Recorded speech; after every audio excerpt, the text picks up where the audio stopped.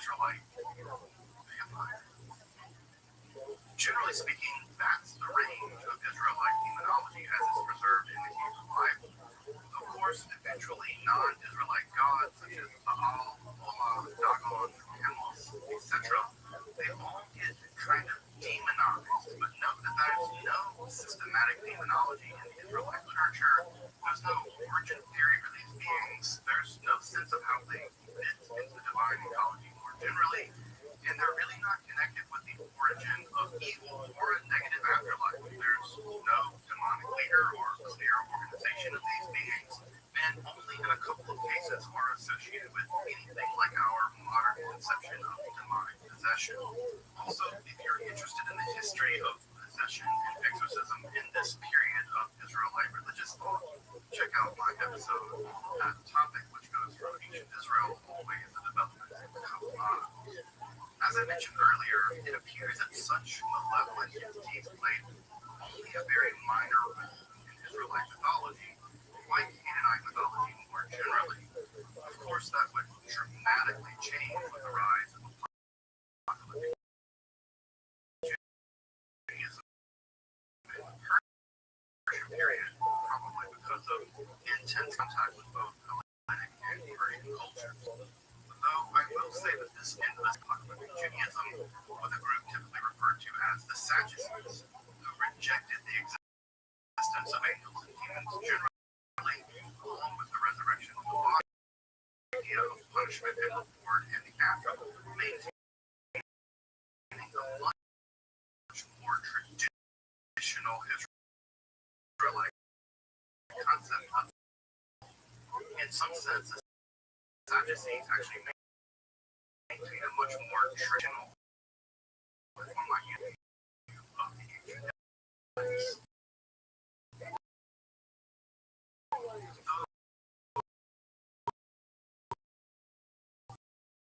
With the destruction of the Jerusalem temple, this position seems to have basically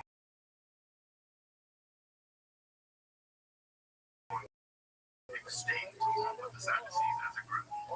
Generally, angels and demons were sure I'll be exploring those developments in future episodes.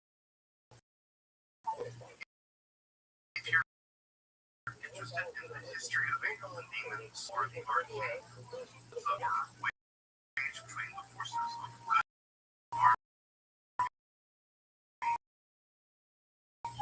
and those of evil, represent of course demonic. Over the centuries, theologians, mystics, and occultists have drawn up infinitely complex hierarchies of such beings, even their final destiny, detailed in a range from canonical scriptures, books allegedly revealed by such entities, to texts whose origins remain to this day rather mysterious. The world of angels and demons continues to fascinate,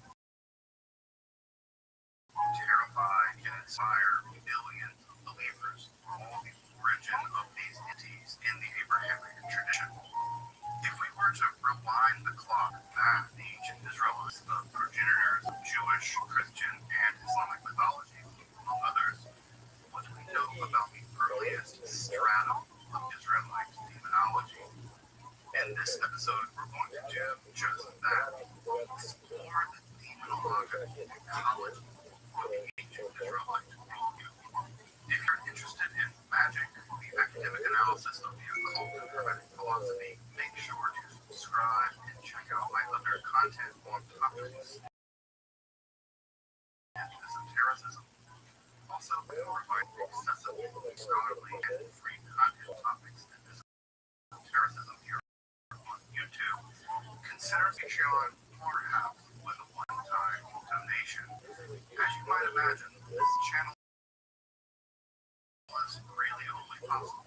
You can find those links below, and I really appreciate your consideration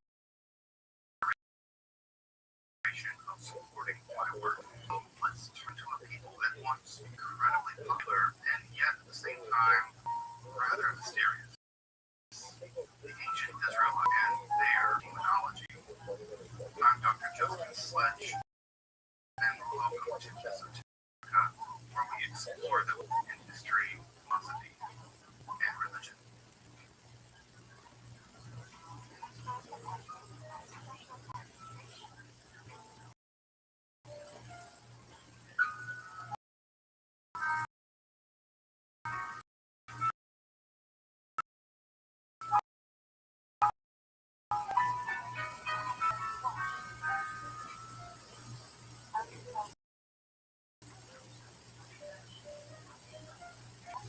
Each of the bonds, they come in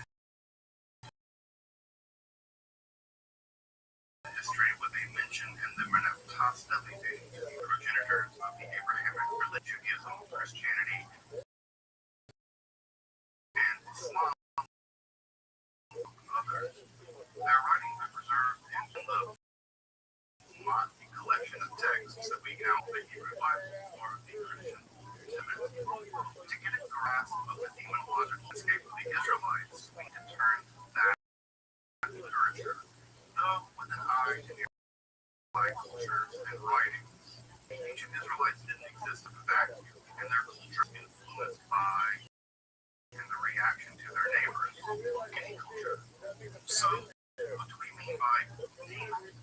Well, itself has a complicated history, and what we're doing in this episode is a bit anachronistic, just to be honest. That said, for the purposes of this episode, we're something like malevolent supernatural being.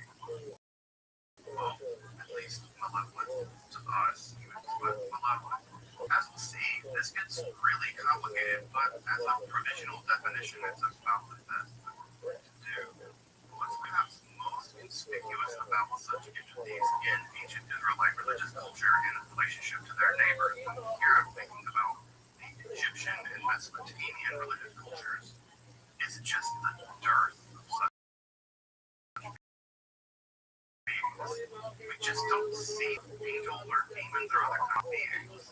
Ancient Israel just didn't have much in the way of demons or angels for that, the rise of apocalypticism in the Persian period. Hundreds of demons are known from ancient Egypt, many with really high profile roles in their religious mythology. For instance, perhaps the most famous, this demon has the lower body of Hippopotamus or crocodile, and it eats the soul found unjust in the trials of the afterlife. I mean, their name in Egyptian literally means the one that devours the dead, so yeah, they eat your soul, and the Egyptians were rightly terrified of them. Over in Mesopotamia, similar beings are also known, though not quite to the degree of proliferation that we find in ancient Egypt. Beings are the denizens of Ur or Utsetu in the Semitic Akkadian language, and these would include the torturous Gala demons, along with the most famous wind, brother of the monster Humbaba of Gilgamesh fame, the son of the god Hanbi, and the Ashtu, killer of infants and children, who would eventually develop into the demoness Lilith many centuries later. If one were to survey Israelite literature and mythology, which we're doing, the first thing that you would notice is there just aren't many such beings around at all. And when they mention, it's almost always in passing in their virtuological filling out or backfilling for these beings.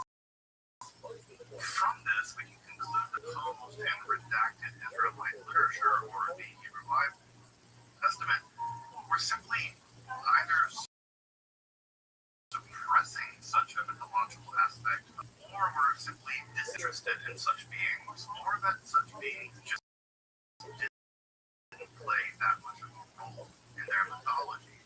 And sure enough, other earlier Canaanite texts recovered from Garrett, we see that such beings, being somewhat like demons, don't really play that in their mythology either. Indeed, the ancient Near East generally operates on a different religious paradigm than in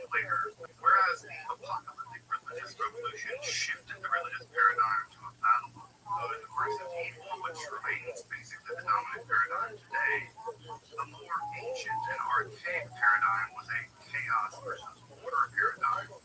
This more archaic mythology shows that Baal are to condemn the forces of chaos,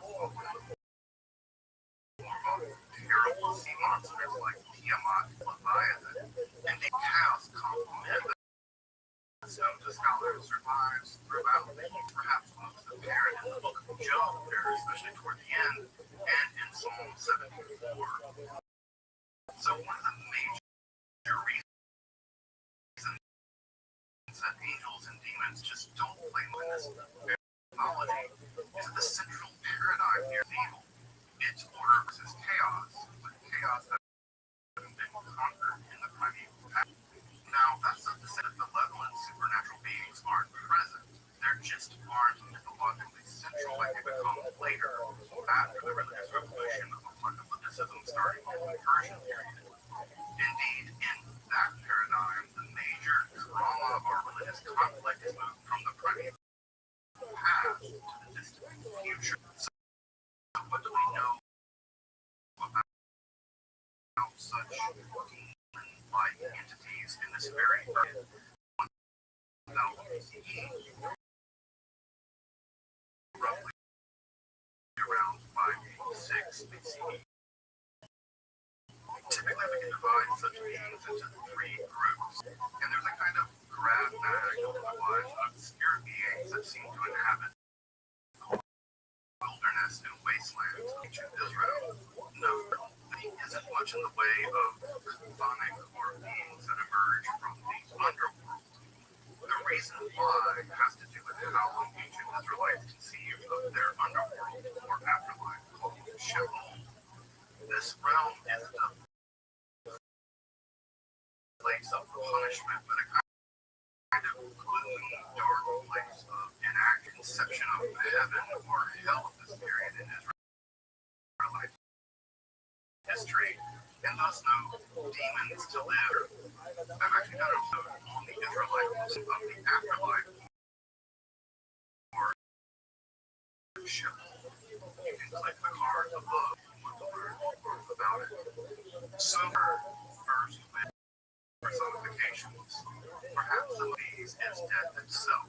Death or Mot was a god quasi-conquered by Baal in Canaanite mythology, and there are some echoes of this personification of death in the Hebrew Bible, though generally such motifs are muted by Israelite writers, probably any further battering winds are sometimes also personified, and one kind of recalls the wind which brings drought. This is also connected to Mot or death in Canaanite mythology.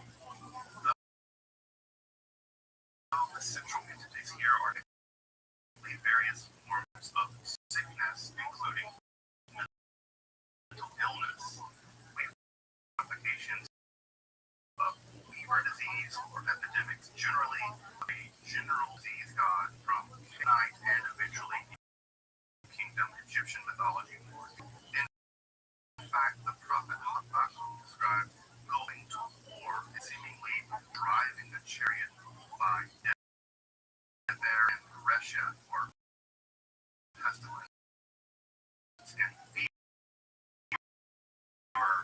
with Resha probably coming from the root, which means burning. As in what we would now recognize as medicine, such as the use of various kinds of pharmacological drugs. What's worth pointing out here, however, is that such personification always under the direct command of Yahweh and not independent beings as such. Mental illness or insanity is over the Testament, specifically in the case of the first Israelite king, Saul. Here we find a Ruach Ra Yahweh spirit from Yahweh being sent to afflict the king with sign of mental illness that caused him to fly into cages and despondency, only temporarily by the music of David. This being or evil spirit is sent by the Israelite God and is important, and this leads us to our second category, hostile divine counsel. The concept of the divine counsel is rather archaic, and it does survive, likely evidenced by the role let us make in the first Genesis creation story, but also appears especially in places like Psalm 80, which strikes me as an archaic Israelite doctrine. The members of the divine council have been demoted to non-divine beings in Israelite mythology and are generally dispatched to specific tasks on behalf of Yahweh. Several such beings seem especially interesting for our favorite story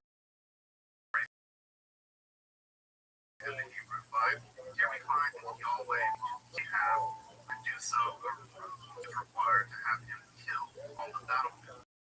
To accomplish this, Yahweh of the divine council who would be willing to deceive Achab or Ahab and a Ruach Sheker, a deceptive spirit, a lying spirit, who will go into the mouth of Achab prophet so as to deliver a prophecy which will go to battle and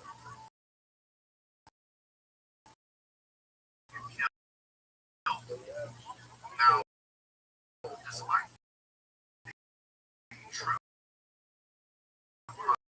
prophecy of Ahab, the deceptive spirit is successful and Ahab is. Now, why is this one of my favorite stories in the Hebrew Bible? Because it reveals a capability which other disrupts so many simplistic and tiny theological concepts of a loving, just, or payment. I enjoy this account because it is more interesting, if not terrifying. It might also be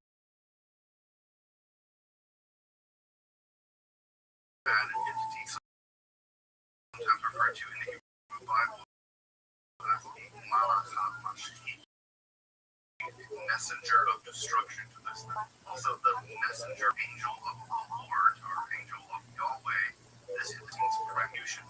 The only description of this entity is a vision had by David, where we're told of the titanic proportions of this being, such that it was standing between heaven and earth, with a sword drawn in its hand, extending over all.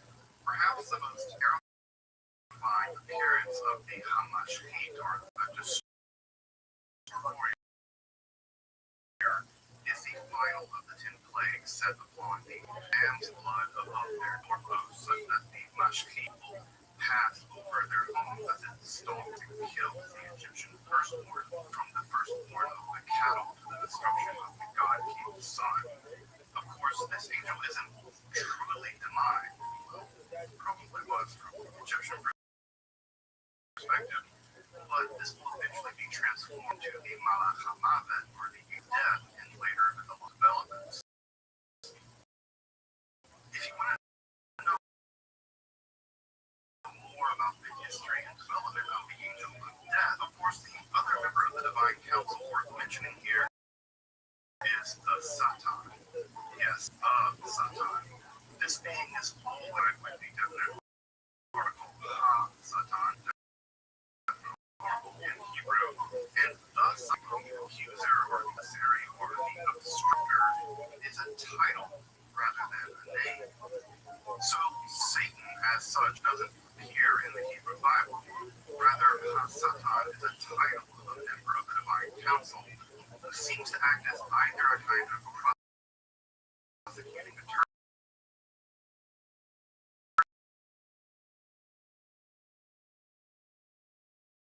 against human beings, or otherwise mentioned 18 times in the Hebrew Bible, most famously as the torturer of Job as part of a wager to kill his family and place him on the dead.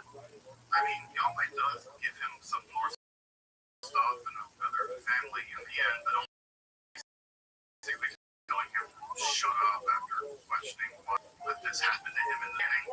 And then we always bragged about the being alive, and not that that has anything to do with, Job's dead family. I beat up with them apples. Whatever. The Satan also blocks the way of the prophet Balaam, but is never linked with, for instance, the talking serpent in the second Genesis creation story, nor with the Malach Yahweh or the angel of the Lord, which, as I mentioned a moment ago, kind of sometimes goes on a rampage and kills a bunch of people taking an unauthorized census. Of course, over time, all this more evil-ish stuff gets linked with Hasatan, and in the process by which the Satan becomes just, the devil, especially in Christian and Islamic mythology, is going to have to be the topic of a title of a being became the devil, but those elements aren't yet present in the Bible. In fact, Yahweh and the Satan seem kind of chummy sometimes, and it's clear that at this point in Israelite mythology, that certainly operates on behalf of Yahweh, despite or opposed to him, profound difference from the Satan of later Christian and Islamic mythology. The last hostile divine council members are all tied to the Genesis as the Nephilim, or literally fallen flutes. These beings seem to have been members of the divine council who come to earth to man, thus producing a race of giants that is kind of a few chapters later in a blood. I say kind of wiped out because there is between these giants and characters like Og of Bashan, the Philistine Goliath, the Bible can't quite decide who killed him, King David, and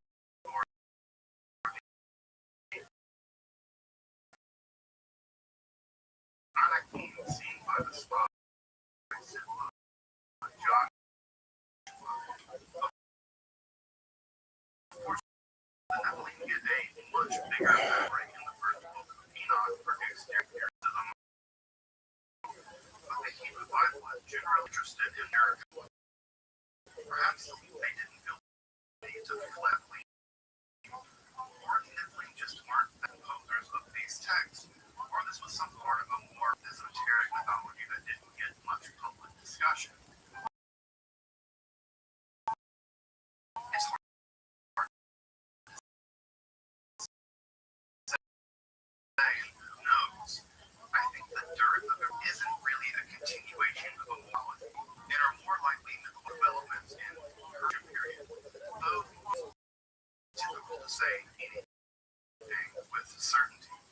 I'll circle back to the Nephilim and their leaders at some point in the future.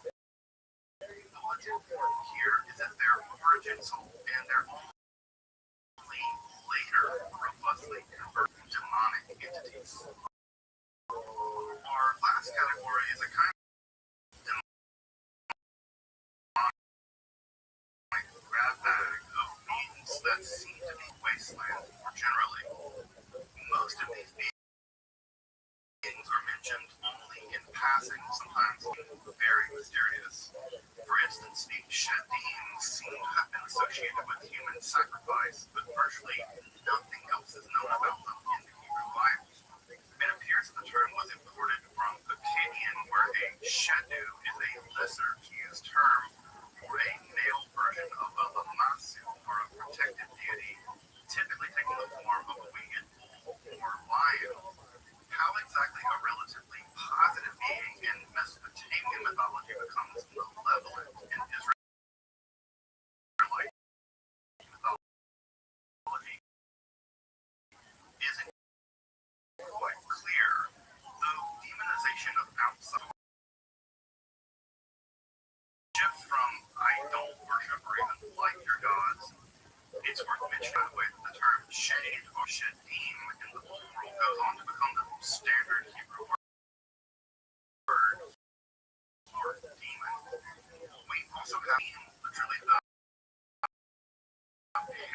demons seems to come from the word for goat, which is they're also associated once in the Hebrew Bible with Lelit. This is grammatically a feminine form and may have been possibly a night demoness, though the mention here is only in passing, as the rebellious first wife of Adam. Group death is a much later development made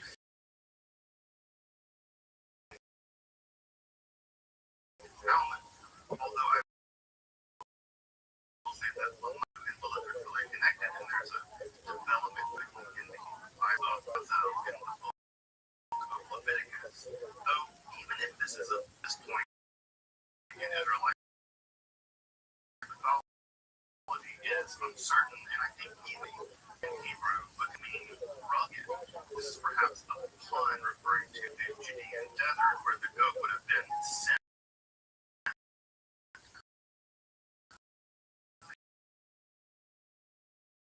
scapegoat way, which is how the term is actually translated. Love is also curious, contrasted with Yahweh in the same text.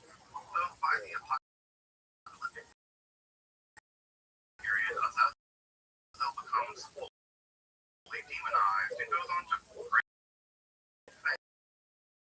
fame in Jewish, Christian, and Islam. With the demonization process happening many centuries later, finally appears once in the Hebrew Bible in the Shletter Proverbs, may be a reference to a vampire-like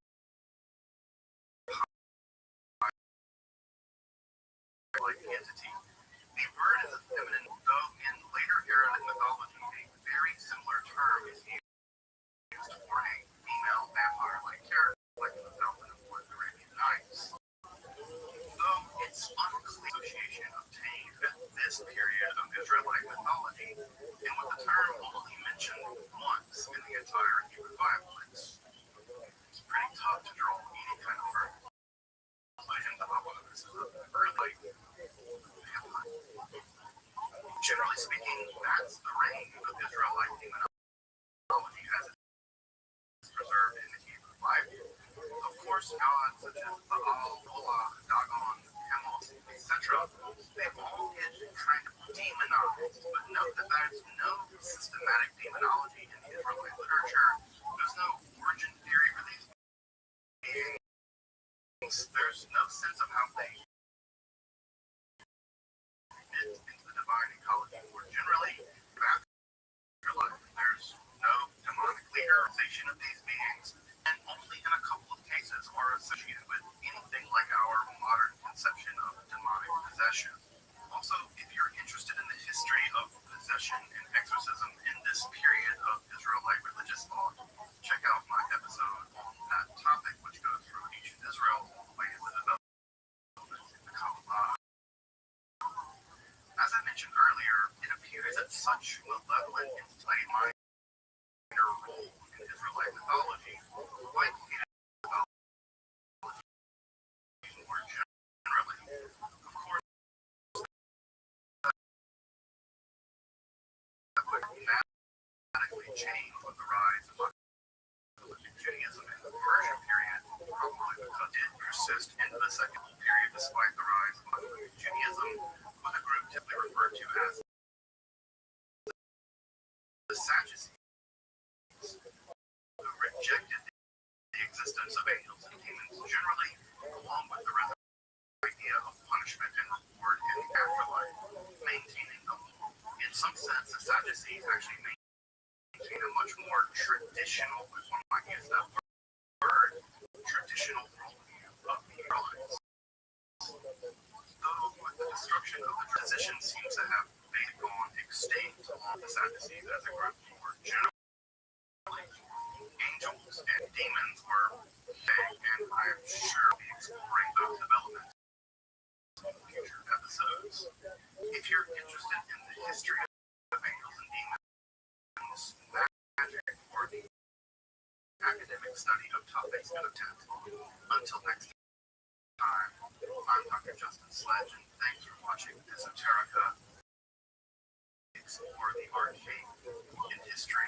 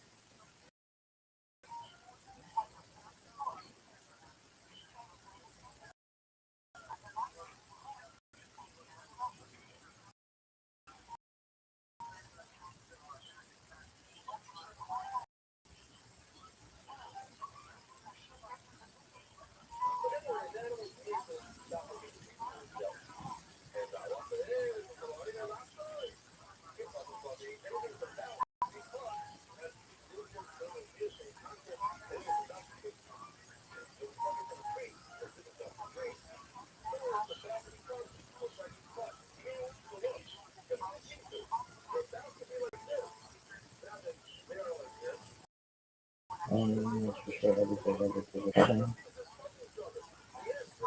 this is me for a race now. This is the 14th of the war, 786 days or video shows 240 videos, so 244 days.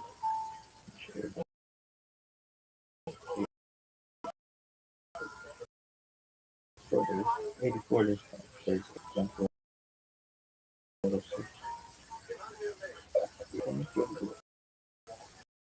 What, yeah, well, you done? The creation of the world growth family. Out of the 36, 31, 137, son of Adam, 135, 26, 235, Enoch, son of Seth, was 134, 36, 325, 27, Enoch was 133, 66, 395, Enoch was 130, 31, 39, 6, 125, Enoch, son of Yob, was 137, 4, 60, son of Lamech was 1, 28, 87, 74, Lamech, 2, son of 2, 28, 31, 9, 30, 10, son of Lamech, 2 was 1, 22, 25, began construction of the earth. 22, 56, Japheth, son of Noah, was 1, 22, 04, son of Noah, 22, 03, 15, 58, Shem, son of Noah, was 1, 21, 05, 16, 56, and the trees of the earth. Earth.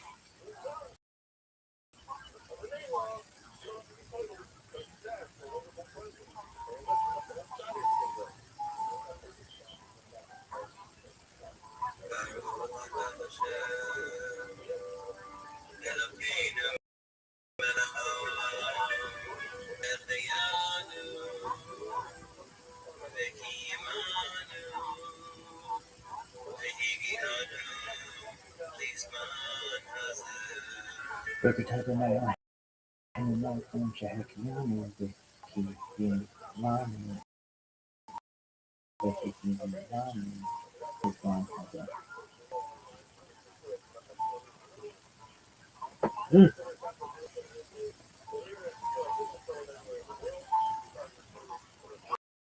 Or concepts of Abrahamic, especially in the Christian and Islamic worlds, is that and those of evil, represented of course by Satan or Iblis and the great demonic horde. Over the centuries, theologians, mystics, and occultists have drawn up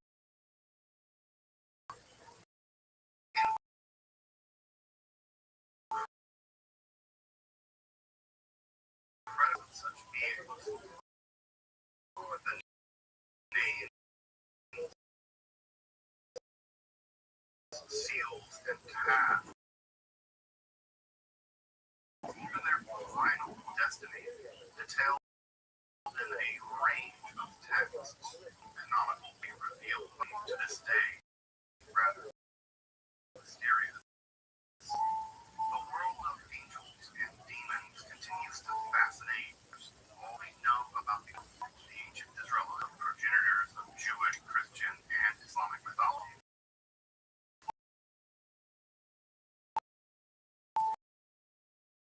Others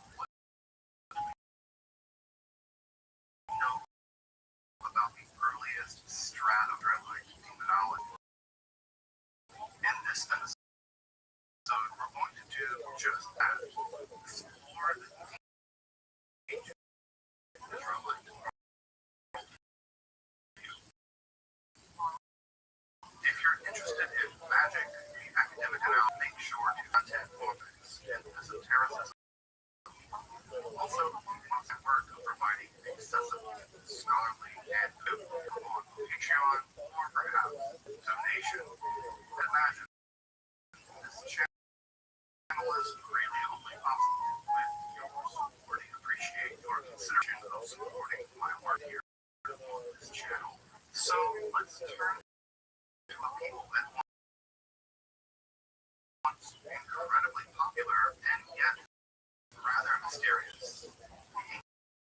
There, Dr. Justin Sledge, and welcome to Mr. Esoterica, where we explore the arcane in history, philosophy, and religion.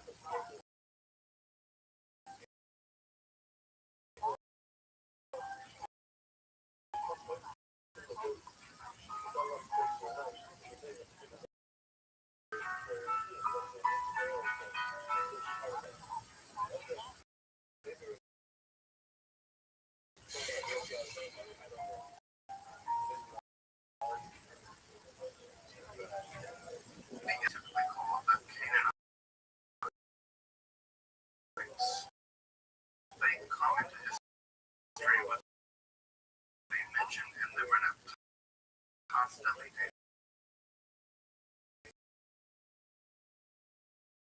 early 13th century and go on to great way as the progenitors of the Abrahamic religions, including Judaism, Christianity, and Islam, the Christian has a grasp of the demonological Israelites. We need to turn to that literature, though with an eye to near was influenced by and so what do we mean by well itself has a complicated history and in this episode it's a bit anachronistic just to be honest. That demon, something like a malevolent supernatural being. Well, at least malevolent to us human beings, but malevolent. I feel like as a premonition it's about the best equivalent to do. What's perhaps most conspicuous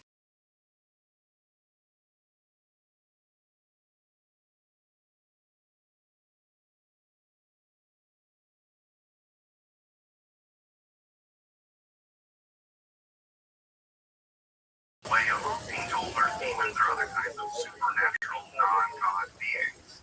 Ancient Israel just didn't have much in the way of demons or angels for that matter into the rise of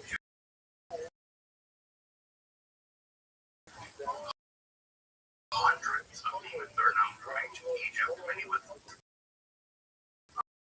Amen is perhaps the most famous body of the hippopotamus, the forebody of the lion, and the head of the crocodile. And it eats the souls of those found unjust in the trials of the afterlife. I mean, their name in Egyptian literally means the one that devours the dead. So, yeah, they eat your soul. And the Egyptians were rightly terrified of them. Over in Mesopotamia, similar beings are also the proliferation of Egypt. Typically, these beings are the denizens of Kor or Septu in the Semitic Akkadian language, and these would include the torturous Gala demons, along with the most famous of such beings, Pazuzu, king of the demons of the wind, brother of the monster Lumbaba of Gilgamesh fame, the son of the god Hanbi, and possessor of the little girl Reagan from of similar fame is the demoness Lamashtu, killer of infants and children. As I mentioned a moment ago, if one were to survey Israelite literature and mythology, doing, the first thing that you would notice is there just aren't many such beings around at all. And when they are mentioned, it's almost always in passing, and there's virtually no mythological filling out backstory for these beings. From this, we can conclude that the people that composed and redacted Israelite literature are the Hebrew Bible Testament fleet, either suppressing such a mythological aspect of their culture, or were simply disinterested in such beings, or that such just didn't play a role in their mythology. And sure enough, if you look at other earlier Canaanite texts, such as those recovered from Garrett, we see that such beings, being somewhat like angels and demons, don't really play that much of a role in their mythology. The ancient Near East generally is on a different religious paradigm than in later mythologies, whereas the apocalypse shifted the religious paradigm to a battle of good versus evil, which remains basically the dominant paradigm. Ancient and archaic paradigm was a chaos versus order paradigm. This more archaic mythology shows that Baal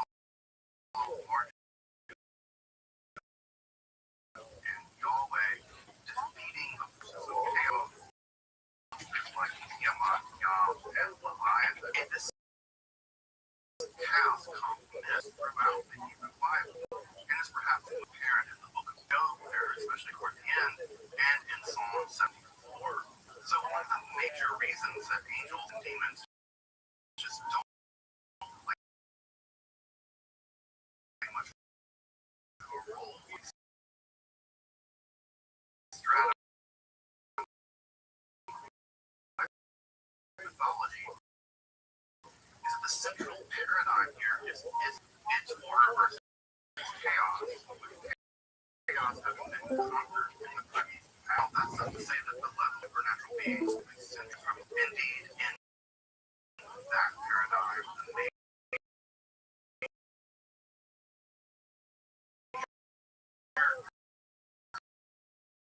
drama or religious conflict is moved from the past to the distant future. Such when they from Rahim to Rabbi 86 BC. Typically, we can divide such beings into three groups. There are personifications of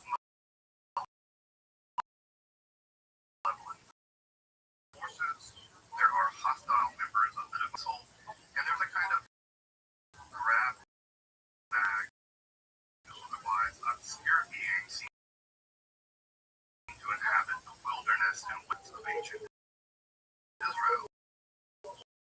Missing here, there really isn't much in the way of chthonic underworld.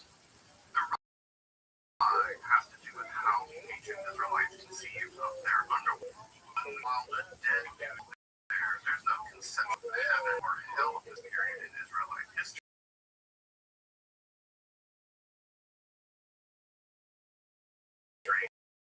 And thus no emerge from there. Actually got a whole episode description of the afterlife or Sheol, like the card above about it. So first with malevolent personification.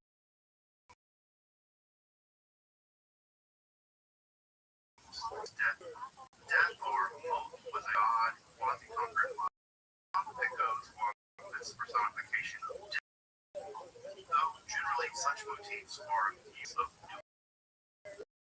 forcing their mythology, their neighbors.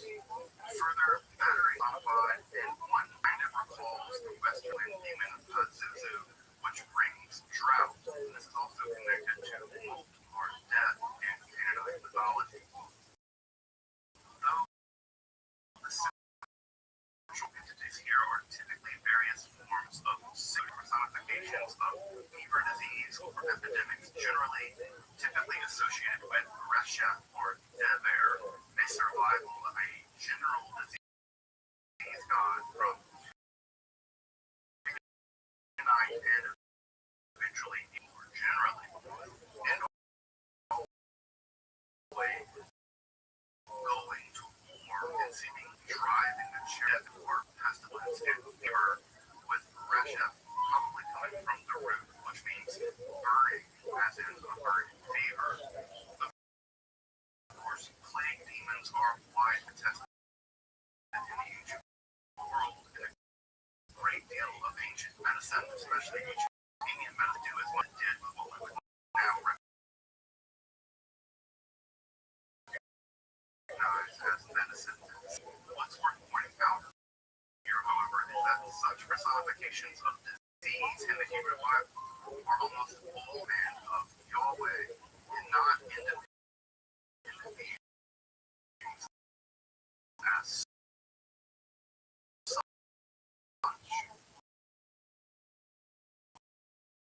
Mental illness or insanity is also attested, specifically in the case of the first Israelite king, Saul. Here we find a Yahweh or a sent to afflict the king with some kind of causes outrages and fault the Israelite God is into our second category, hostile members of the council.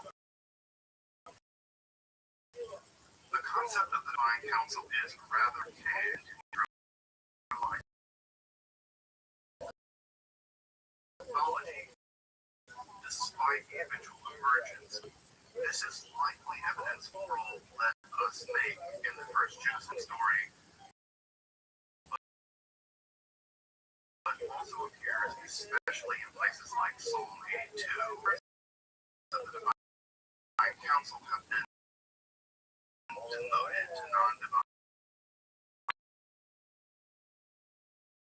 beings in Israelite mythology in our way. Several such beings for our study. The first is among my favorite stories in the Hebrew Bible. Here the Israelites inside the Bible and required to have him killed on the battlefield. This Yahweh requires of the divine council who would be willing to deceive over Ahab, and a Ruach or spirit volunteers to become a Ruach Sheker or a deceptive spirit, a lying spirit who will go into the mouth of Ahab's prophet so as to deliver a false prophecy. Killed. Now, despite the Michayahu, the spirit is successful and Ahab is gunshot with an arrow and killed. Now, why is this one of my favorite stories in the Hebrew Bible? Because it reveals Yahweh capable of being a cunning and deceptive God, which otherwise disrupts so many simplistic and time-loving, just or kind God. I enjoy this account because it complicates Yahweh and Israelite generally. I think the complicated characters are just more interesting, if not. One might also add an entity sometimes referred to in the Hebrew Bible as the Malach, teacher of destruction as well. Also, the messenger way task of execution instead of Egyptians. The only description entity is a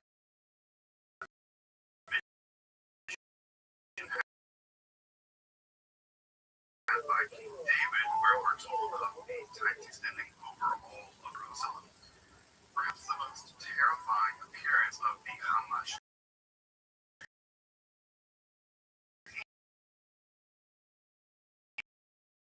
or the destroyer is the there the Israelites are warned to smear lamb's blood above their doorpost over their home and kills the Egyptian firstborn from the firstborn of the construction of King's son. Of course, this angel isn't truly demonic, probably was from the Egyptian perspective, but eventually be transformed into a Malach of death in later mythological developments. If you want to know more about the history and development of death, make sure to check out that topic in the card. Yes, Satan.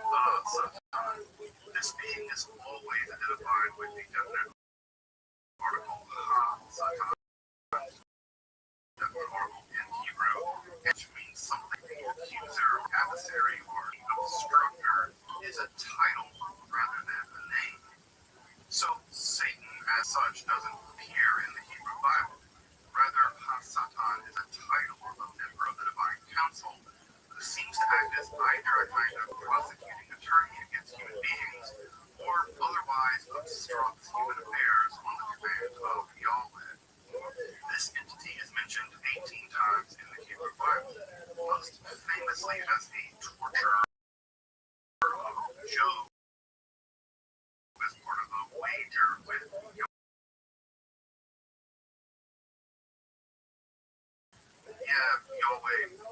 lets the Satan torture a dude and kill his family, basically, after basically shut up after questioning why Yahweh would happen him in the beginning. And then, of course, Yahweh brags about defeating Leviathan after that.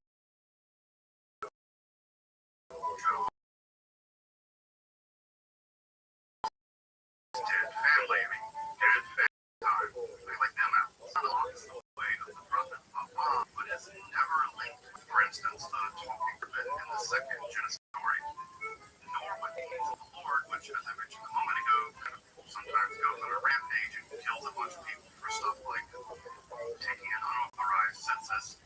Of course, over time, all this more evil-ish stuff gets linked with Hasatan. And in the process by which the Satan was just, Satan or the devil, especially in Christian and Islamic mythology. Now, just that process is going to have a topic of a future episode, how a title of a devil, but those elements aren't yet present in the Bible.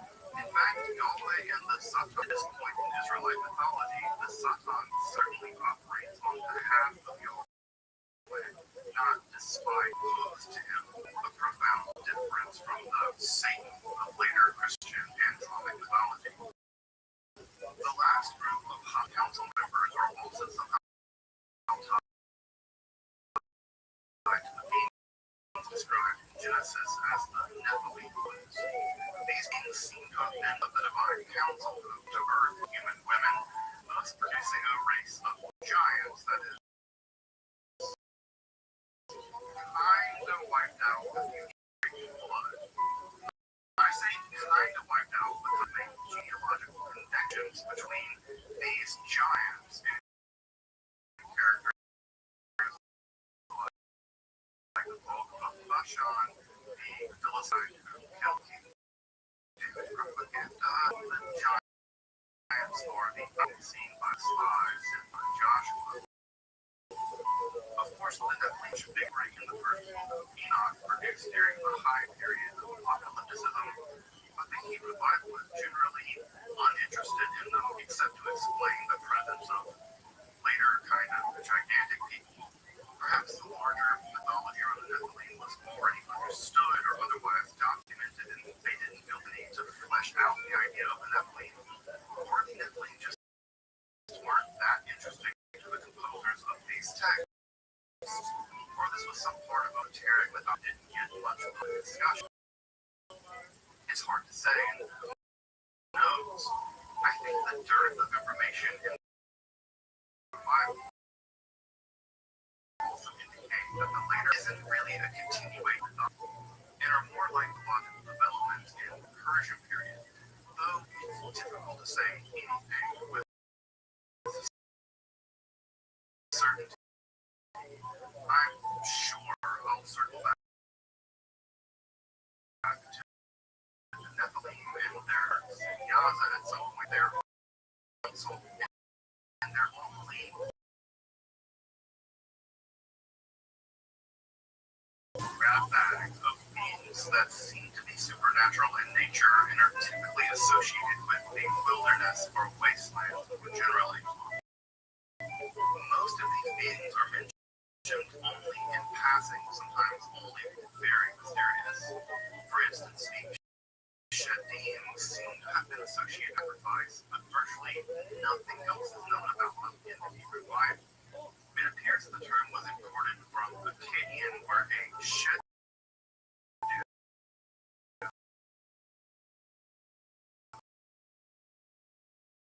is a lesser Masu or a Norwegian. How exactly a relatively positive being in Mesopotamia mythology becomes malevolent in Israelite mythology isn't quite clear. These are speaking common moves toward the shift from I don't worship or even like your gods are actually evil isn't so difficult to imagine. Mentioning, by the way, that the term shade or shadim in the world goes on to become the standard Hebrew also have these, literally the hairy ones, which seem to have inhabited devices, are also associated once in the revival with this is grammatically a feminine form passing. Lilith as the rebellious first wife of Adam responsible for Kripdeath is a much later development made famous in the alphabet of Enserah, the text composed in the period after the book. Although I will say that Lamashtu and Lilith are really connected and there's a development through time, you just don't see her specifically in the Bible. There are also three mentions of Azazel in the book of Leviticus. Being at this point in Israel mythology is uncertain and I think even unlikely. Oz just means goat in Hebrew, but could also mean rugged. This is perhaps a pun referring to the Judean desert where the goat would have been sent as a scapegoat. Might also just mean something like goat that is sent away, which is how the term is actually translated in the Septuagint.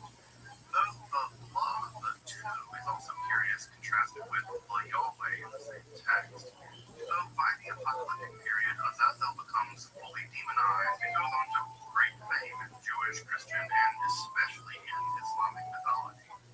It's unlikely, however, that the writer of Leviticus had such a notion in mind, with the demonization process happening many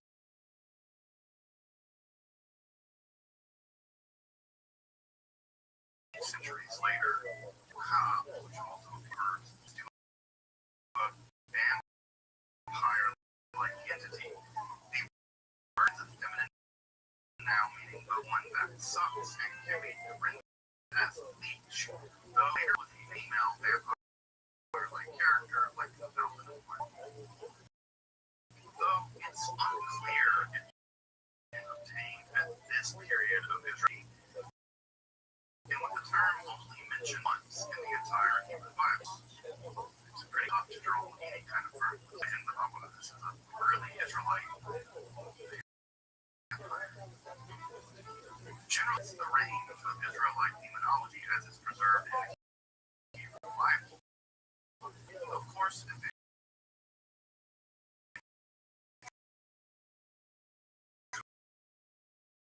non-Israelite such as Baal, Dagon,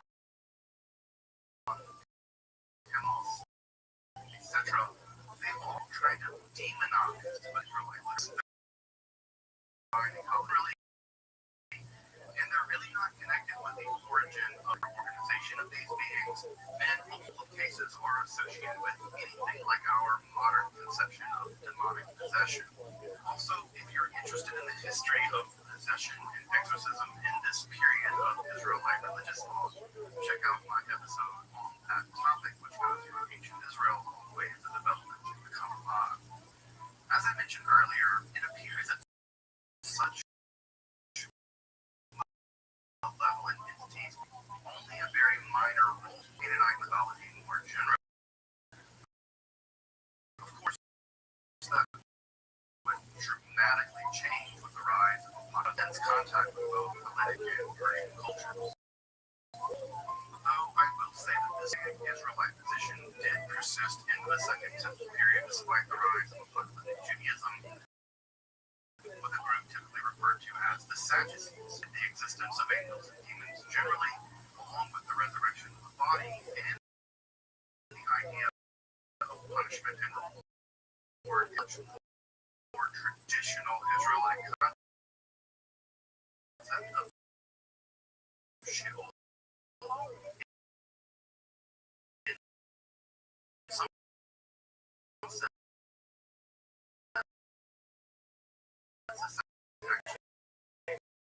making a much more open, one might use that word, traditional of the instruction of the triple. This position basically on extinct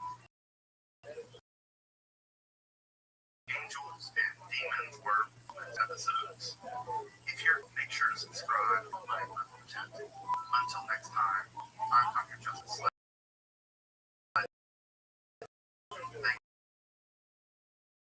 watching Esoterica, where we explore and religion.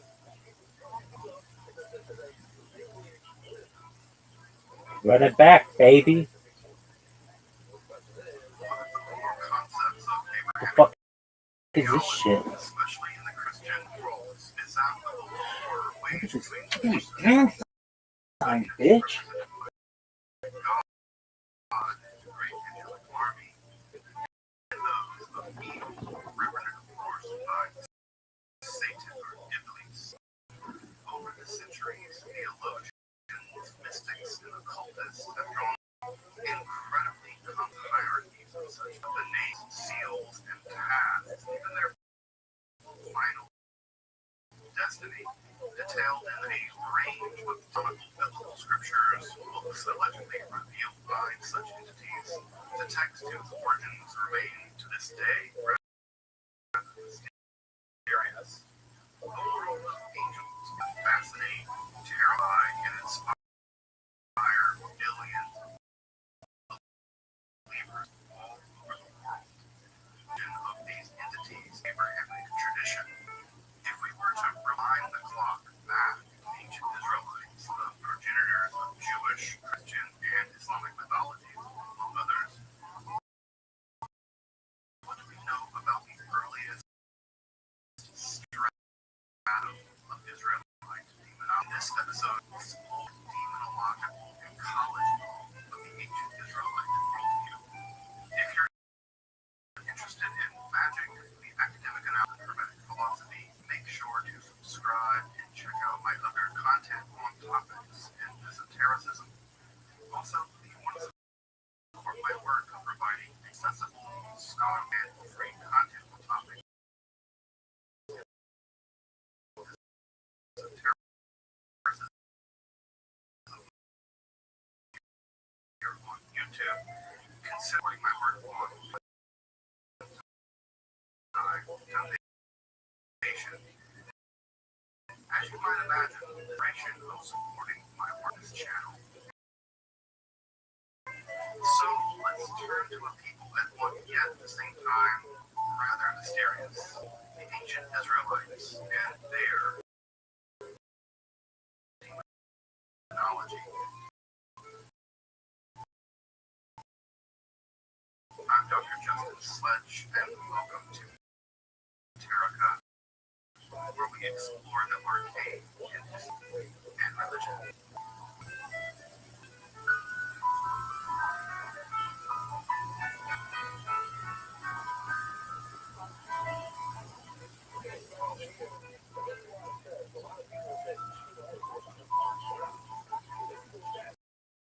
The Israelites were among the groups of people of the ancient Levant that we typically call the Canaanites. They come with stepping into the early 13th century BCE and go on as the progenitors of the great religions, including Judaism, Christianity, and Islam, among others. Their writings are preserved inscriptionally in the Motley collection of texts that we now call the Hebrew Bible or the Christian Testament. To get a grasp of the demonological landscape of the Israelites, we need to turn to that literature. Though, with an eye to nearby writings, of course, the ancient Israelites didn't exist in a vacuum, influenced by and to their neighbors in culture. So, what do we mean by demon? Well, history, and what we're doing in this episode is a bit different. Purposes of this episode, we're going to mean by demon. So,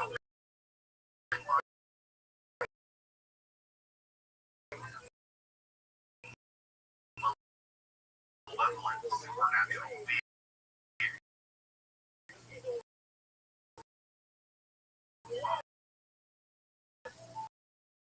At least malevolent to us.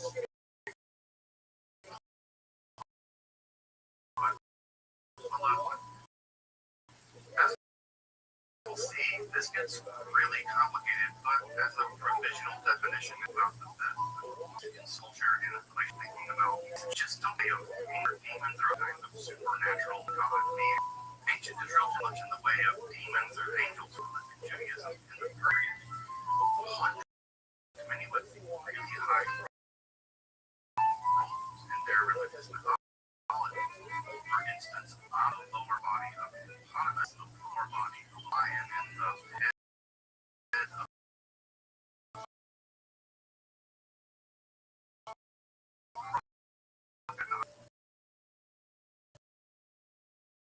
eats the souls of found unjust in the trials of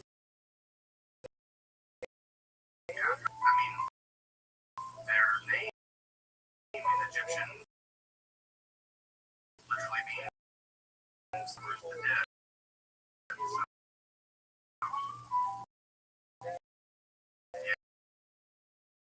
yeah, they eat your soul, and they are likely terrified of them. People have similar names, not quite to the degree of liberation that we find in beings running. A similar thing is the demoness Lamashtu, killer of infants and children, who would eventually die centuries later. Though, as I mentioned a moment ago, if one were to survey Israelite literature and mythology, doing the first thing that you would notice is that there just aren't many such beings around at all. And it's almost always in passing and mythological filling out facts about these beings.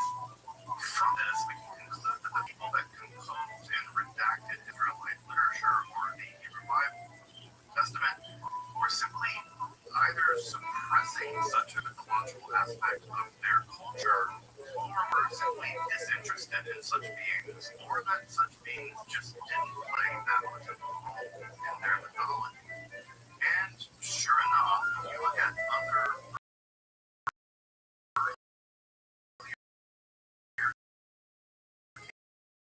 Canaanite texts, such as those recovered, we see that such beings don't really play that much of a role in their mythology either. Indeed, the ancient Near East generally operates on a different religious paradigm than in late, whereas the apocalyptic illusion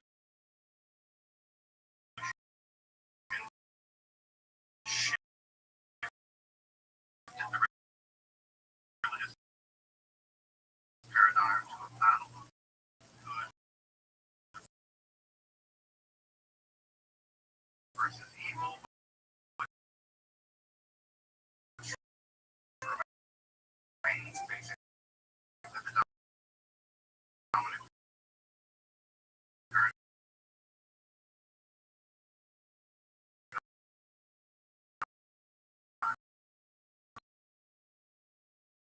today. The more ancient and archaic paradigm was a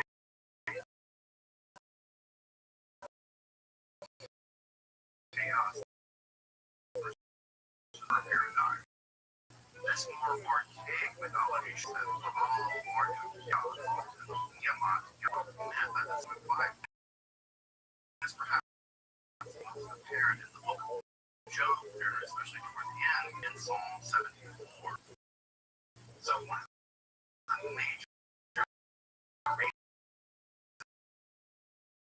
that angels and demons just don't play much of a role in this very early stratum of Israelite mythology is that the central paradigm here just isn't it's been conquered in the past.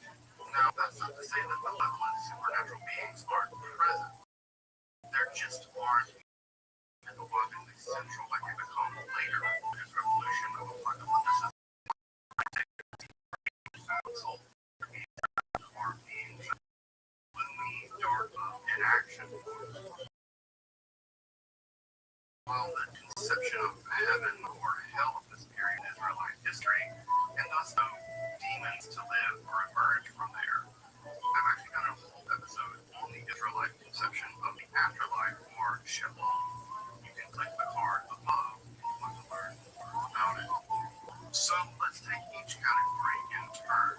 First with malevolent personifications. Perhaps the most ancient of these, death itself, or Moloch, was a god of all in Canaanite mythology. There are some echoifications of death in the Hebrew Bible.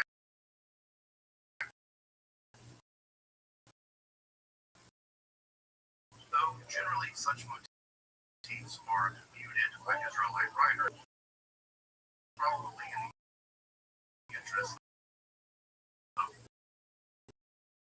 divorcing their mythology from their personified when in drought in Canaanite mythology, typically various forms of sickness, including mental illness. We find personification fever disease associated with the survival of a general disease in Canaanite Egyptian mythology more generally. In fact, the prophet Habakkuk described Yahweh going to war and seemingly driving a chariot by Deber, Resha, or pestilence, and fever coming from the root, which means burning, as in a burning fever. Of course, plagues are widely attested in the world, and a great deal of ancient medicine, especially Mesopotamian medicine, had to do with exorcism as it did with Roman medicine, such as the use of various types of pharmacological drugs. What's worth pointing out here, however, such personifications of these in the Hebrew Bible are almost always under direct command of Yahweh and not independent beings as such. Mental illness of the first Israelite king Saul. Here we find a Ru'ah or a meant to afflict the king with some kind of mental illness that causes him to fly into rages and fall into despondency, only temporarily sedate. That this being or evil spirit is sent by the Israelite God, and this leads us to the second category, hostile members of the divine council. The concept of the divine council is rather archaic, and it does survive and this is evidenced by the plural "let us make" in the first Genesis creation story, especially in places Psalm 82, which strikes me as a rather archaic. Israelites of the divine council have been demoted to non-divine beings in Israelite mythology and are generally dispatched to a specific Yahweh, speaking for our study. The first is one of my favorite stories in the Hebrew Bible, King Ahab, or Ahab, who is actually attested outside the Bible. And in order to do so,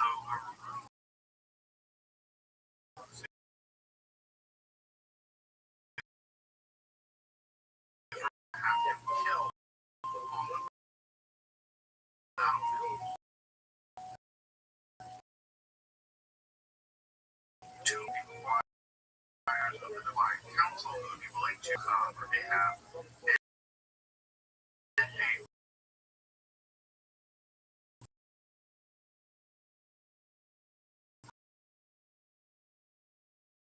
Ruach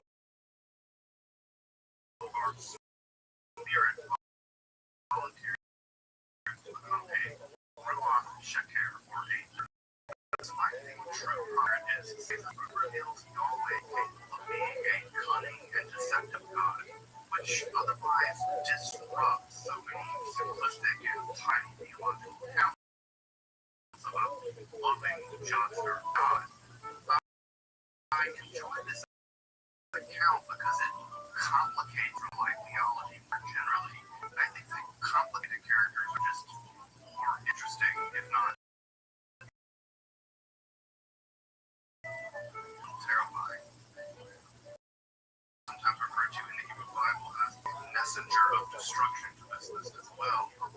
Also, the messenger or angel of the Lord, or anyway, this entity seems primarily to have the grim task of mass execution, striking down Israelites, Assyrians, and Egyptians alike. The description of this entity is a vision had by King David, where we're told of the titanic proportions of this being, such that it was standing between heaven and earth with a sword drawn in its hand, extending over all of Jerusalem. Perhaps the most terrifying appearance of the Hamashite, or the destroyer, is the final of the 10 plagues of the ancient Egyptians. There, the Israelites are warned to smear lamb's blood above their doorposts, such that the Mashkit will pass over their homes as it stalks and kills the Egyptian firstborn, from the cattle to the destruction of. Of course, this angel isn't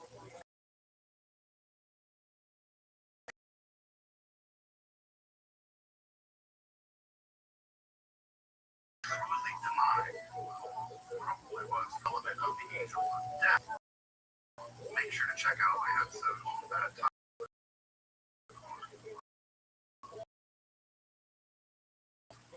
Of course, the other member of the council worth mentioning here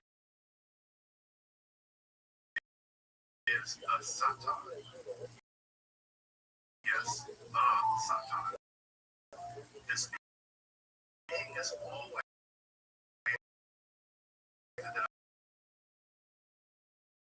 with the definite article Satan, which means something like the accuser or the adversary rather than the name. Satan, as such, doesn't appear in the Hebrew Bible. Rather, Satan is affairs on the command of Yahweh, mentioned 18 times in the Hebrew Bible, most famously as the torture of Job as part of a wager with Yahweh.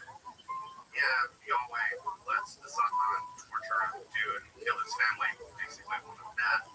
I mean, Yahweh does give him some more stuff and another end, but only after basically telling him to shut up after questioning why Yahweh would, let this happen to him in the beginning. And then, of course, Yahweh brags with him, not that that has anything to do with, Job's dead family. I beat up a sea monster one time. I like them apples. However, the Satan also blocks the way of the prophet Balaam, but is never linked since the talking serpent in the second Genesis creation story. Nor would the Yahweh or the angel of the Lord, as I mentioned a moment ago, sometimes goes on a rampage and kills a bunch of people for stuff like taking an unauthorized sense. Of course, over time, all this more evil-ish stuff gets linked with Satan, and in the process by which the Satan or the devil, especially in Christian and Islamic mythology. Now, just that process is going to have to be the topic of a future episode. How a title of a being became the devil. Those elements are yet present in the Hebrew. In fact, Yahweh and Satan seem kind of chummy sometimes. It's clear that at this point in Israelite mythology, the Satan certainly operates on behalf of Yahweh, not despite or opposed to him. A profound difference from the Satan of later Christian and Islamic mythology. The last group of hostile divine council members are also somehow tied to the beings described in Genesis as the Nephilim, fallen ones. These beings seem to have been members of the divine council who come to Earth to mate with human, producing a race of giants that is kind of wiped out a few chapters later in a great flood. I say kind of wiped out because there are other biblical giants and characters like Og of Bashan, the Philistine Goliath, who the Bible can't quite decide who killed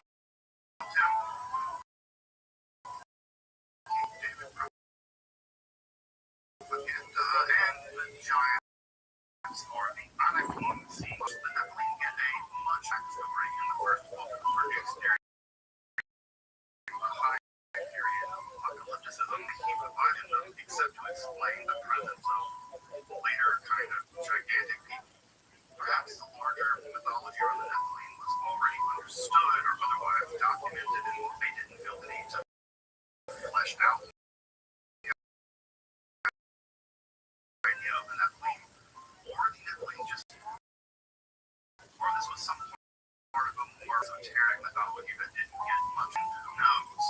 I think the dearth of information in the Hebrew Bible may also indicate that the later Enoch narrative isn't really a continuation of a more archaic Israelite mythology. It are more likely mythological developments in Persia period, though it's difficult to say anything with certainty. I'm sure I'll circle back to the Nephilim and their leaders, Yaza, at some point in the future. But what's important here is that their origin in the divine and their only thusly converted into more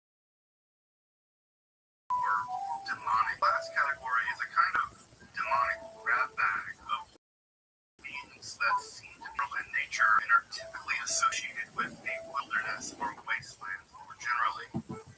Most of these beings are mentioned only in passing once, and they remain very mysterious. For instance, the Sheds, nothing else known about them by here the term was imported from Akkadian, where a lesser used term for a male version of a Lamasu, or a protective deity, typically taking the form of a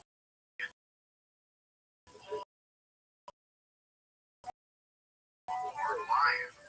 How exactly a religion isn't quite clear, though even as an outsider, these are spirits is a pretty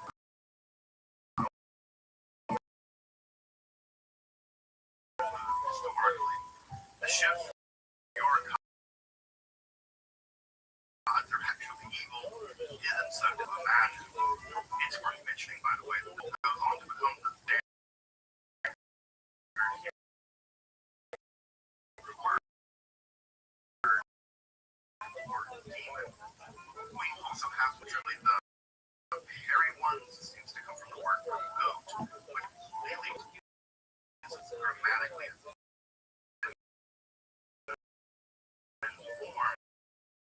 and may have been possibly as though the mention here as the first wife of Adam. Crew death is a much later development, made famous in the and Sirah, the text in the period after Napoleon's Talmud. Although I will say that Lamashtu and Lilith are fully connected in their development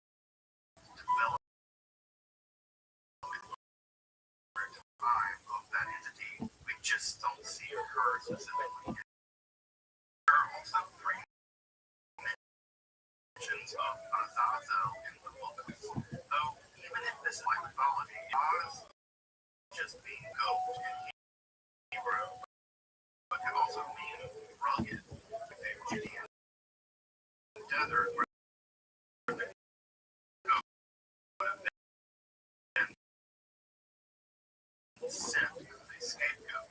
This term might also just mean something like the goat that in the Septuagint is also curious contrasted with Yahweh.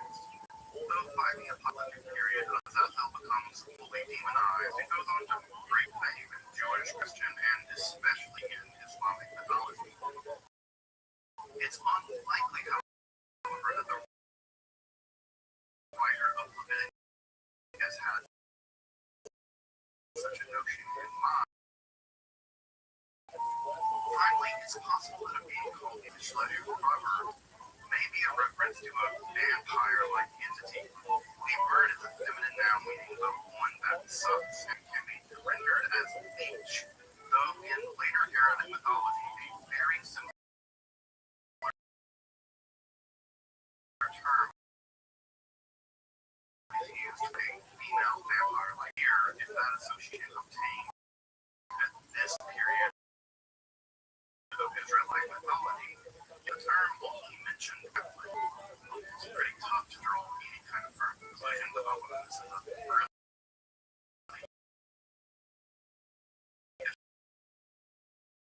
Israelite. Generally, that's the range of Israelite demonology. Of course, eventually non-Israelite gods such as Allah, Dagon, Telos, etc. But note that that systematic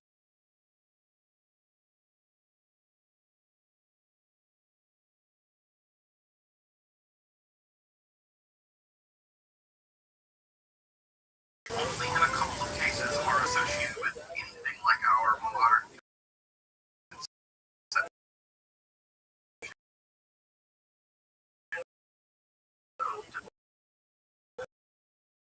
possession. So, if you're interested in the history of Israelite religious life episode, that topic, which I mentioned earlier, when entities play only a very minor Israelite mythology, why did Canaanite mythology? Of course, that would dramatically change with the rise of Judaism, and probably because of intense contact with both religions. Although I will say that this more archaic Israelite and Judaism generally, along with the resurrection of the body and the punishment and reward in the afterlife, maintaining a much chill, in some sense, the Sadducees actually maintain a much more traditional worldview of the ancient Israelites. Although the destruction of the Jerusalem temple, this position seems to have basically gone extinct along with the Sadducees as a group. General demons were here to stay, and I'm sure I'll be exploring those developments in the history of demons, magic, or the academic study of topics in occultism. Make sure you contact. Until next time, I'm Dr. Justin Sledge, and thank you for watching Terraca, where we explore the arcade in history.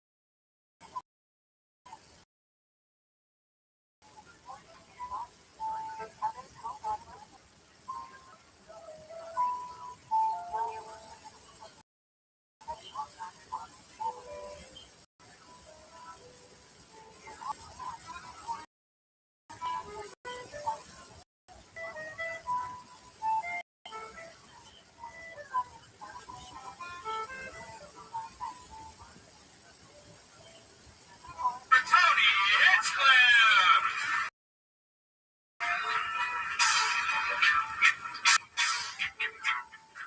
It takes me so long to get to my seat the way that this setup is. We never really made that any easier. We never made any adjustments. There's fun out there. This is so exciting. This is 21 Mondays in a row that we've been having one little get together. And we're still at the thing of something I think is very fun and exciting. 21.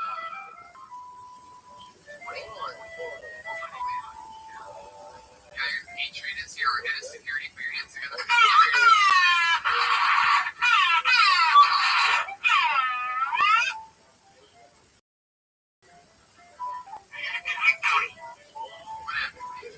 On Thursday, I was on the set of a new show called The Goldberg. Yeah. And we spent the whole day at the Santa Anita racetrack. That track first came alive on Christmas Day in 1935. Came alive? Well, that's what it happened. But it was a great day, and like horse racing. Enough horse racing fun facts. Did you get to talk to Jeff Garland? No. For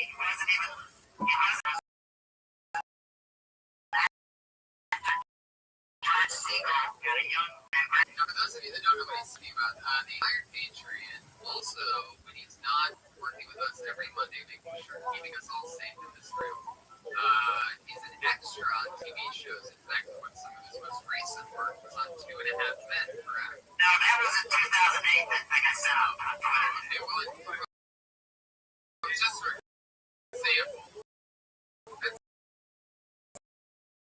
him briefly in the background. So if you're seeing him, because this is a new Easter egg, and he gets a lot of extra work. If you listen to the show, you'll find out how many people were at the racetrack. Thousands of people were in this thing. They had a bunch of extras. We went down in another part of the track, but the people were waiting every 30 minutes to film. But we were in another section filming it. It doesn't fill up anymore. It's not like it was back in the glory days, but there was still a lot of people there. Actual race. Yeah, well, in the morning we did some stuff before we be there at 8 in the morning. And I was getting real sleepy. They kept telling me, you gotta wake up. And, it's just really beautiful out there with the mountains. You've been to the track going? Who told you? The people that were running the extras? Yeah, he said, hey, wake up, we're over there. Wow. It's tough being a, I like to think of myself as a background artist. It's tough. It's tough doing that because you gotta keep awake. I was there for 12 hours. It was a long day. It's hard, when I'm a member of SAG, SAG after, and I get paid a little better than the rest of people, but, it was a good day, but that episode that Red Bandit showed, that was called The Devil's Loop. That was back in 2008. And, I spent a lot of time that day sitting behind John Cryer. That was the name of the episode? The Devil's Loop. Yeah. Really? It was the episode. Oh, yeah. I was sitting behind John Cryer. He's got kind of an interesting character, like spray paint painted out there. Yeah. I don't know what was going on, but I got a close look at it. It's like the scene too. Well, they have this amazing thing that I've noticed since getting the pleasure of working with the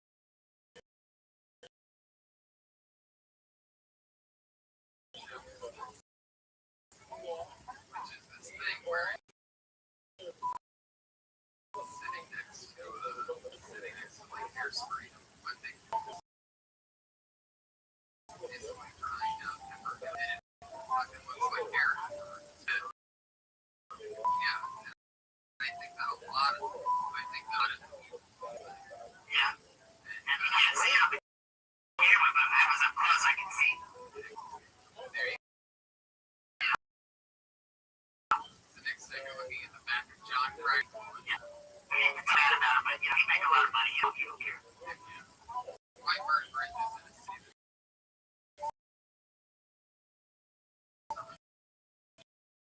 Wake up and keep moving. Yeah.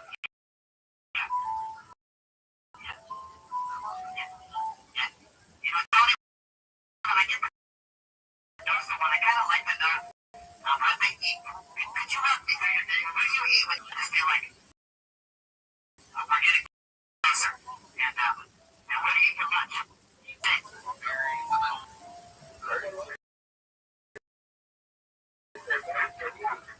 don't know why you do that. It's like that's what 18-year-olds joke about vegans. Vegans don't drink cum, Brian. It's not a gay thing. Not a gay thing, Brian. Yeah. Nobody's drinking. They told me that smoking cigarettes takes 10 years off my life, your life, and I don't want to quit smoking. I'm a vegan that smokes. Not gonna happen. This is a good you told me you need my support. Because I had to quit smoking at one time too. It's tough. I realize it's not. You don't want it to be on your clothes, right? No. You don't want to have that happening. I know it's tough. How long did you smoke for? I smoked for about probably 12 years. It was it concerned me when you guys got me smoking weed again 4 months ago. It concerned me that I was going to start smoking cigarettes again, but And even to stay cool, and I didn't do it, but just, talking up the bud, but no cigarette. Yeah. Yeah. It's a guy that smoked a lot of bud in the 90s. Yeah. And it's just starting to smoke again. I was choking on the bud you gave me, and we were big bubbles. Are you going to do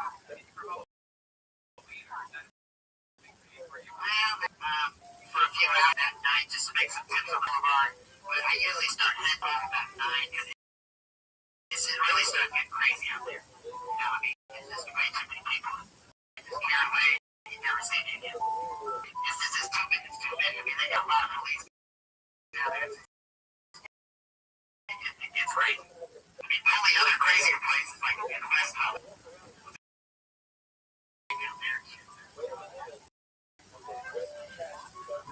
Yeah, and when you saw Halloween radio up north, you went really hard.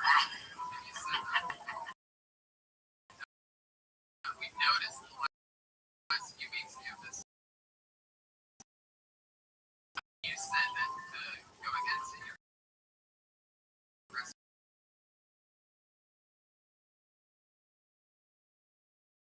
You're doing that right now. I put my thing here to kind of hold on and get right, look. Throwing blows, everybody. You're going to have to catch me, Tony. I'm not going to make it easy. Yeah. Man, if you get any extra work on Michael J. Fox's new show, yeah, you guys are going to have a shake-off or something. That would be great. Just the two of them. You can play one of mine.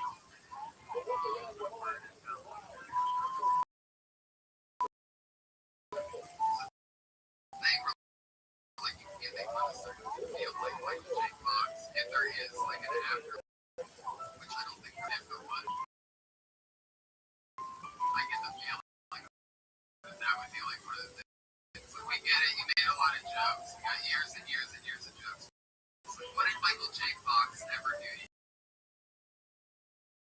And me just being like, fuck it. I love the innocent. Something about you make fun of bad people. That's you gotta do that. That's part of it. And it's my favorite thing to go against the good people. So yeah, the jokes nobody's. I'm really proud that he was Superman because he survived that long after having that accident and gone in a week. Yeah, that was the fight. He loved that. Yeah. Just like in Santa Anita. And it was funny when you jump over the things and it's all this style put things. Yeah, fancy. Equestrian or something. That doesn't make you gay. It's not. Being it isn't gay. There are certain sports that are gay. Gay is like a man loves thing.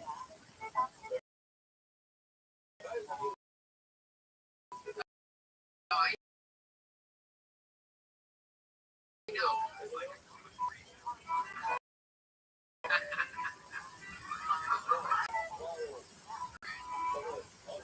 Everybody, we're here, as always, the main show for 30 weeks.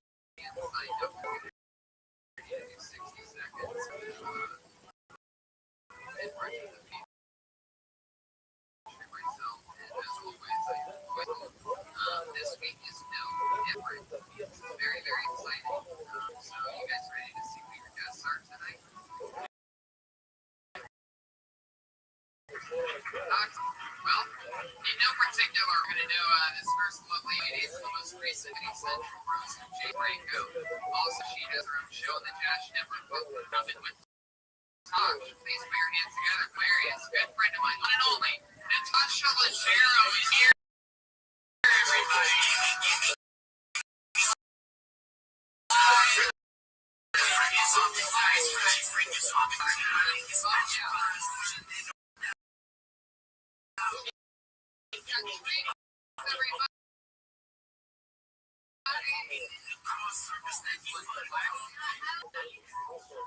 I know.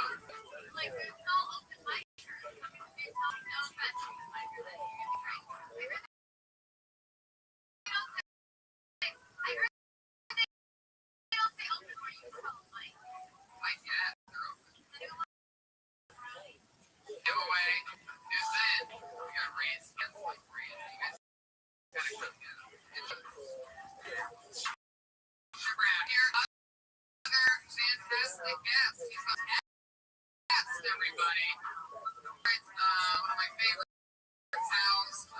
We work together every other night. Winner of the HBO ESPY, from Comedy Central. We're going to everyone is here. Yeah.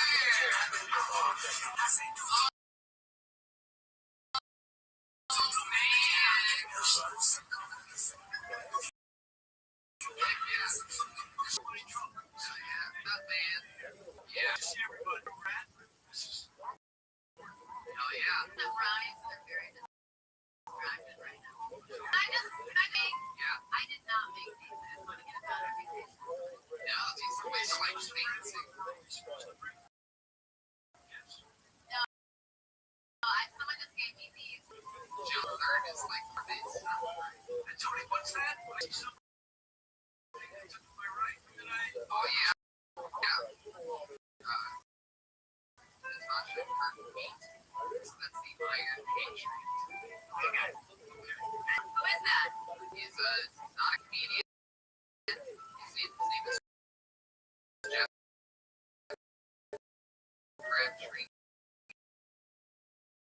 He's played a rock and roll band in Texas. His ends are to have our back. However, he can't move.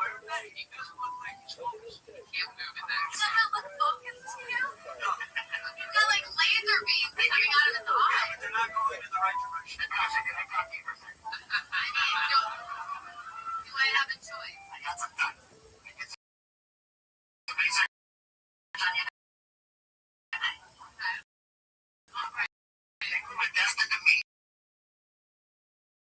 Because as a young boy in the late 70s, I lived in Whitfield, Illinois, an hour and a half away from where you in Rockford, Illinois. And what year did you live there? Yes, young guy in the late 70s.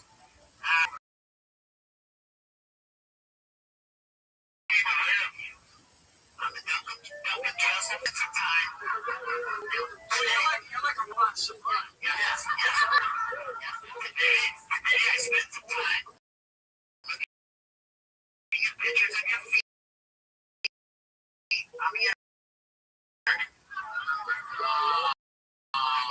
This is what I noticed. I brought myself on stage with me. I noticed that the foot on your left foot has a cute little grip to big up Josh. You're on your toes under the water. That would be a trap. From now on, all of your questions for my answer? Yes. That would be first of all, I'm sorry. Now you can. Unqualified and resounding no. You don't even know me yet. And I haven't. Are you short? Why is that microphone? I got a speaker. Just plastic. Very short, and you're just out there. I want to see if I really. He has a I didn't even know that. Yeah, that is adorable. Yeah. So you're an educator. Yes. You've been to that website, Wiki Feet. There's a Liberty Feet on there. Wiki Feet? Are you serious? That's so deep. You have a lot of free time during the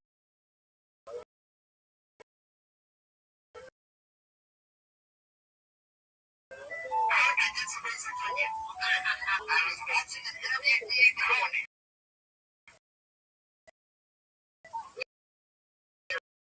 And you were talking about how stressful it is on your. They said, leave your stress. This is stressful also. Well, they've been sending you to a massage parlor with a title. Yes. And the title is complaining because your back is. So I want to ask you this. Now, when she gives you the ending, she complain that you're bananas. Listen, we never even get to the half. There's not even a decent beginning. It's hell. You can tell us. I was hoping you would bring that up. Thank you, Mr. Pleasant. Some videos my biggest bikini you're wearing on Twitter.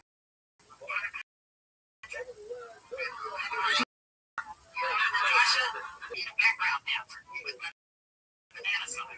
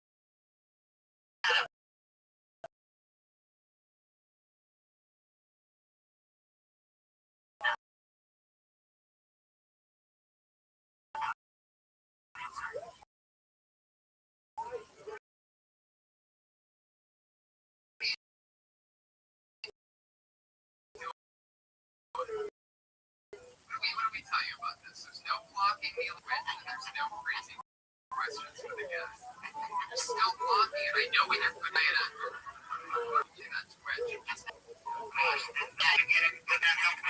Twitch. Find out someone you can just tell. I'm sure the hell out of the James Franco book. What I wanted to know is if any of the jokes you did were they meant by Tony? Because I know he was right. Look, that's not how that shit featured. Tony helped me with some jokes. Yeah. I don't remember what things you wrote, but I mean, Tony helped a lot of people with jokes, right? I think he got a lot of jokes in. Yes. Tony is one of the best.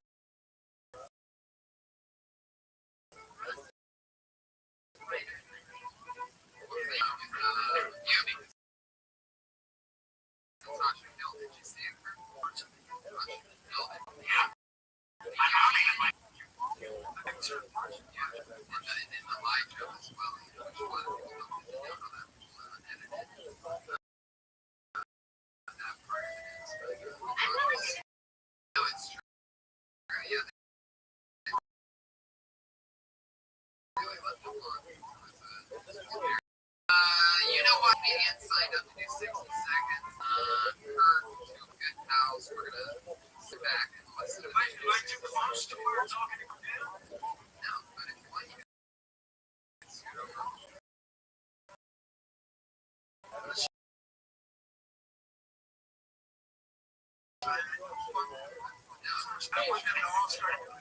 Those guys, what's the name? Patreon?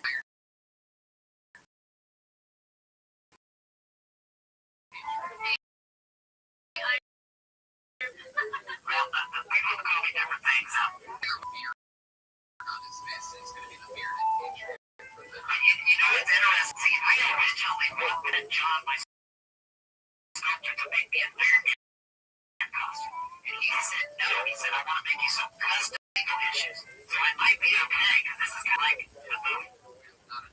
Well, I would have to I don't know for sure, because he did he made it. He has to. Okay. Sorry, fuck yeah. So, you guys ready to get some comedians up here? What? Everybody knows 60 seconds. You know you're 60 seconds up because if you run the sound of that kitty noise, Hollywood Bear comes out. He's been extra angry lately, so don't run the kitty except too long. And he comes out quicker and quicker every episode. Red Man over here gets a little excited. I notice every time it comes out quicker and quicker, so look out for that kitty now. You guys ready to do this thing or what? Your first tonight, wow, there's a lot of names in here. How exciting. I can't wait. It's Rob Weissman.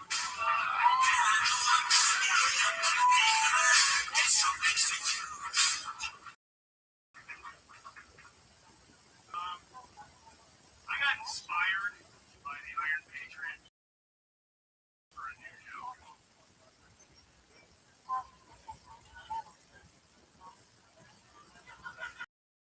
When the Iron Patriot has a nose itch. It's audio and I chose a visual joke.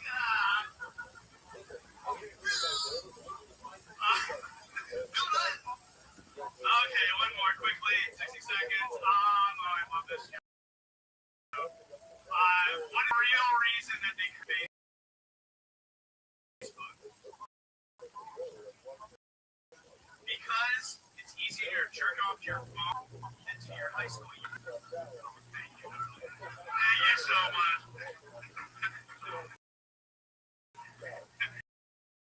And I didn't even go to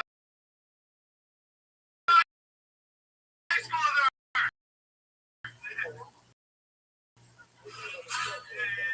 Oh no, the West Hollywood Bear.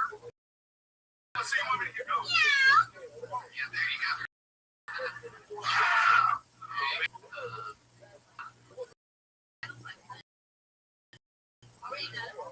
No, I think so. I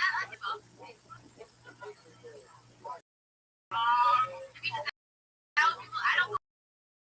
The real question is, people jerking off. That I feel like I got she was most like this, and I thought it.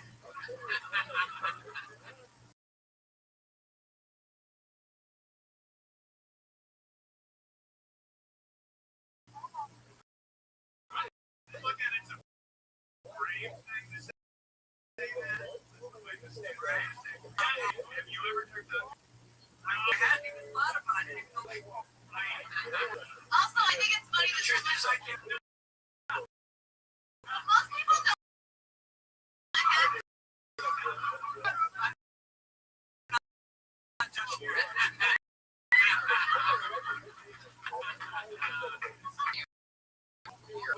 You have to keep going.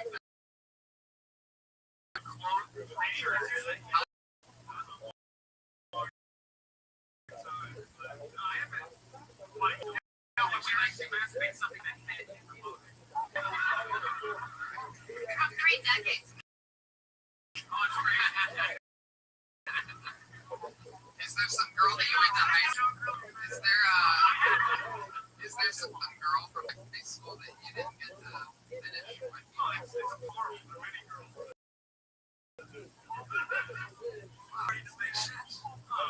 Now this joint can start rocking. Do it again.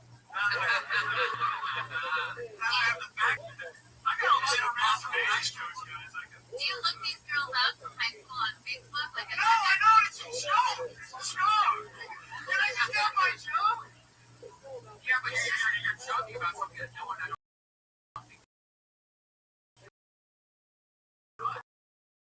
We wouldn't have given you shit. We wouldn't have given you shit. Got more laughs. That's the joke. You want to make your joke how you're or do you want to take our advice and find a jerk?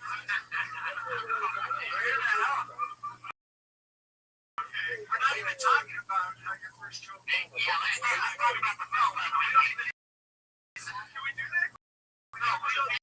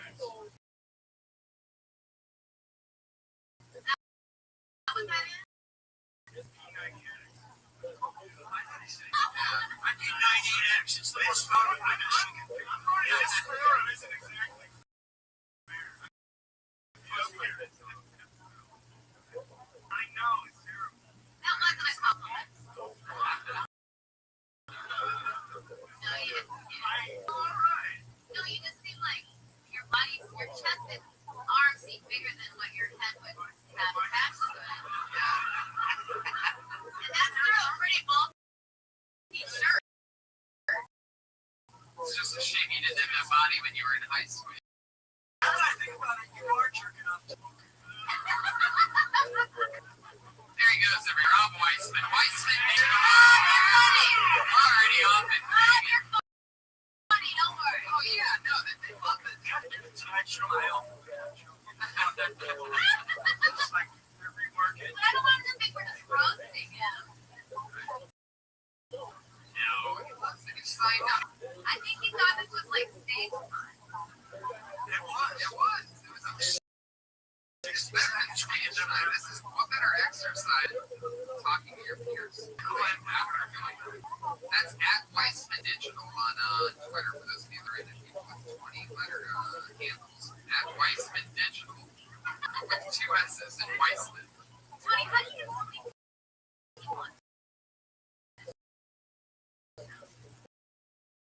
Because it's an awesome show. This 30 seconds.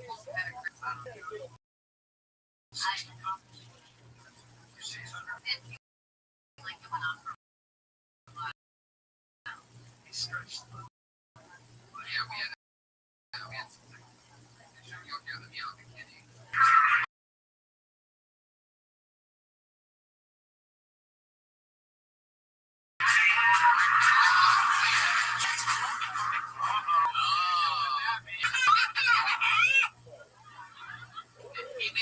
noises, and that means that comedian's not allowed to ever sign up for this show again. Isn't that crazy? Yeah. You should have to make that like give a letter of apology, or there should be some sort of like procedure.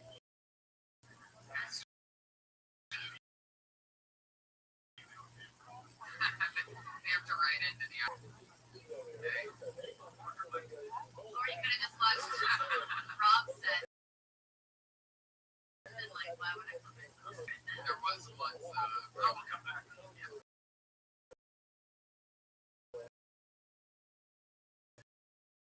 A few weeks ago, there was a name we called, we blacklisted him, and then he's blind, he's downstairs, and then they went and tried to find him.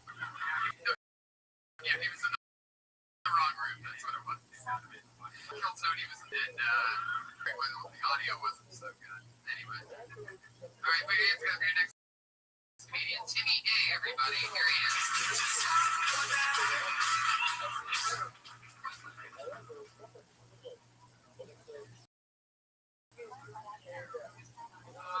My name's Timmy Day, guys, and I'm here. I got a wife 12 years ago. Yeah.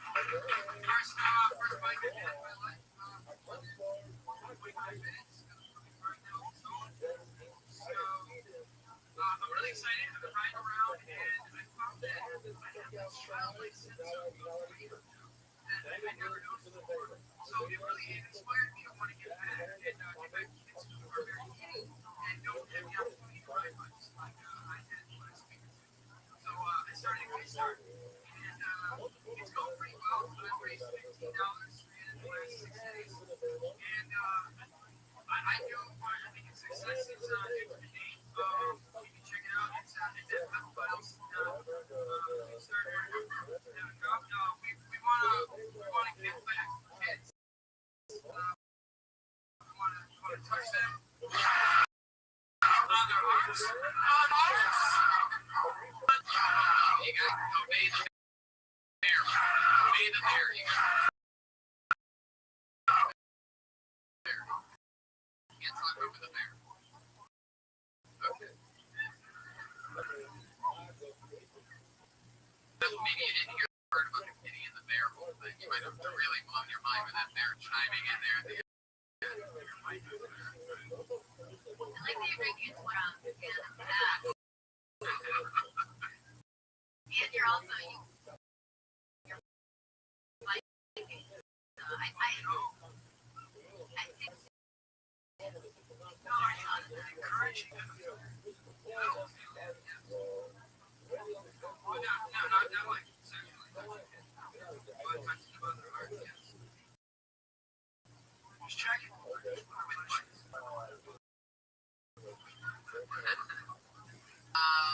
wear a helmet when you ride? Are you talking about motorcycling or bicycle? Bicycle. Right. Did I clarify? I didn't know. I honestly, yeah, trying to balance. I will say it was a surprise ending. I didn't know you were doing it. Yes. So you had me up until then. Because I like biking, so I was into that joke. And then you lost me, but I think you're onto something. If you can pedal towards something that doesn't include touching children, make this joke work. I think you're onto something.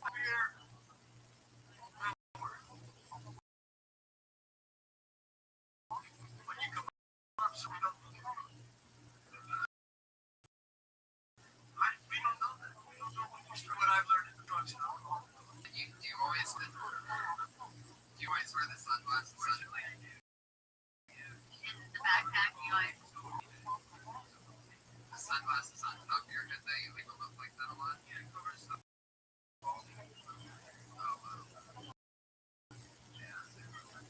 interesting of every day, and I think so unless the follicles just doesn't have to see the bright sun. But if not, John Cryer just had a bunch of sunglasses in the back of it. Nobody would have ever known he was. It's interesting. We didn't even know that it was to cover the hair, except you mentioned it. Just like it almost just seems like even if not, something's like, the sun may come back out for the first time. And at the same time, the roof might blow off the joint.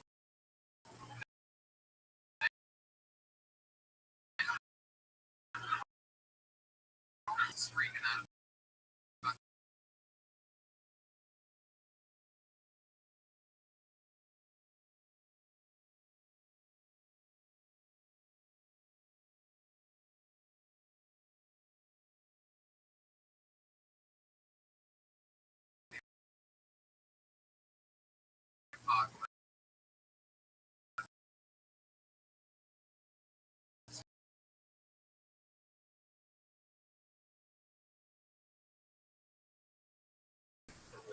Yeah, me on Twitter.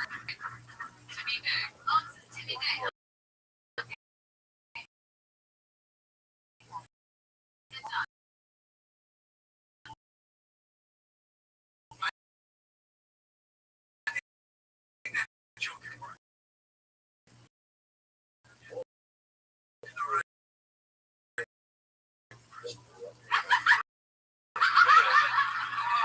This is a long way for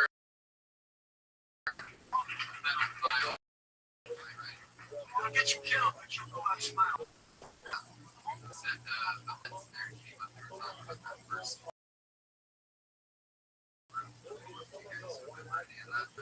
My first that was right on. Wow. And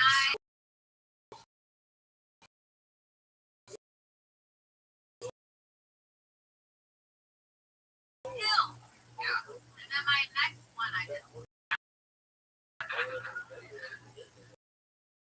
No, it was, yeah, one of my good friends.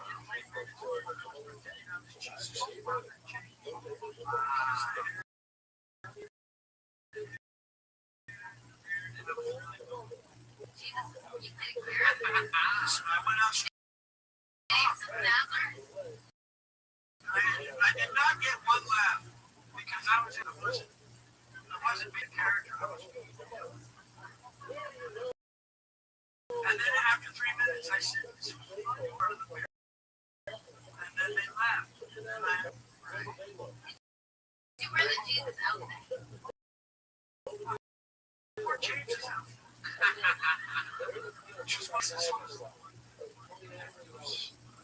His brother wore that. Sounds why I didn't work as much. It almost sounds like the kind of thing. I might bring back that joke. Yeah, I was just gonna say it seems like the kind of Kickstarter from James's brother. But that was unfortunate. Yeah, that had to be interesting. I think there's some characters that I seems like it would be easy to play. I read it already. Casket. I'm James. So I just wrote.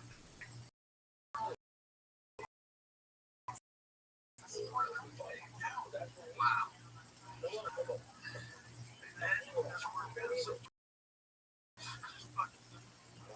Hey Trey, we're gonna do a set of stand-up. The man that did the suit. What do you think a major premise of your first 3 minutes would be? I just introduce who I am and tell about my first crush on a female brother. I'm close with that. I know you're close with it. Yes, the great benefit is an island. But if not, things do.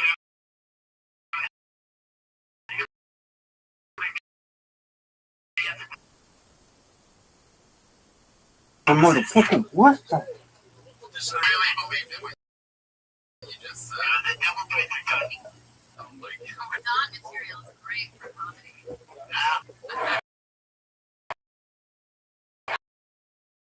Super top. I'm very deep. We got another name for your next comedian, Eric Carter. What's up, everybody? How we doing? I'm getting drunk in Hollywood's Bar 5.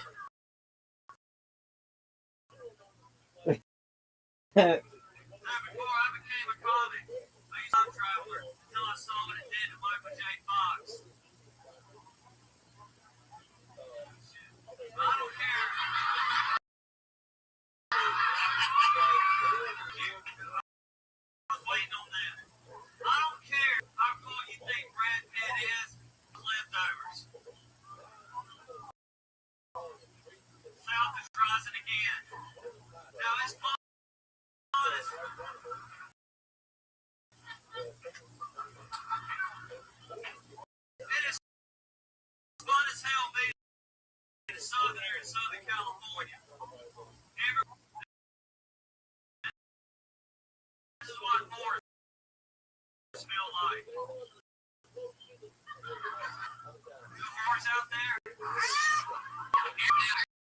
Remember, you just arrived from Mississippi a few weeks ago. You made your. I lied about that. I was so damn nervous. I felt like I let you down. My very first day, I was in Hermosa Beach. That little masturbator, Robert Wiseman. He's the one that gave comedy. Really throwing your one friend under the bus there. And that video is actually on YouTube. It's called Gordon in the Youth. Also, Hermosa. You do not need to scream. Yeah, I saw it.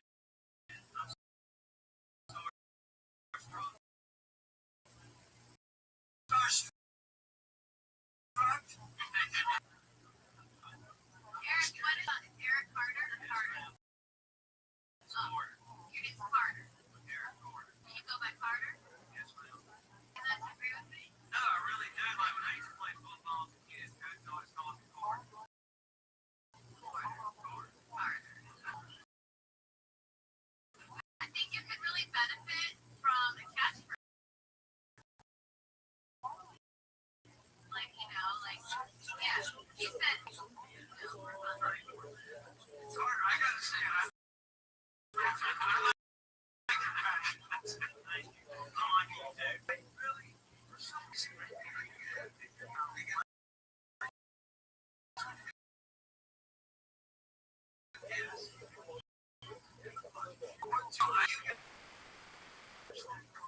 I know you fucking.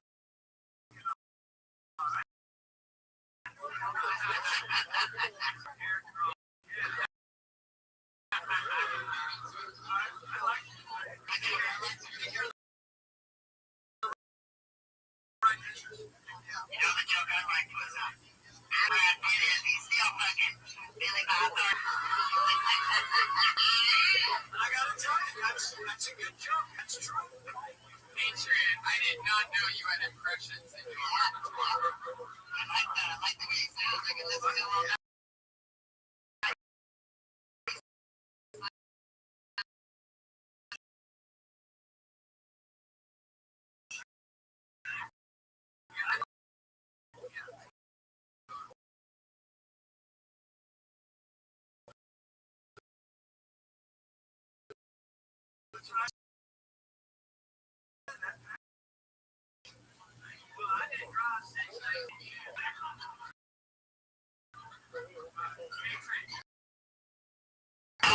I like to listen to it. I told you, I only like girls speak. I don't like guys speak. No.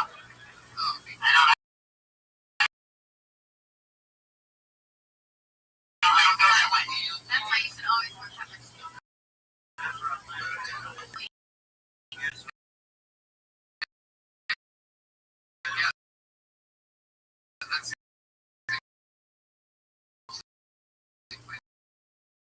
Excellent. Sure.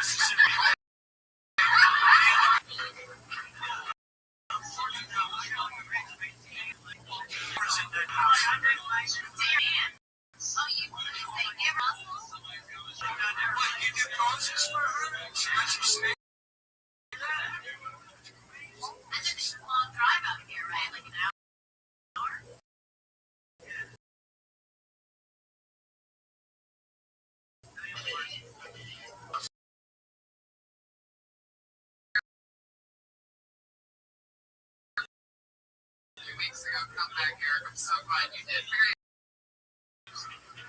Oh, Jesus Christ.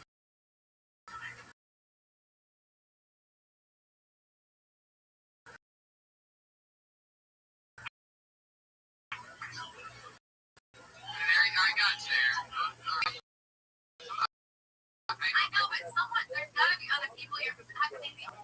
Yeah, that's where money is. That's where they think the Hollywood dream is. Data point. They go there for the data points. But just so people know, data point is like very glamorous, like past Malibu.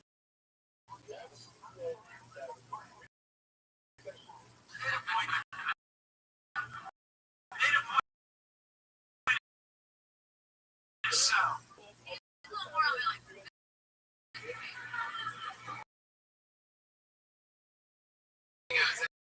Aaron Carter on Twitter. That's call me.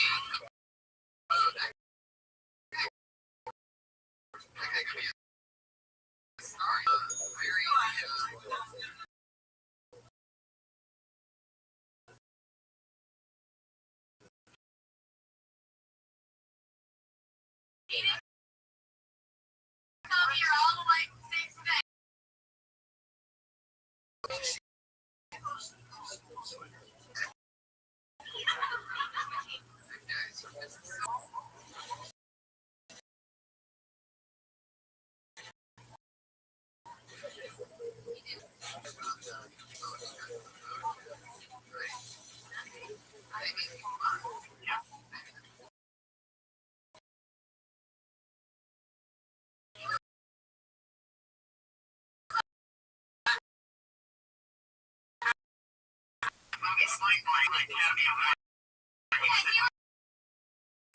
Number one movie, so she got.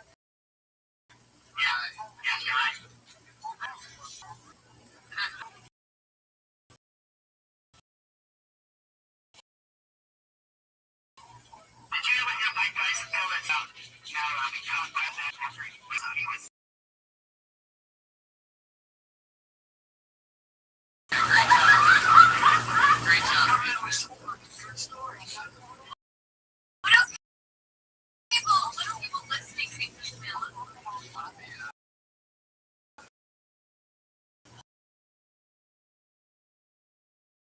They made a t-shirt, the entire t-shirt, and it's found out so much. So I was actually the first to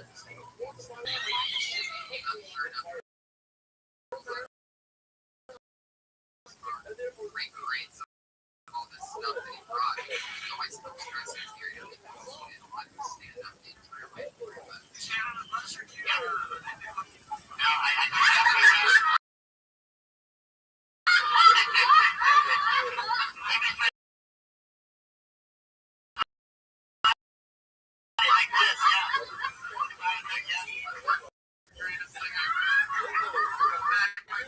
Exactly. How do we hit that for just like 30 seconds? Excuse me, Mr. Bus Driver. This is gonna sound crazy.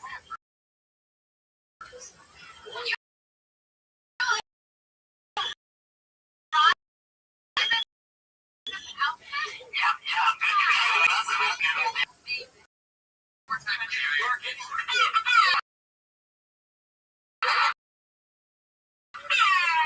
Let's keep this fun train moving along. Your next comedian goes by the name of Matt Gabb.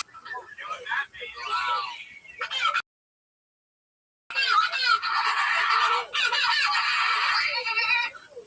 It's an interesting ending. It's not that.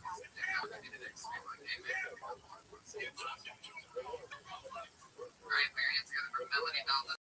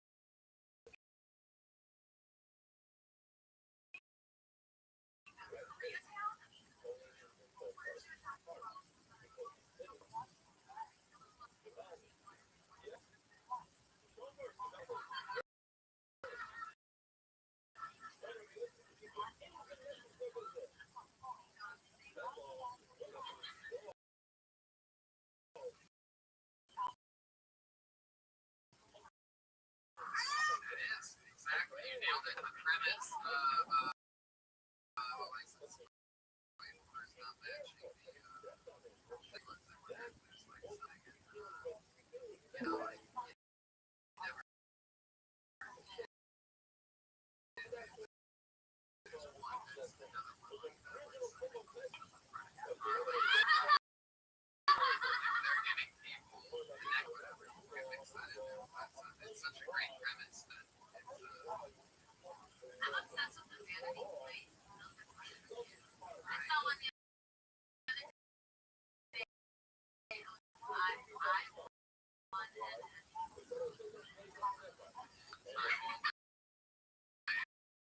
wanted you only think it'll win if you have to know you're only gonna win one MVP.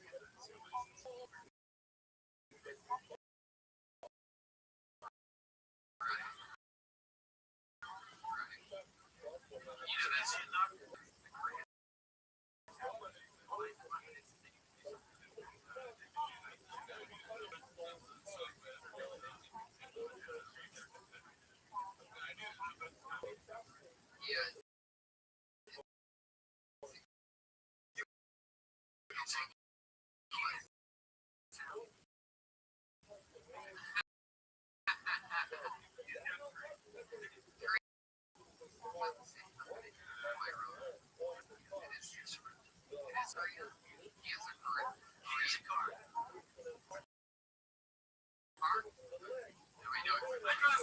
Guy's freaking out right now.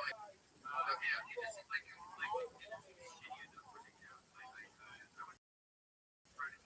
yeah, you like Koreatown. I just don't think that place that bad. I don't believe it. You know, that's like,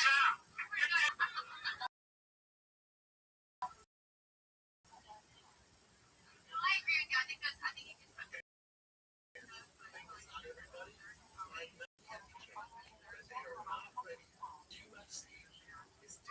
And Judy Carter telling you that. Did she really?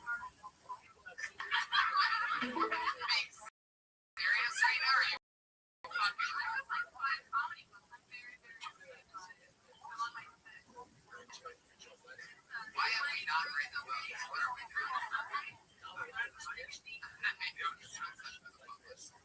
Judy Carter will be like, oh, you were up coming queen and you should wear a crown on. Bring up. I'm a lot factory up at like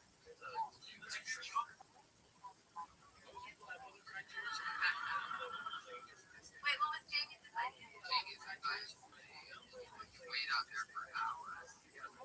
It's crazy.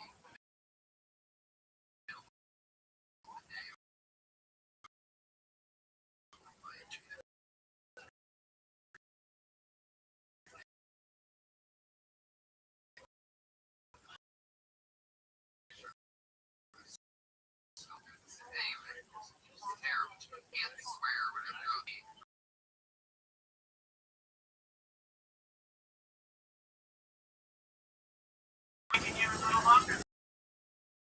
Yeah. But is it true that Mitzi on this place she tells the guy like you should change your name to Johnny Banana? No, that's not Cam, motherfucker. With people that she didn't like. But I heard tons of stories of her giving people like crazy advice. Like I heard one even recently, most recently, weeks ago, something like Louis Anderson was talking about how he said, you perform your body, but you wear a sweater. Next time I see a sweater, or a sweater, he started booking a bunch of shit immediately because it was a sweater comedian. That's what she said he was. There wasn't really a definition of sweater.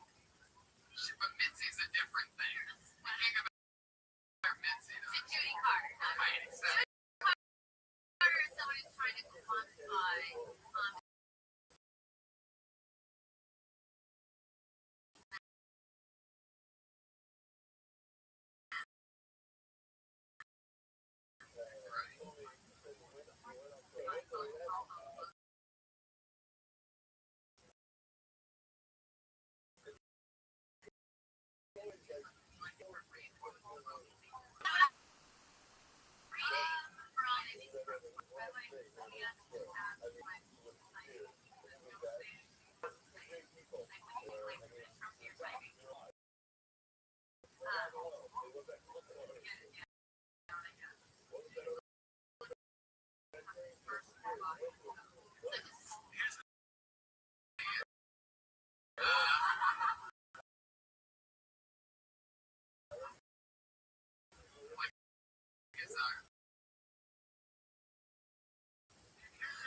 some advice.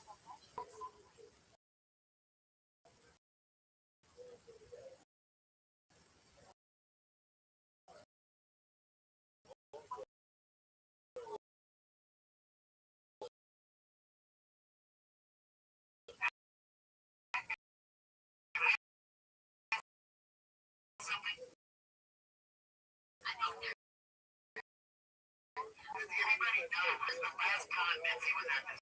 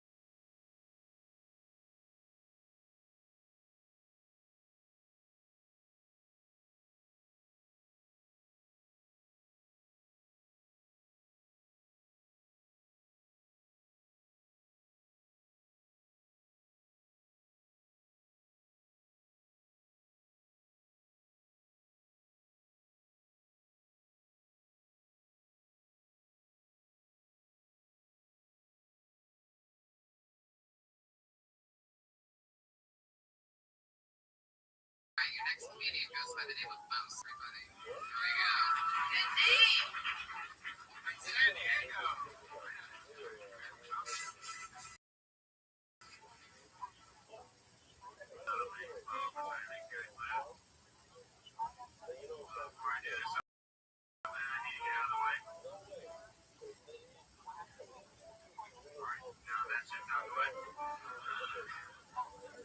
Let's begin.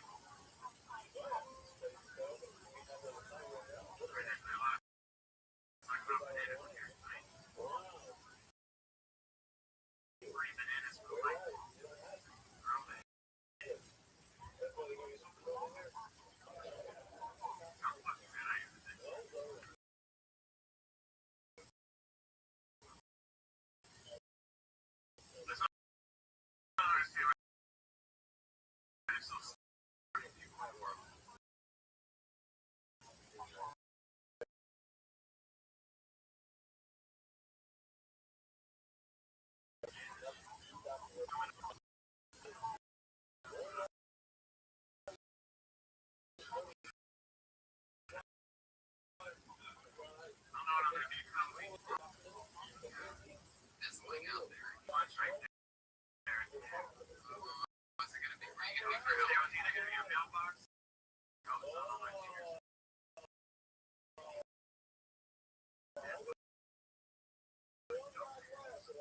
Alright, anyway, yeah. What was the physicality you were doing there?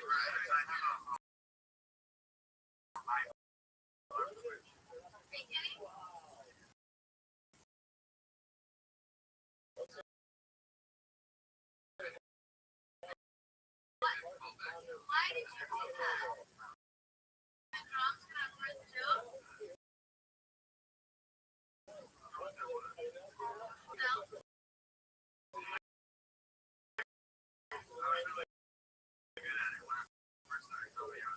Thing for that thing, like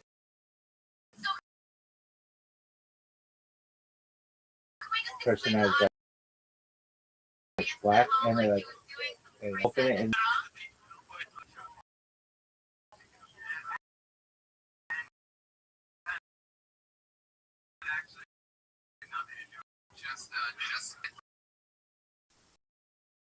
Just watch the road for pulling it in handy. Make money doing that? But then, if you do it for a lot longer, do they pay you to stop? What kind of Persian kingdom are you working in where some guy's making you do that for hours at a time? Look at the white guy that I keep over here for only $100 an hour. He doesn't even know what he's doing. He just keeps doing this thing where he lifts his leg and moves his arm back and forth. So basically, your last joke, you can put for Halloween 10 goats on all your fingers and be Edward Goat Hand. Right. You can really substitute Edward out and you can be the best I could do. I want to know. Let's just say going with goats on that was a bad decision.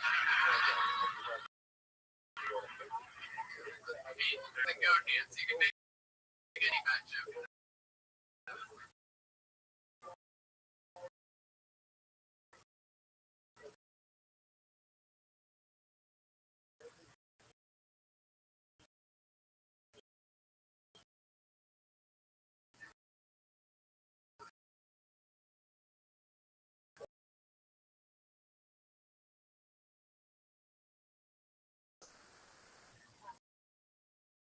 When you lose the mic stand, that's funny.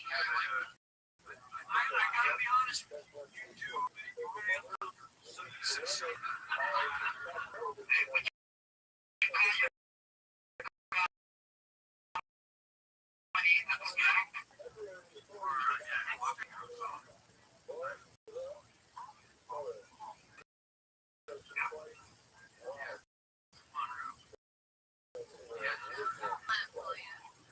Believe me, all your sets aren't getting this good. Yeah. We're not always going to be here for you. How many great shows do you have?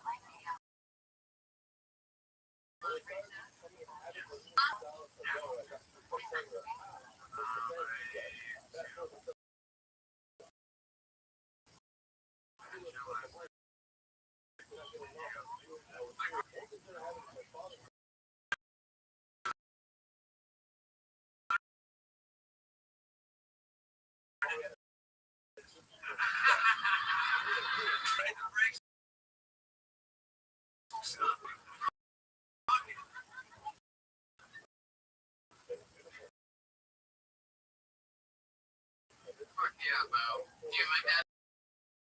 His manager? Yes. Why him here when I ask a question?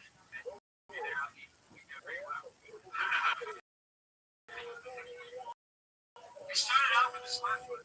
I can't do it, I'm alright. Is that the one that you did?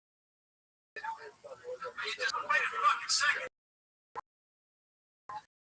This joke is starting to work. Yeah, it was a Q&A from that joke. We're going on the road.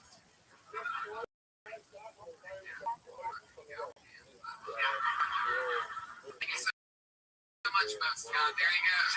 That's at Mo_Scott on Twitter. For those of you listening, chat with Mo Scott.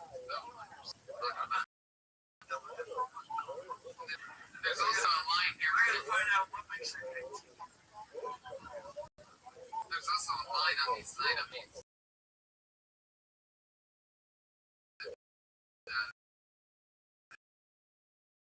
Is their name?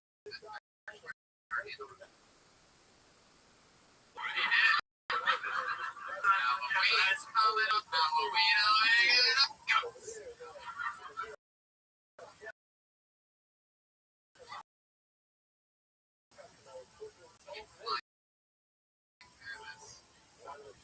Stanley. Hey everybody, how are you? It's good to be here back home to Detroit, which is beautiful this time of year, you guys. The way the sunlight hits the poverty, it's just breathtaking. Times are tough. It's a apartment recently, drinking, Sanga, chit-chatting, stealing by. When he pulls an envelope off his coffee table, he goes, "Look at this! Jury duty! How am I going to get out of this?" I'm like, "Look, you're 35, unemployed, live in Detroit. If I were you, unless you cook, like,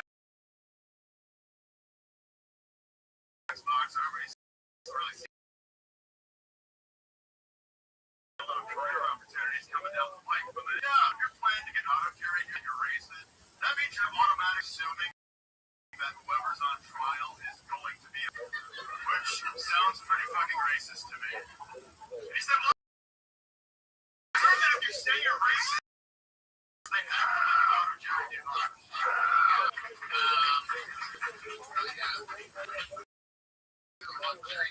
First of all, it's fun that you took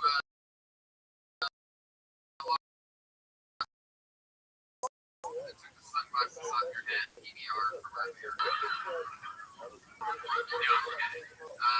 Fuck yeah, a lot of jury.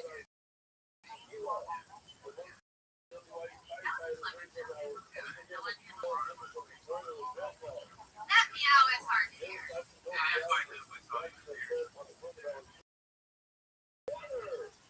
So can you really get out of it? That's what I heard. That's what I said. Every time I hear voice, they're very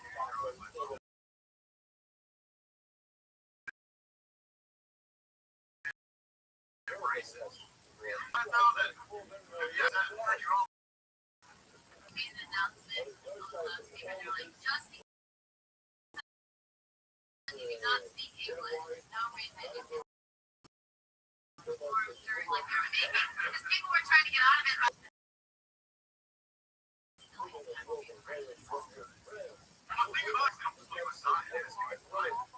Like he, so he has to announce it in front of everybody. Like, hey, everybody, I'm a racist. Like,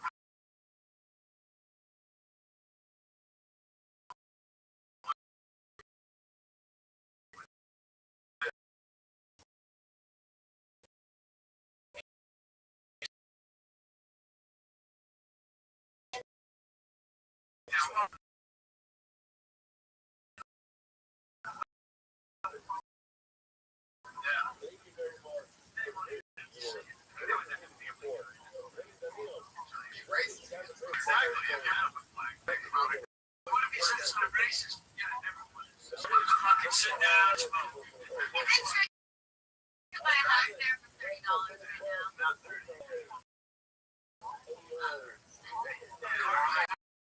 I think you can get it for like $2 grand.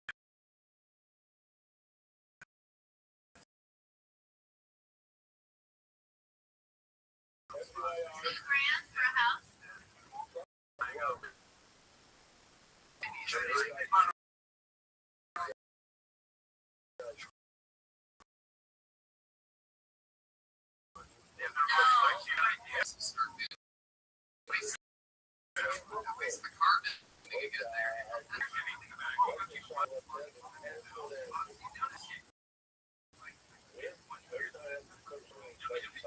Yeah, we can just all have like a crazy weekend party. Let's all get together and just go to Detroit.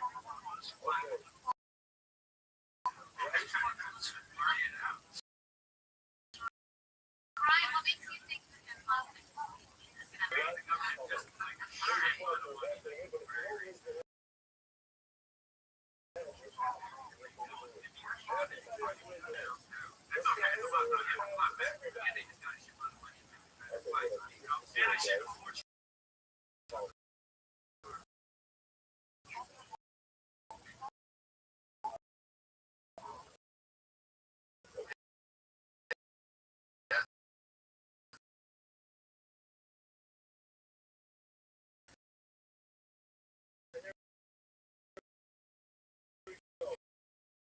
They're like artsy there.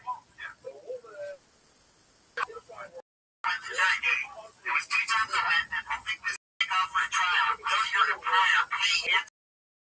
No to that.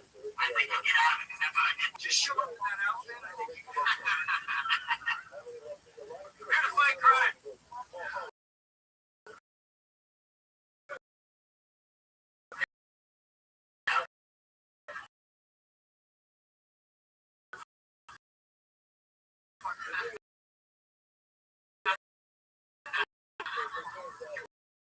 Back on the front of the bus. I saw that. I actually met them. They have a lot of insane, like silly or creation, you know, like for example, live tweeting on Facebook. Right. That's what I find. I saw this picture. Yeah, but I saw this picture earlier of this movie being like, here we go, bro. And I was like, it's just a picture.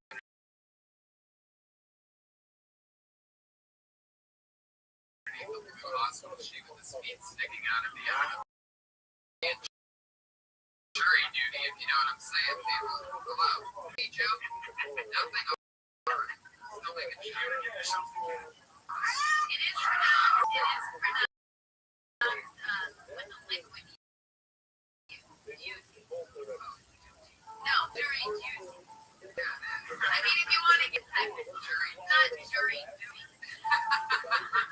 The liquid use.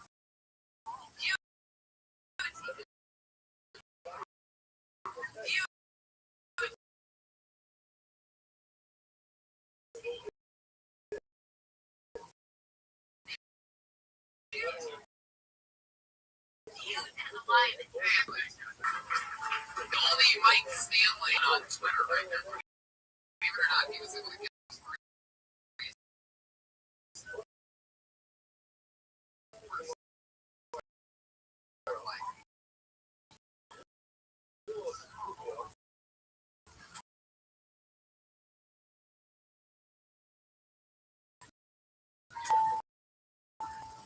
he's got 6 flags up.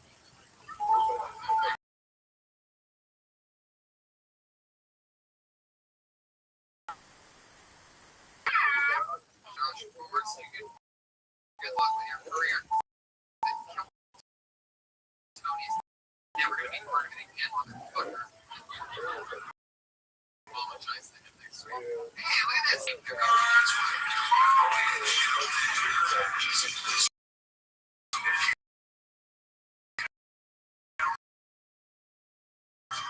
Let's see.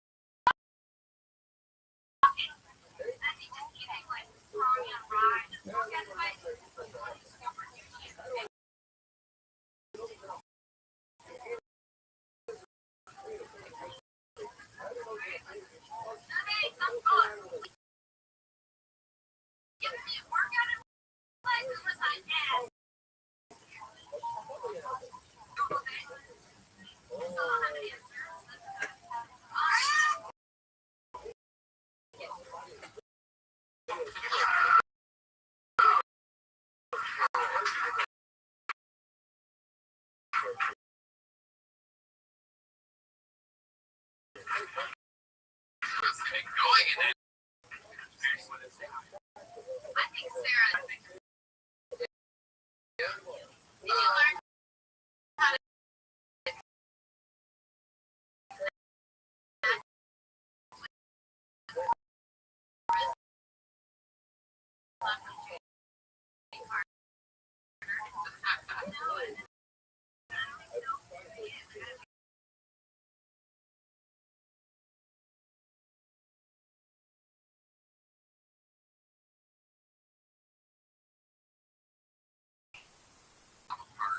Normally, right? I mean, some of them, most of them, at least, with their thing.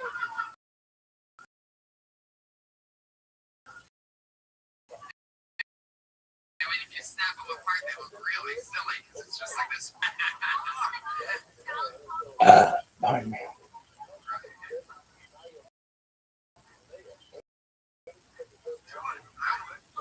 It almost seems like salad tongue's invented because of the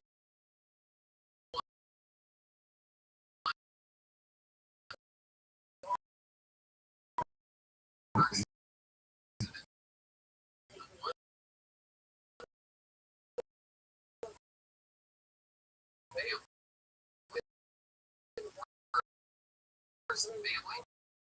Let's get a salad.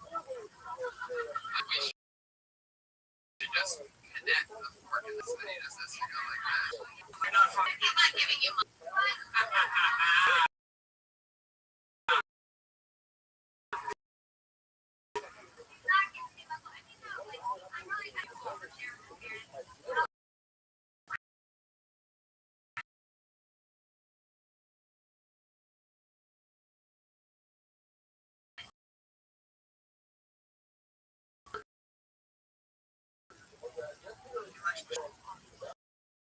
You guys did work with me with jury duty. Don't laugh at that. Holy short joke then, you sons of bitches. Here, he can eat it too. Yeah, it's the kale talking, guys.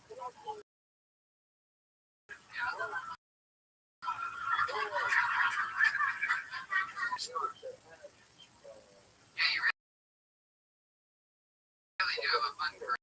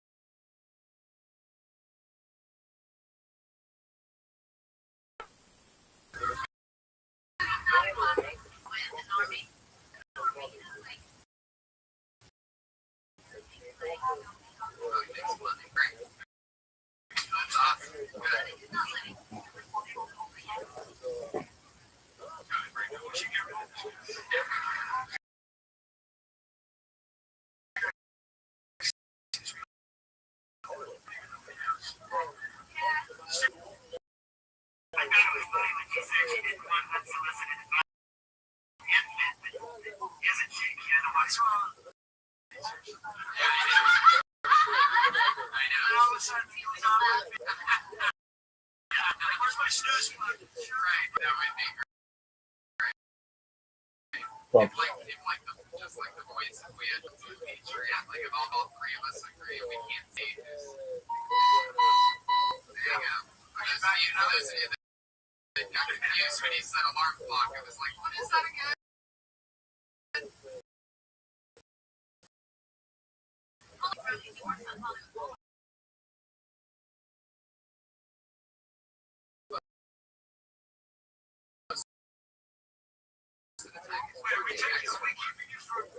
Imagine what's going on in this room. Show them your big move, Andy. What would you do?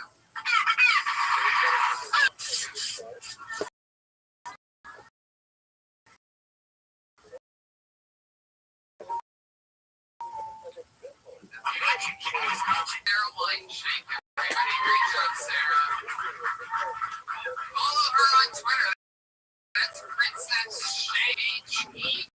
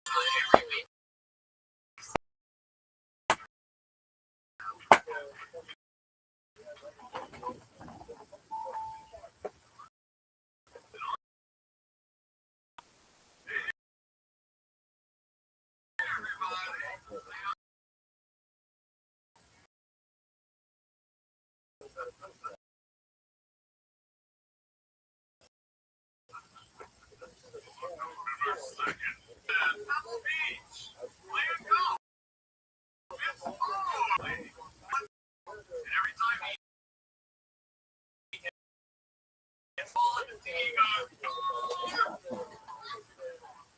was really something else. That's all you. He did an entire piece of artwork around the topic. Like,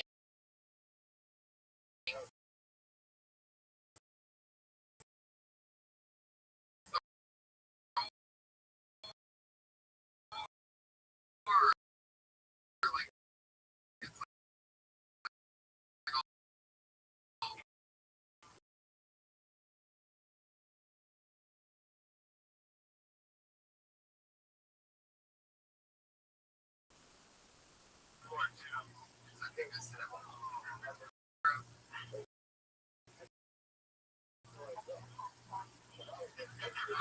Sky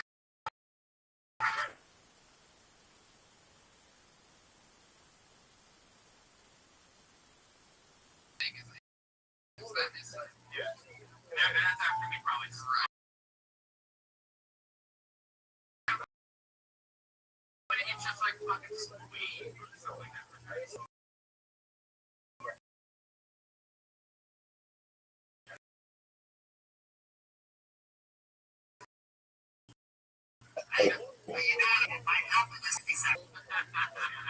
Well, sometimes when I only do it 60 seconds, I don't know.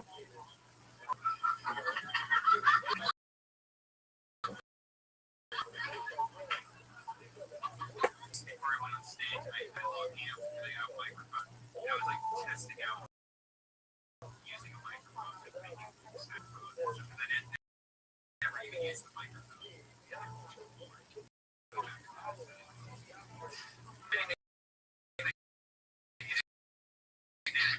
Did you have before or after?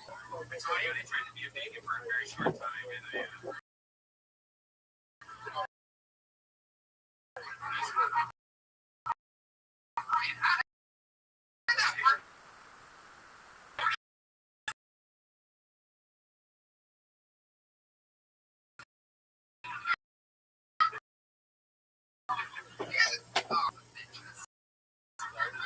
all right, every week right now, so with no further hesitation, respond and everybody ranks.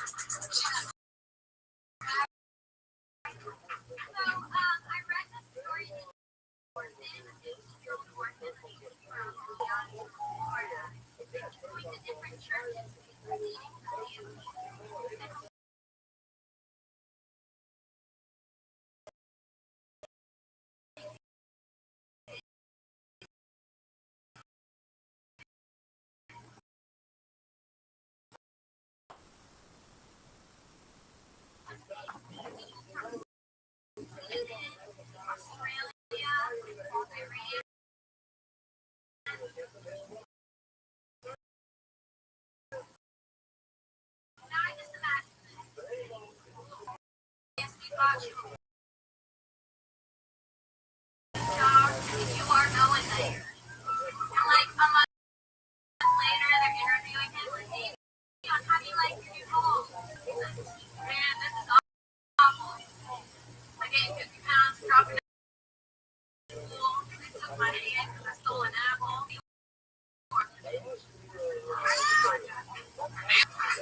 That's an actual news story, right? Yeah. Somebody was in Texas.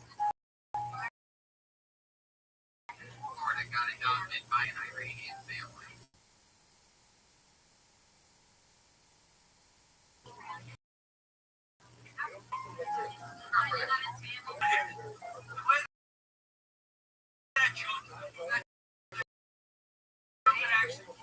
What it should be is like there's 500 families. And now suddenly, so he went from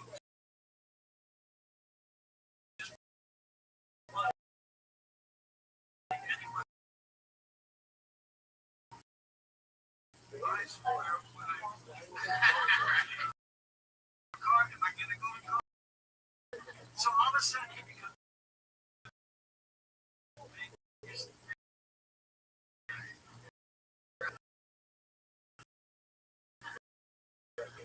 you still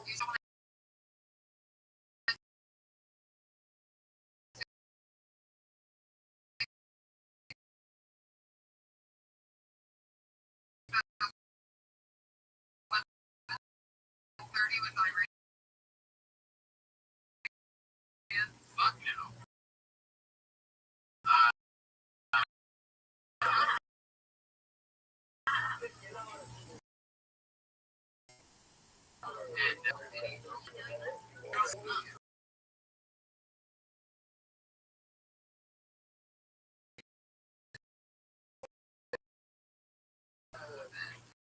Started very shortly after that.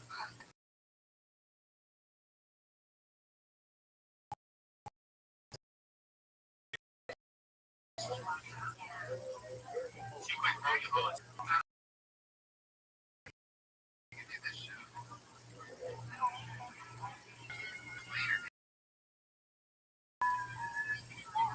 So at least you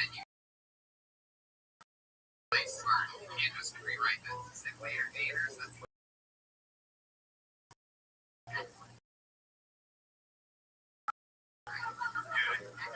I need to.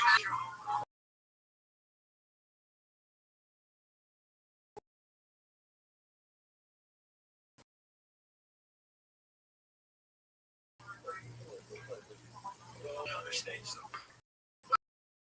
Yeah, very funny. Kimberly Congdon on Twitter. It's like it's a new ballpark 6 seconds. And then you kick it out. So it's like we all sort of maybe push ourselves that hard. Yeah, but she's doing it in Albania. Well, yeah, so then when she's selling out medicines for her fans are feeling well.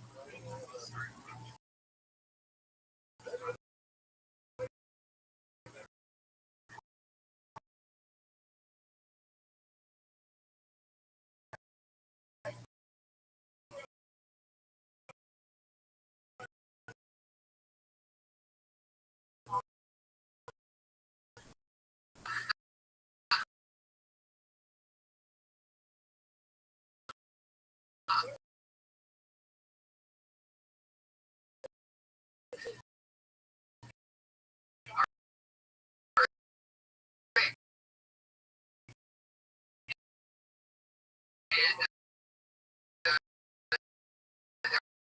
ever since episode 1 here,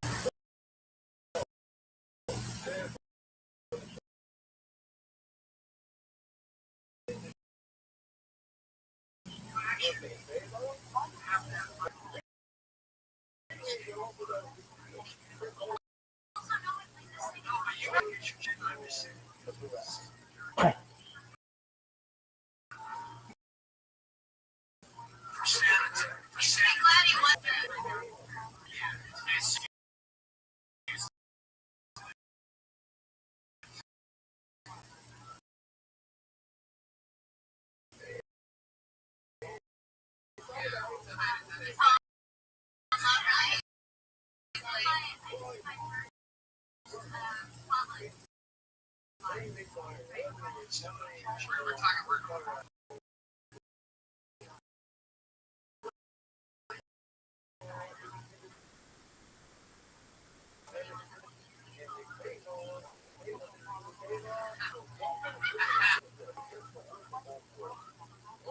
there you go. Smith fan. I'm not their first fucker. I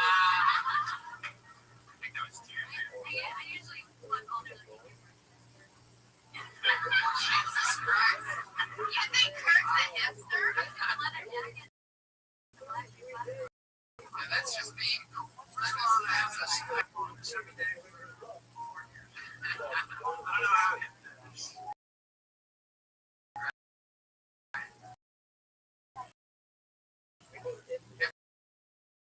hipsters look at guys like Kurt.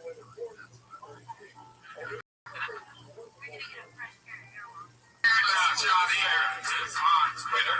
Sarah Dresses. There we go. Another fun episode of Tony down the hatch. That's you know, they have tens of thousands of listeners. Oh, well, I'll be in Manhattan November 14th and 17th. And you can watch my hot tub show. I do an interview show in my hot tub. That is super.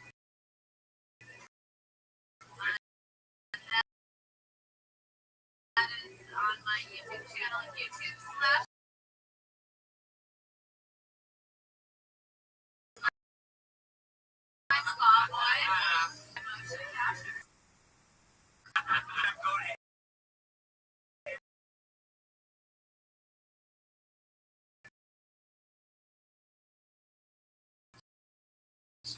No, he's not a million. What's happening with you? CBS. KTLA. Oh, yeah.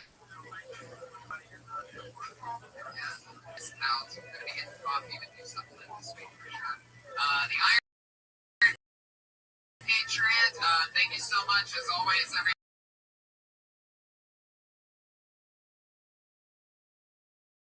We're going to Halloween. We're going to be in San Diego November 5th through the 10th for the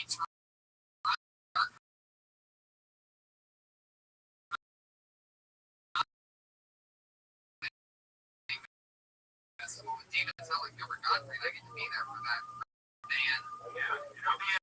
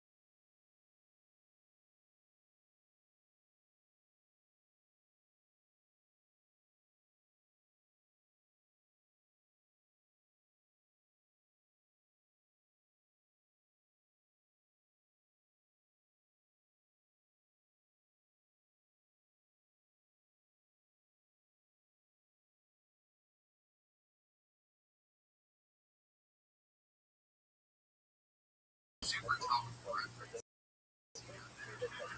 People love Oakrings, and they're just fired about already. Straight out of the gates. I mean, first impressions. It'd be a great part. I want to talk to you about it. I bet. Looking on it, there have been some people making some honestly, the cover of the Cat movie, but he puts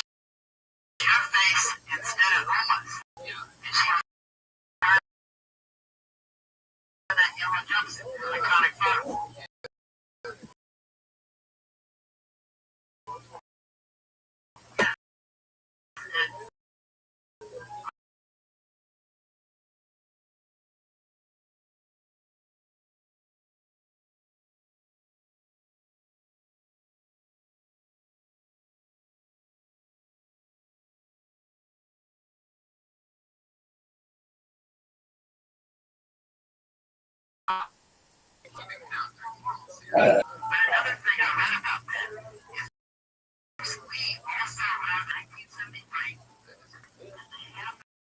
That we are going to this Thursday. What are you doing out there? Just to watch. That's what I mean. This I don't know why you have to be fucking come. That's always that. It's not the same thing. It's not the same thing. You have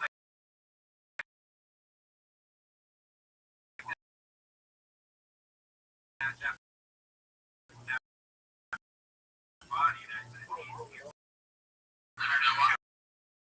I don't know why you do this, Brian. I don't know what it is about this part. Why it gets you excited. But the person is like, and dangerous, just like Bruce. Alright, that's enough. That's what are we doing? Have you Googled on fire us? Speaking of fire, on lately to see if we fuck her? Because I was.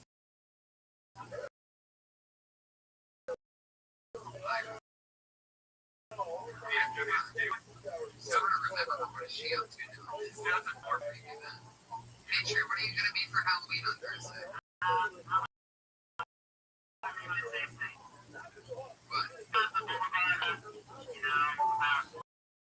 Jesus knows it. He knows that I'm not there.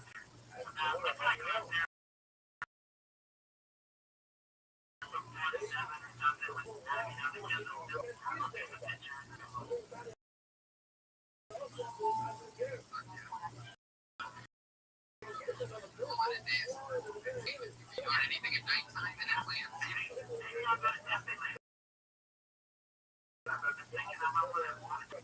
think we might want to go to Disneyland on Thursday.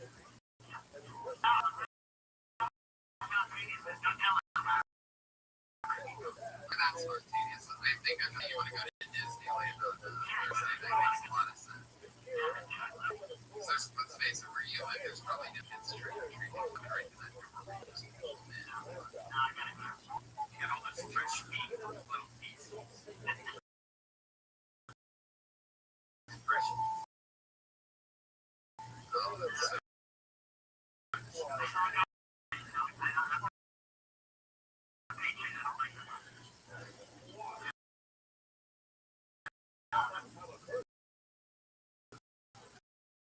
Do you think that it's take me seriously with the beard on and all? I don't know. I can't really.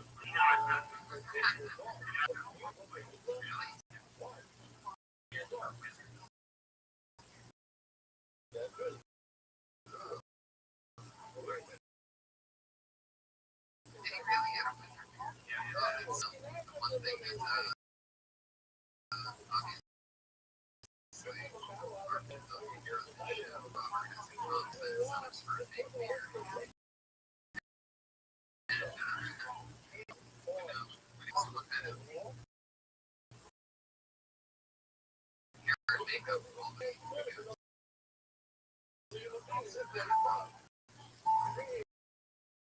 Street food. I saw a hair makeup. Oh no. I don't think they would let you anywhere near the Playboy Mansion. I'm pretty sure. They have at least mini security. Rust in the groove. You'd electrocute everybody. So, for those of you who man, every once in a while he sends in a song to us, and it's a song that was not ever a hit. He's in a band, but he's bringing it back as the Irish Patriots. Here's another song, a new song that he sent in this week. What's the name of it, Patriots? Here we go.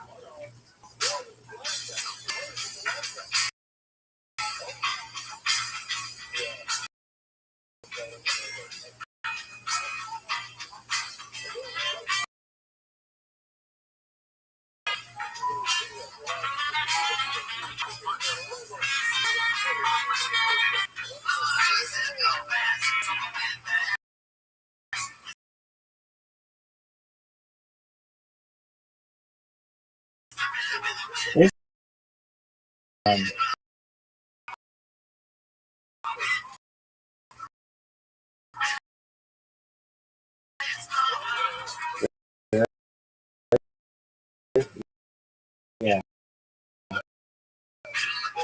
This is actually could be a real song.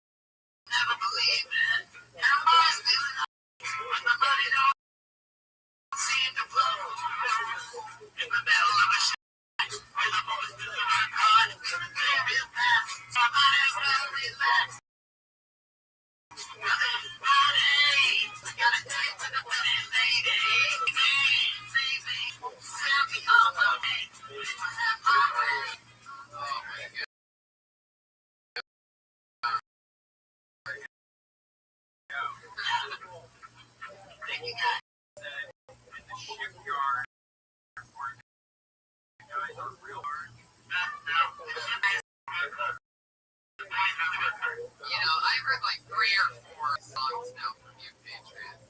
I gotta say, you guys really would have killed if you ever played the most in Cantina. Those fucking.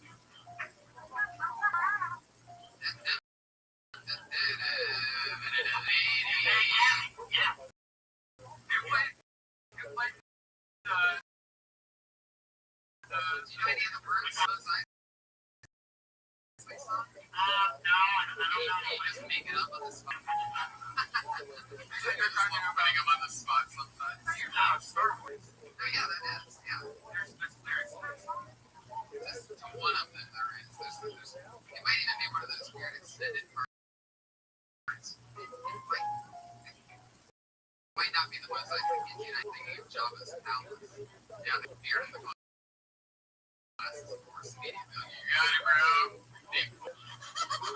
Yeah, with that one, they torture that one food chick that has like the horns coming out of her hair. This chick's just always like being made to sing songs and stuff. Really sad story. You know anything more about the food chick?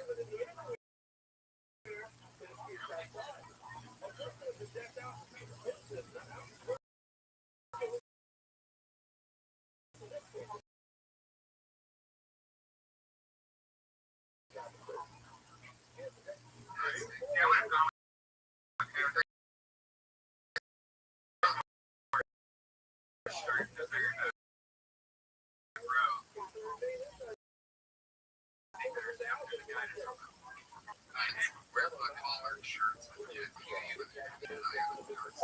Take a commitment.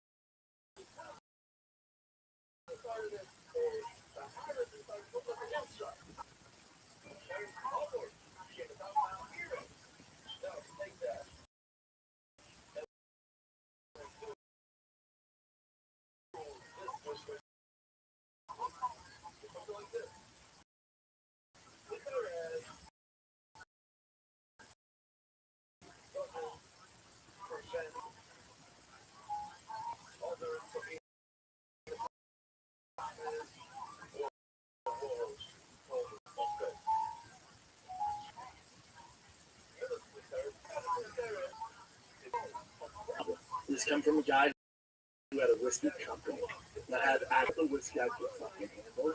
It almost ruined my life. It added no value. Fun, drink with your buddies on Friday night, sure, I guess. It's not worth it. It is poison for a reason. It adds no value.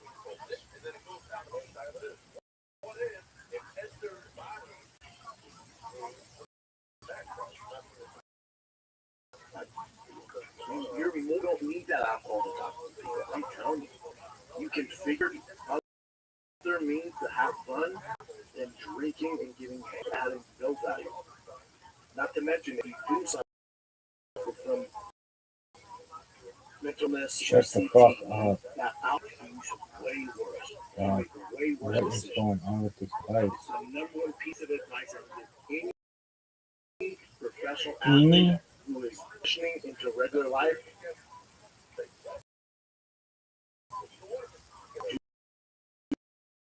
do not. All it can do is hurt you. It adds. This comes from a guy who had a wish to do all I could fucking handle. It almost ruined my.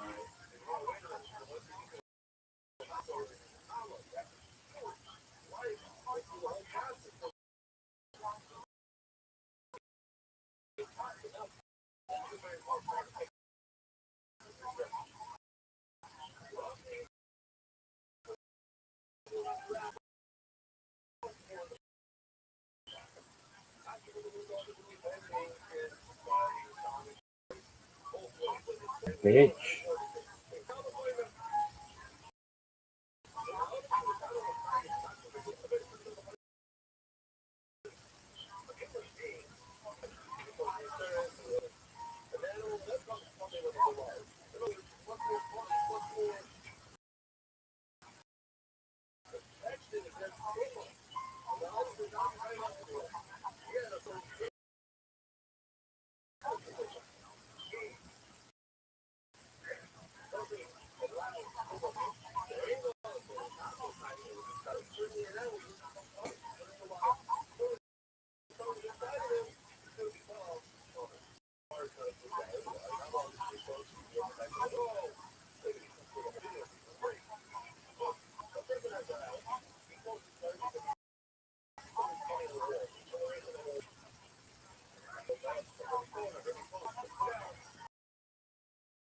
My you little bitch.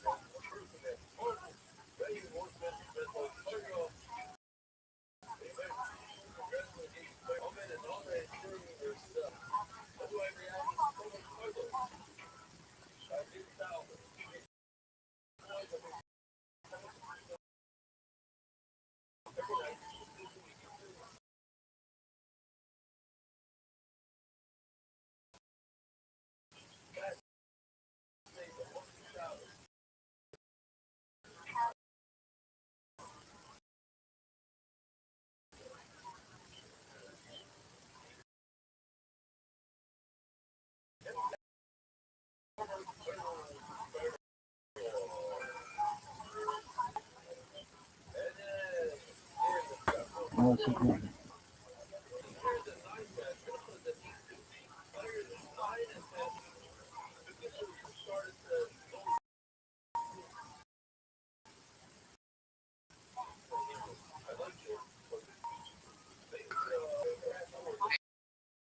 You had to say whether you're Sith or Jedi.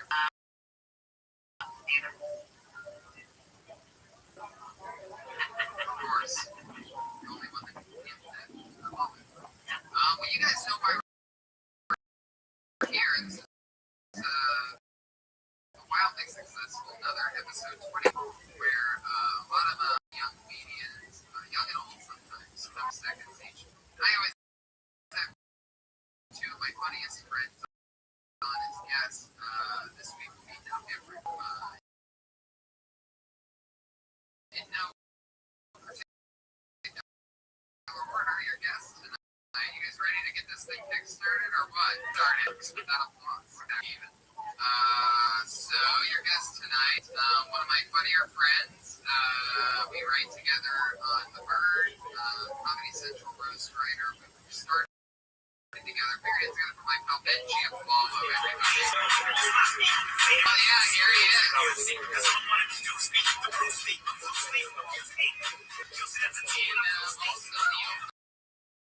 for Russell Peters, this guy's on the road. He just booked some huge college. One of my best friends. Jesus Trejo. Yes.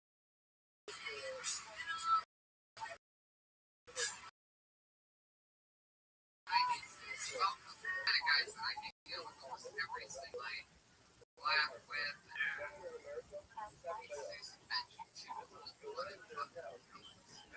Benji, you've been on the show before.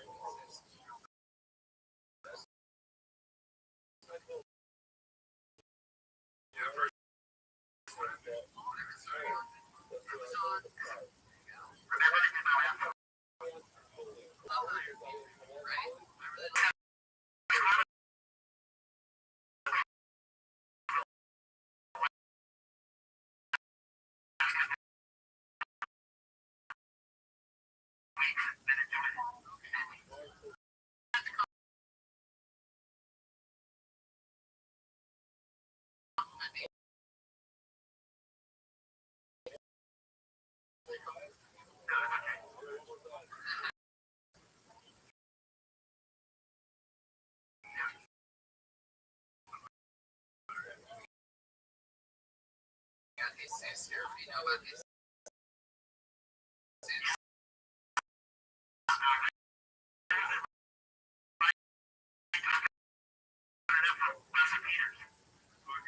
You see her.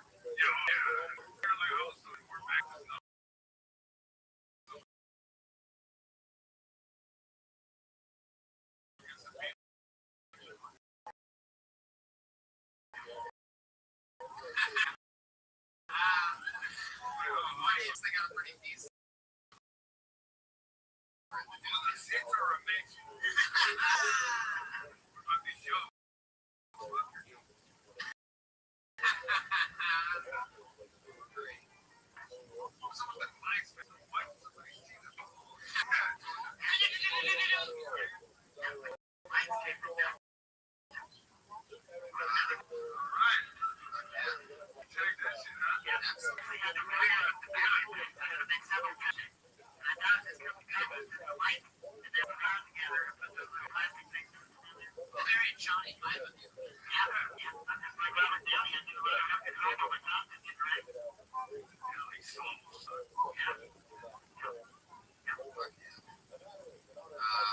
Another thing that I love that's happening right now with this introduction of the beard and the ventilation system here, the stories that's it's like powerful wizard box of the beard going on right now. It's like floating in the wind. Pretty fucking hilarious. Do you have any wizardly thoughts for us? You smoked pot lately and gotten it out of any? Yeah, nothing is like it. What is for that without? That's it? That's the end of it? It sounded like you were really getting something. Listen, go against your own mind. And that's the good news and the bad news. Alright, yeah, alright. You're not smoking the right pot. As it means.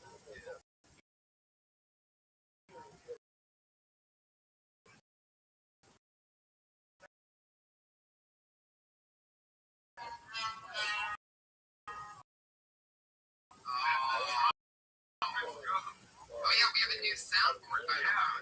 .com for updates with each. Heck yeah, so we have it. Let's explain what we direction of any kind out there. Just have a new 60 you know, the kitty, but it used to just let us in me out. But with our new upgrade,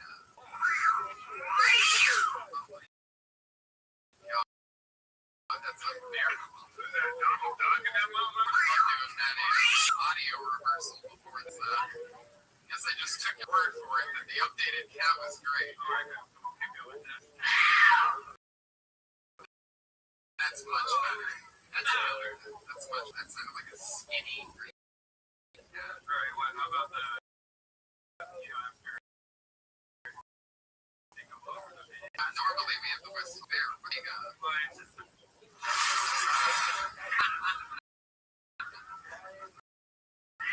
That's fucking scary as fuck. Right? That is fucking perfect. That's amazing. That is so great. What's the magic one?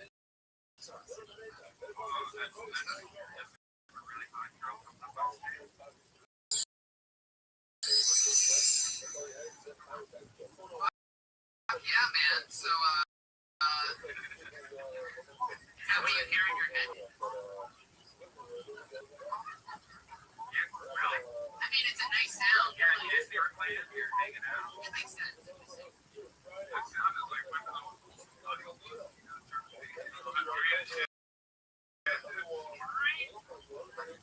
This is in my head. Why are you eating dogs?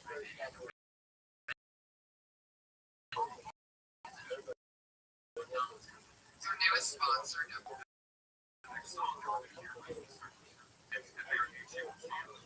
remember, it's new, spicy, bold, and delicious.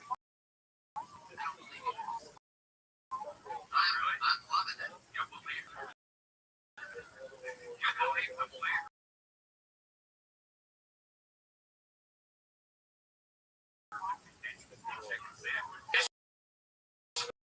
Spot is tied to McDonald's now. I don't know. Money for chicken nuggets right now.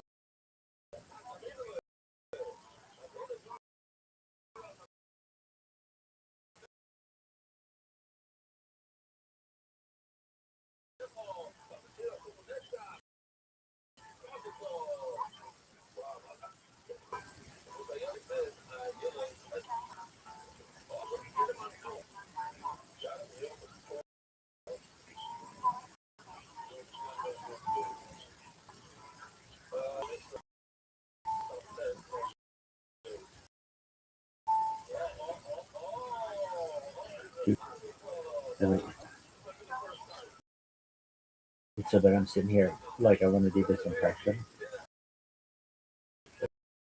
Whatever it was, I want to do it. And it is just the absolute, just sitting here jerking itself out. Just going, hey, how about go fuck yourself? How about that?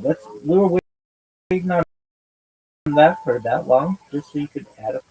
No one gives a shit, dude. No one gives a shit. This is the worst. Absolute fucking worst shit ever. Dog, but really want to do this impression. And I don't think I'm going to be able to do it because everything sucks. Dog, what is wrong with this app? Dog, it's so bad.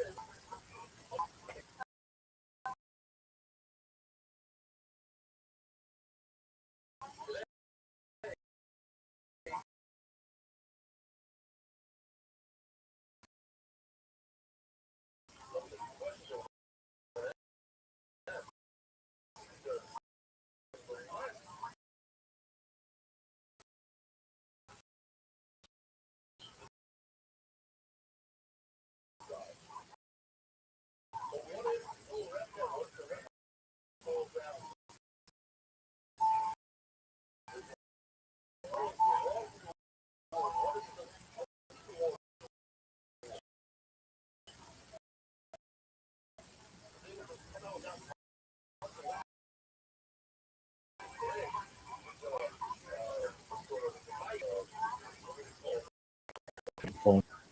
I got not even just one phone. I was trying to think, like, what's my worst phone?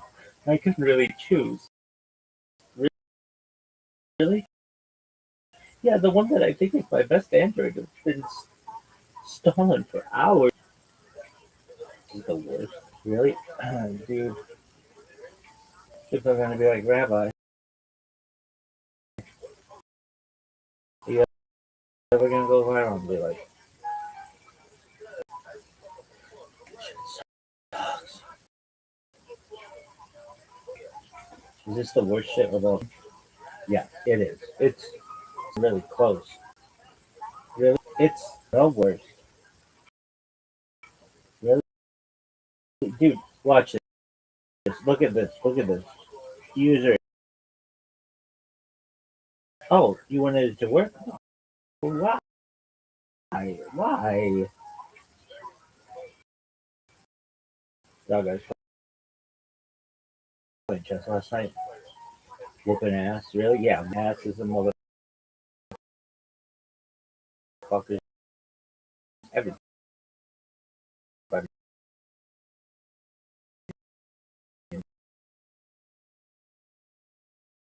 knows that. Really, yeah. It was like 1,500 straight days. So, oh shit. I'm just I beat him, but I wasn't focused. I was, dude, this shit is bad.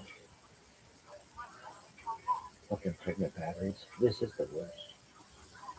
Really? It's bad. Come on, you shit. Dude, this is so bad. We got ranch ramen. Nobody eats ranch. Really? Yeah. Ask anyone in Asia. They'd be like, yeah, can I get ranch ramen? They'd be like, huh? That's disgusting. I'd be like, yeah, you know. But it's actually quite amazing. Really? I'd be like, yeah. It's kind of one of my favorite foods. Really? I mean, not really, but like, it's palatable. So, something. Hair gets in it, and so then I'm eating hair, and it's a thing. Angel hair pasta is a thing. Really? Yeah. Why not? Are you done? Shit sucks. You know, we Jews call them franks and blanks. We call pigs in a blanket franks and blanks. Really? Yeah. But I'm old school. I don't think anybody called them franks and blanks in 1987. Really? Fuck no, nobody called them franks and blanks in 1987. Why? Why not? Dog. This happened. This it's just not gonna happen. It sucks. Yeah, I'm gonna eat this fucking rich ramen.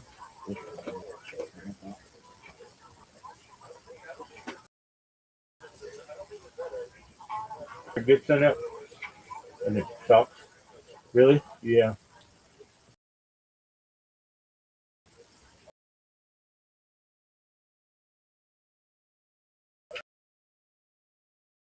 What doesn't suck? I like everything sucks. Really? Really? Yeah, probably. Come on, you little bitch. Dude, TikTok is fucking app. Is it? No. No. It sucks. Really? I mean, it's recording on here. You think? Really? Dude, this shit song over. I play the show. Sounds like fucking Nick. Really? Yeah. Yeah. Really? Yeah, this shit sucks. Dude. Dude. Dude. Dude. I have spent 30 minutes clicking the same fucking button.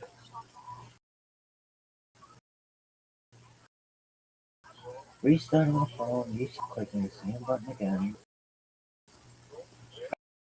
I don't know. I don't know.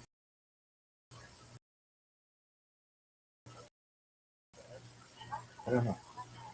I'm listening to jazz.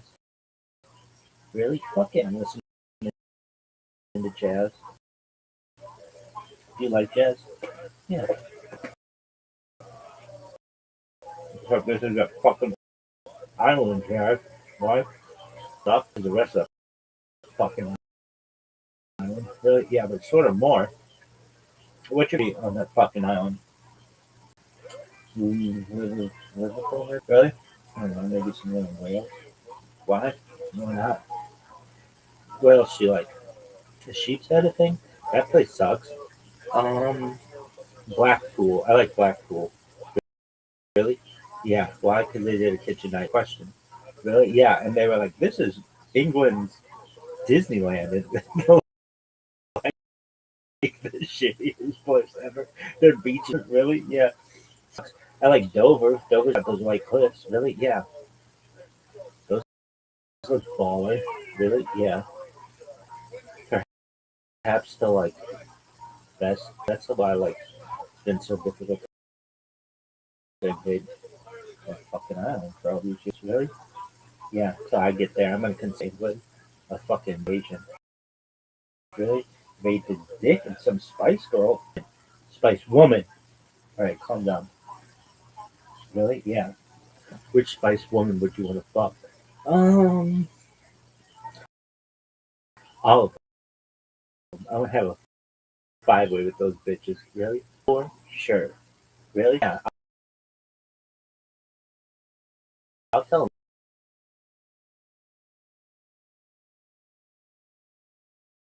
what they want, what they really, really want. This dick and stuff. This is the way. Remember, all we ever do is see you just sitting there. Yeah, cause fucking this in the past. They did everything in the past that was good. Really? Fuck. Okay, finally it fucking clicked on. There's no way this is gonna get this. Yeah. Oh shit! It is saying that. Really? Yeah. So why isn't there a button that says like fix yourself, you little bitch? Really? Yeah. Just wait. This is unusable. That app's better than this one. There's a pregnant baddie that I want to chew. Really? Pod. I want to do Tide Pod, but really just want to bite it. Feel it squish it. Squirt in my mouth. Really? Yeah. Don't do that. Don't chew. All the plastic together. Next question. Really? Yeah. Ooh, I don't want to get into it. It tastes like teddies. Really? Oh, come on. Really? Yeah, it's in the backseat of an SL2. Dog? Really? Oh, for sure. Everybody knows that. Really? Okay, dog. Hey, dog. That's not responding. Which one should we pick? How about wait? Okay, hit close.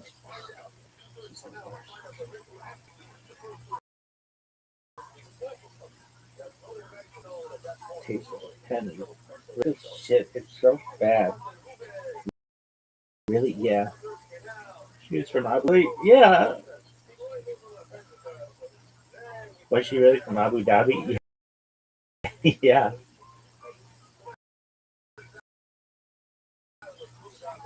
For real? Yeah. Up with somebody from Abu Dhabi? So, yeah, she was your daughter. Come on, you little bitch.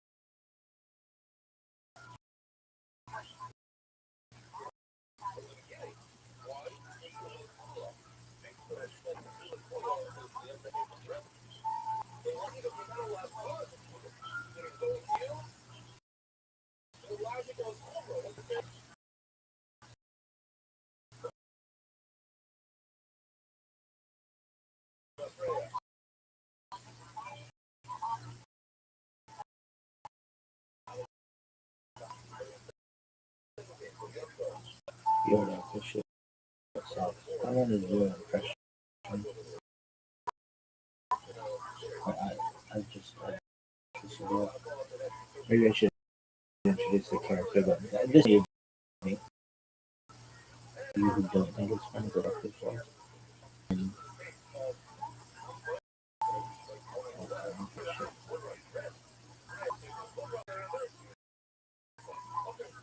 really, you know, it,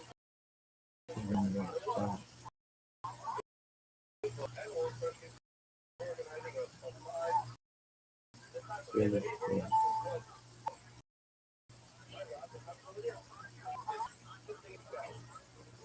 Oh, okay. Let's see. It wasn't working.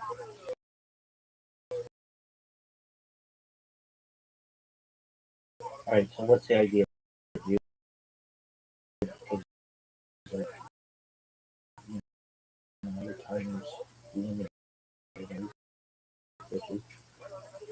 It would be hilarious.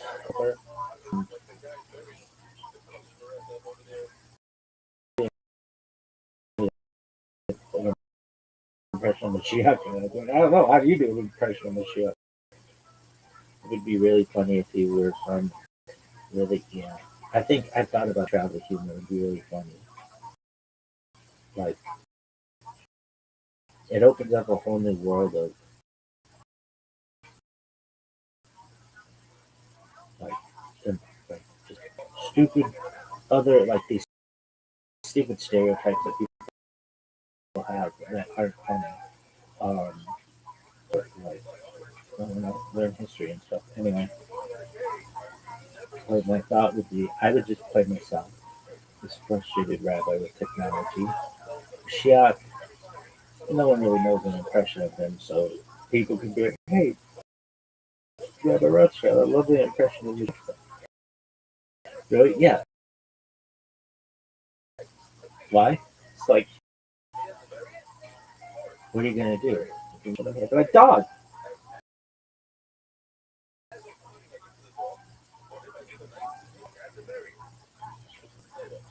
I have nothing on which to build a base. I knew you were gonna be a dude, and that's about it. And that's not funny. Really?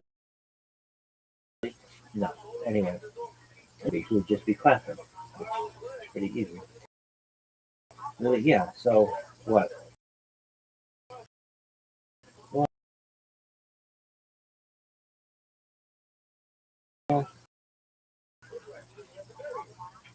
they would.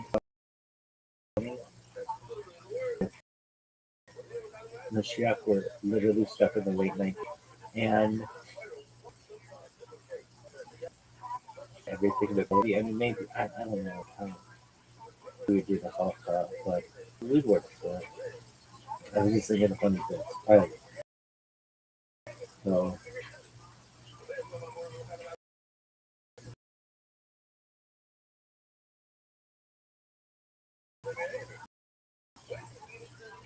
here, um, what? I don't know. I don't know.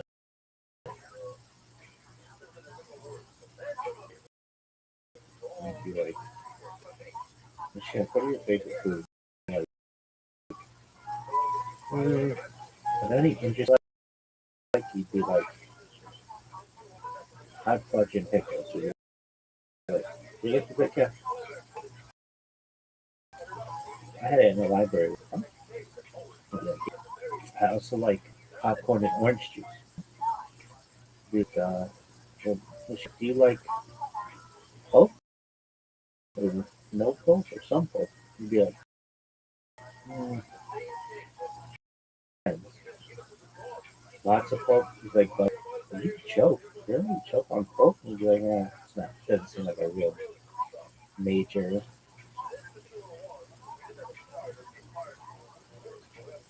threat to your life, but you never know. Probably more threat to your life when you're drinking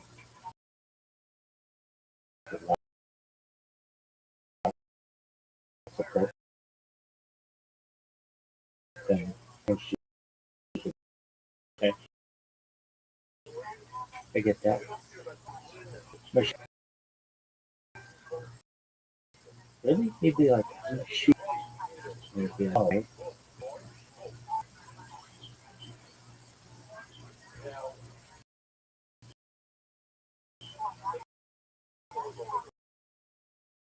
what does that entail? You'd be like, oh, so wow. You'd be like, oh, much I didn't even get a chance to watch the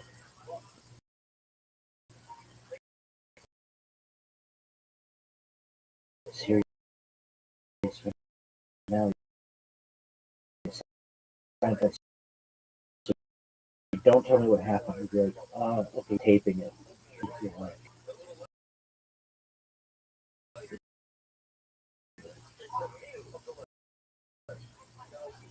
and some of the stuff, but we do our best. So what do you do? Like, what do you be like singled out? Like, what do you look like? Like you like, yeah, he'd be like, he's like straight, like children. He'd be like, yeah, well, they saw us. Oh, okay. He'd be like, yeah, offer. He'd be like, oh, really? Big actually, I like finish line. He'd be like, really? He'd be like, "Hmm." Other Nike outlet store. Really? Yeah. No surprise there. All right. So, does she have you have any like interesting things you like? You be like, yeah, well, it's like a blooming up. You'd be like, Outback Steakhouse. He'd be like, yeah, no rules, just right. We'd be like, he'd be like, that's kind of the motto by which I live. No rules, just right. Like Outback Steakhouse. He'd be like, yeah. He'd be like, they have kosher steakhouses from where you're. Like, yeah, all Outback Steakhouses are kosher. You'd be like,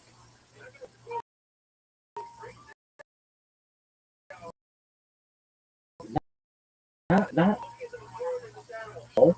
And he'd be like, the ones to which I've been. Be like, oh, you have kosher Outback Steakhouse? For sure. You'd be like, oh, I never had the zesty sauce. He'd be like, no, that's where I get a blooming zesty sauce from Burger King. Like, you like Burger King? You'd be like, oh, that King in there commercial. We'd be like,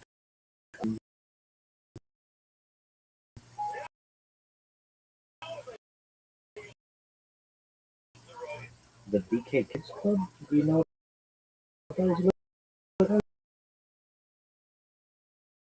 Yeah, definitely. Really? For sure. Okay. BK Kids Club or Happy Meals? People like, yeah, now which I've ever been at kosher. And I'm going to surprise you with this one. He's like, well, oh man, Fridays. Good. Huh? He's like, that's all they serve. Boy, I am on Fridays is for like,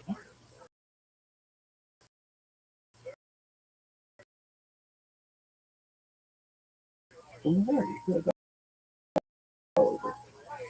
Wait, you mean McDonald's from where you are on Fridays only serves that fish?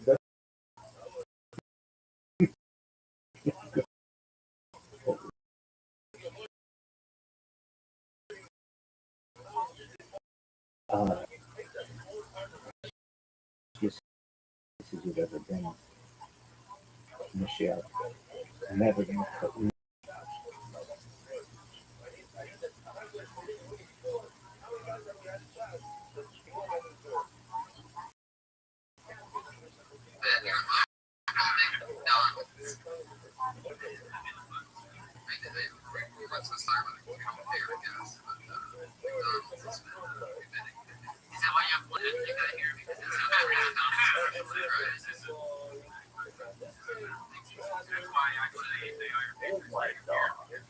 What's up, big dog? Oh, it's good. How you living? Why are you 24? Why? I've been doing this for nearly 5 years, my man. I archive my life like a timeline or time capsule of achievement. 5 years. Oh shit. Where, dog? How did you? Where? How are you doing this, bro? Dude, I'm a big deal. How did you find out about me? My random, he told me that there's an totally hilarious guy live every time.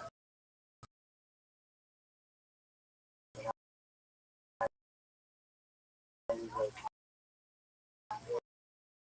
curious about it. I asked him the link of the server and brought it and I joined it. And I'm saying it with my eyes, bro. Like, oh yeah. Things in your neck of the woods, son. What you call It's a term of one of those crap right now? nostalgia. I'm not asking you to, but it automatically improves the quality. But since the server is not boosted, then it's low quality. So why don't you spend some money? Because I'm not watching it. And I don't. In the future, people will be able to increase using all of the resolution to 8K, which is better than the human eye can. So I'm not too about it. I find it to be very nostalgic. 1,000 hours in a live. Yeah, word dog, we're rocking out. Bro, you're insane. Well, I wouldn't say that. I'd say that. Amazing as well. Thanks, big dog. So your friend found out about me. Do you know how your friend? I don't know. What even actually? All right, that's fine, but you should thank your friend. Why is there so many people getting live streams?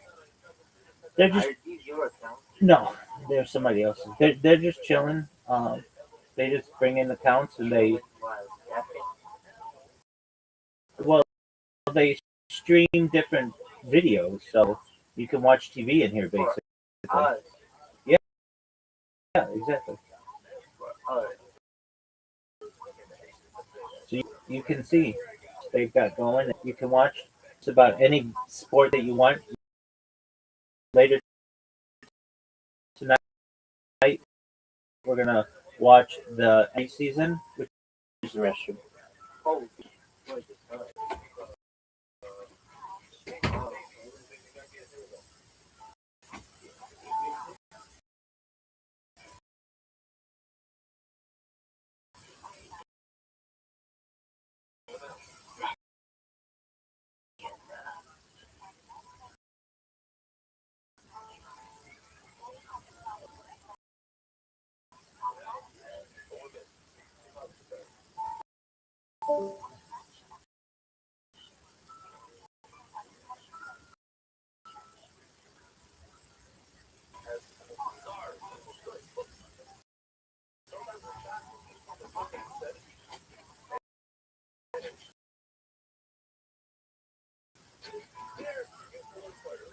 Yo, dog. Oh, how do you use like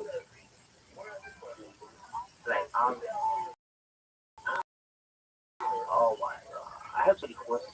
All right. Well, let's start this. Go to the top of this Discord, and you'll see a red ball that says 24-hour live YouTube streams.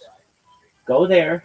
Go to the link, and you can see all my different devices, and that's gonna blow your mind. Okay, but I have a question. Like, how do you manage?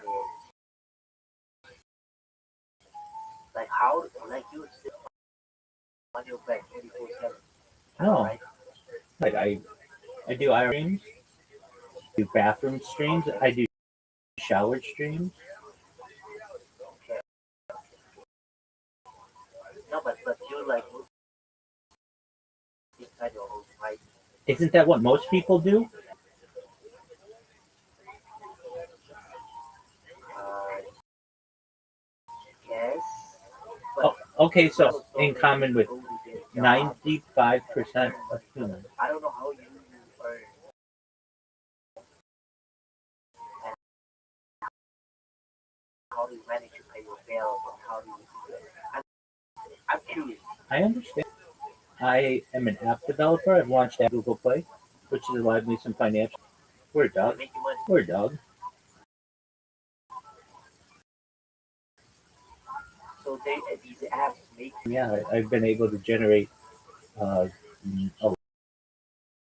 lot of money from being an app developer. can I can you tell me the number? Hundreds of thousands of dollars.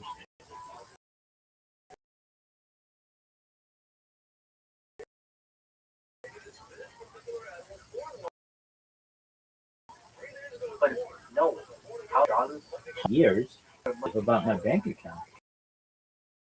Uh, do you do this with everyone on the street? That you go up to them and just, how do you make your money? How much money do you make? I mean, treat a normal person. Treat me. I understand someone who's walking, drinking his coffee and something. I know it's because he's walking, he's doing something. He was sitting in your bed and I'm sure that how he earns by sitting in your home. And I've answered your question a I few don't times. think so. But I don't think so. You earn a penny with streaming.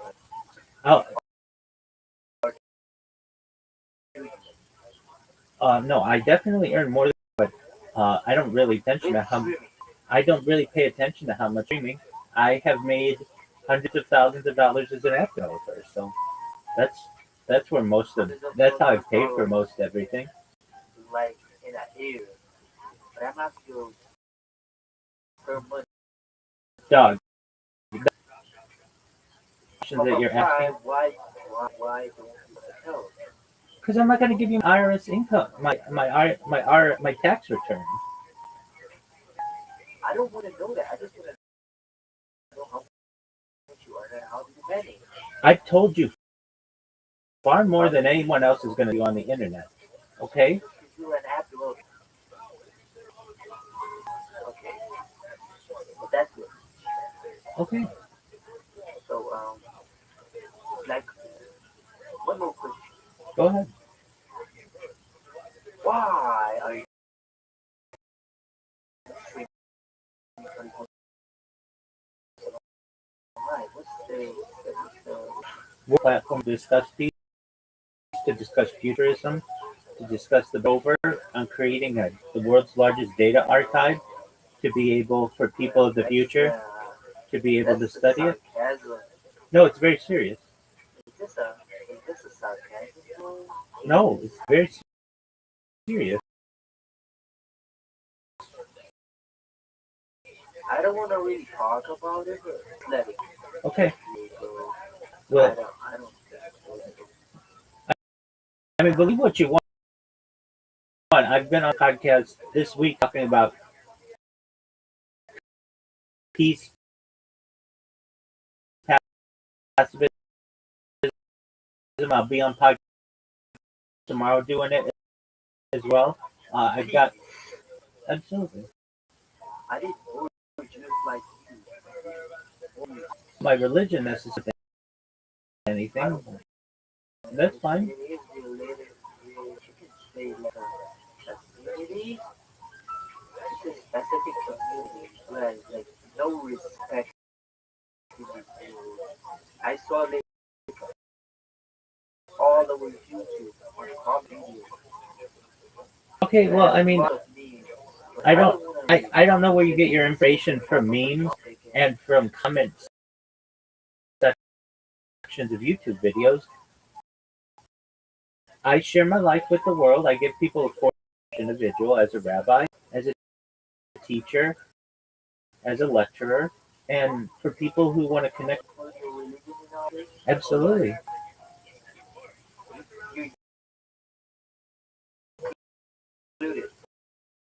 Daven or pray on.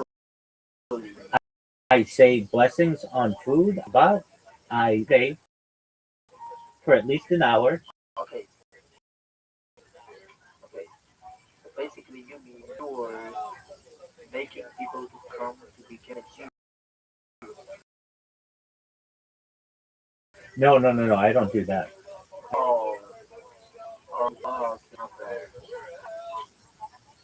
No, people believe whatever they want to believe. Like also Muslims, like they do give dawah to everyone, and they like want people to become Muslim.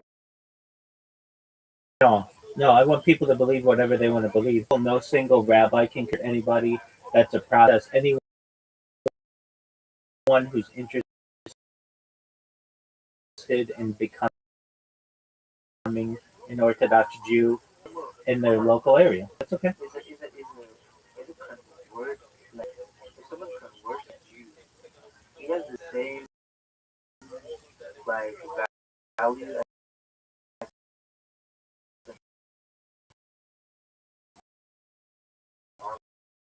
he kind of Generally, very minor issue, like they're not able to perhaps be a witness against Jew. not able. Yeah, they're not able to do some kind of thing. Very Jews, Yeah, they certainly yeah, keep kosher. Everything else is the same. And there are some specific terms of like if you're a female Jewish convert. There are just some discussions that way. I mean, you could, but then the Cohen loses their Kohanic status. These are really minor and really at this point not exceptionally relevant for the overall view of a convert. You're as much a Jew as anyone else. You count in a minyan. You can make aliyah or live in Israel. Every other aspect well, of this one, no, I mean, like in Islam, it's so much like only comes to Jews. group within the Orthodox community of the Hasidic. We have Tris, we have modern Orthodox, and then Yeah, that's what I'm talking. outside of Orthodox Judaism, there's conservative Judaism, Reform Judaism, Humanist Judaism, I have one more question. You suppose, right? 100%. So I'm like asking a question. If it, like, Ask I will away. see it all on the internet. If I'm free to ask about it. Ask whatever you'd like.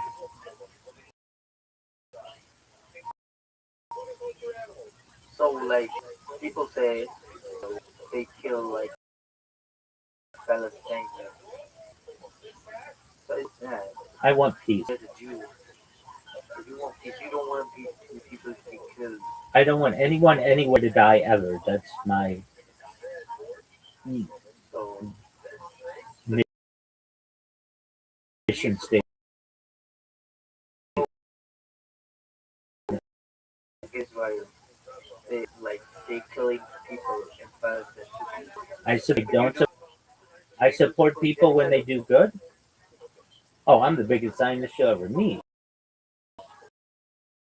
I support Israel when it does.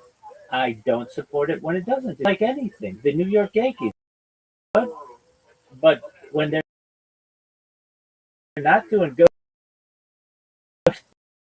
it's hard to support them.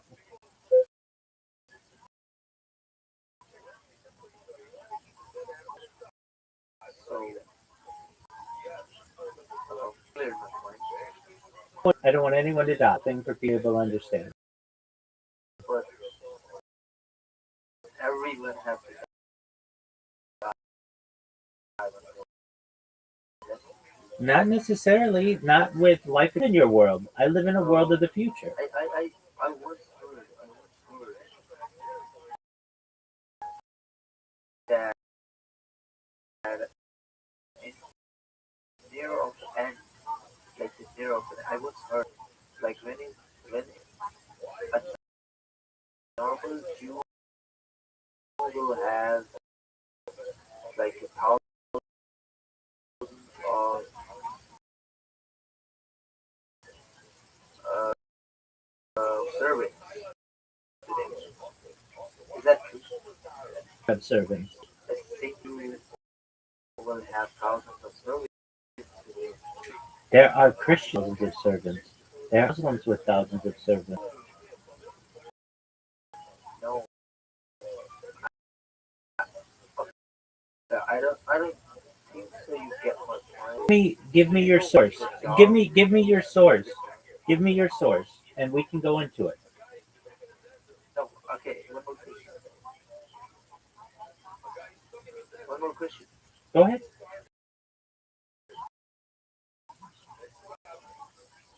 Who is the judge? Yes. Enlighten me. Maybe I'm not hearing you correctly. Paul. Oh yeah, I know who that is. Well, Is that a god? Is that kind of thing? generally is considered an ancient deity. Wait, be right back.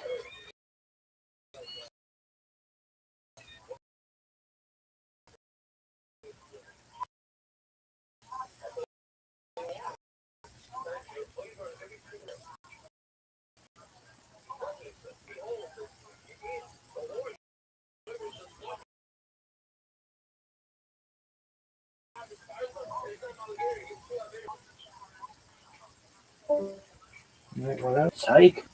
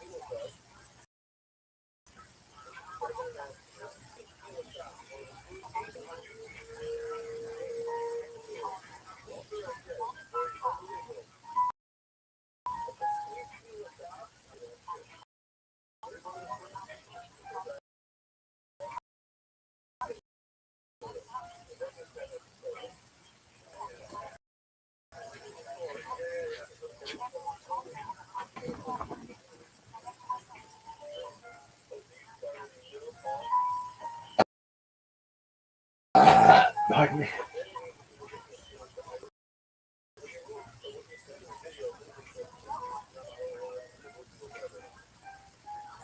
Corporation. Since some of you, I don't know how many here, but Gary Patriot was in a movie, blah, blah, blah. And this crazy suit to be the Iron Patriot. But we got a note from lawyers over at Mark Patriot. So,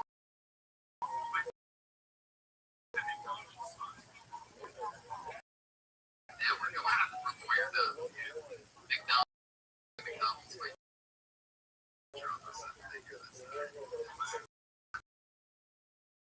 you guys ready to get this thing started? We have over time to get the chance to do 60 seconds. So let's have some fun, shall we?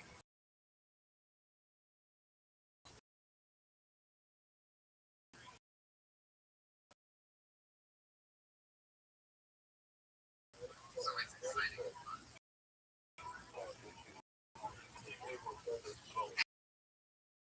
Hey, Sarah Wineshank, everybody. So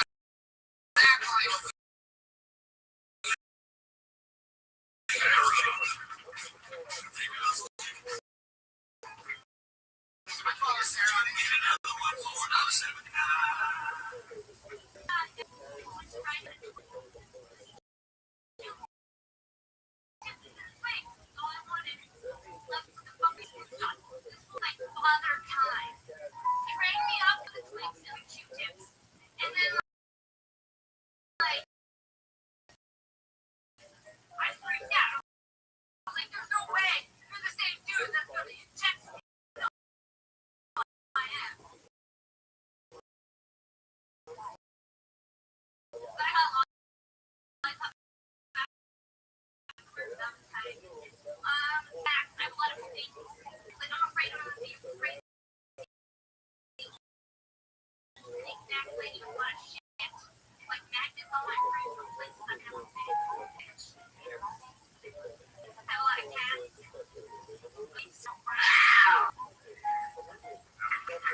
There you go. 1 minute.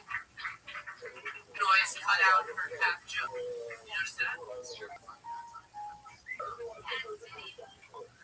Kansas City, bro. Yeah. That's about it. Shot. Yes. You shouldn't get that. I know. Trust me. Why'd you do it? How much was it? It's like. It's like an inner battle. They asked. But then I looked up all the side effects after. And like, I had already looked at the side effects. But I don't want to. But I regret it. Never. Well, I got it. You would like to try it. Yeah. Are you healthy? Why are you getting the flu? No, listen, if he drugs every day. I mean, I don't know.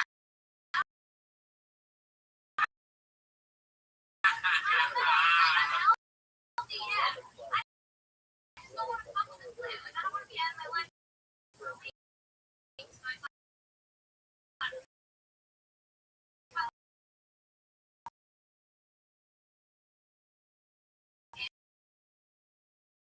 I get like some weird disease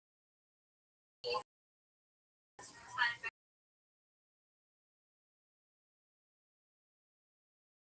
Shot. You don't want an excuse to sit the bar spot and fucking shit out. Yeah, I love the flu. You catch up, second you're healthy from the flu. It's like no one can get me sick. But the side effects are worse than that.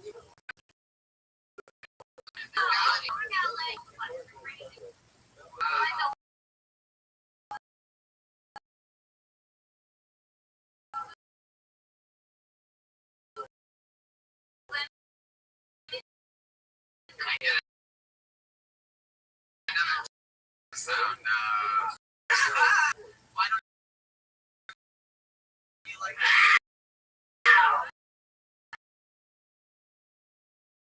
Why don't you like to say cat fight?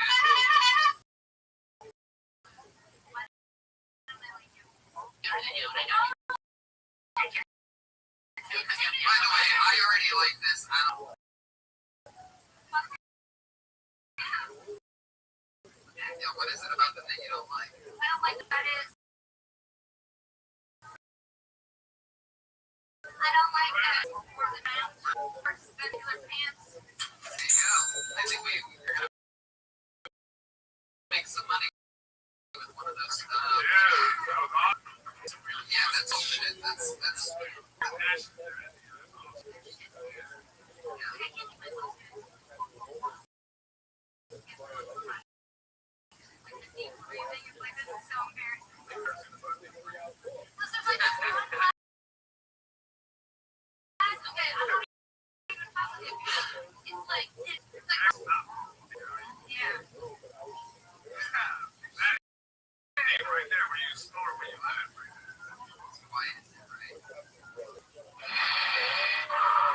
What are you addressing? What are you?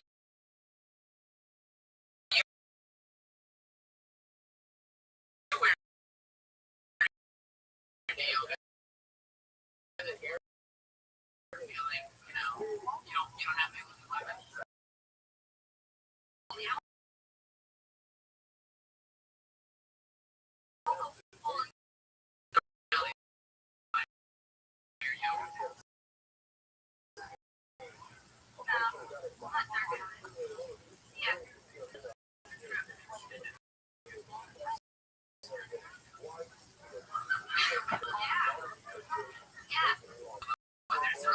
to.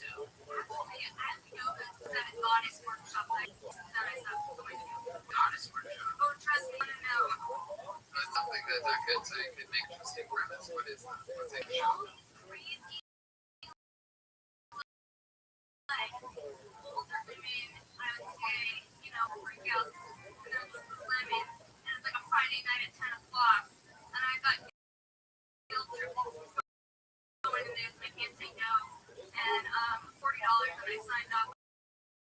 What is it? What are they doing to you? What are they class got his workshop when I arrived there, no one was doing any type of at all. And I had guys arrested for like 5 minutes and then hug her and she cried. So ever since then I'm like, fuck yoga. When do you become a goddess? I don't get the goddess. No, it's just like these women are like hate their life with their husbands or like whatever. They're like going to like I didn't realize it was like this, you know. You work the I hate bitches angle, you'll get all the men on your side. Some of the women. Right? They'll stand by your passion. Really. It's the yoga things. How do they? How are they always there? What were they doing? If you're doing this, you're in. What are they doing? Where are they? How do they do it? They're rich husbands. Yeah. Right. She's a fucking artist trying to grind her fucking yoga. Right.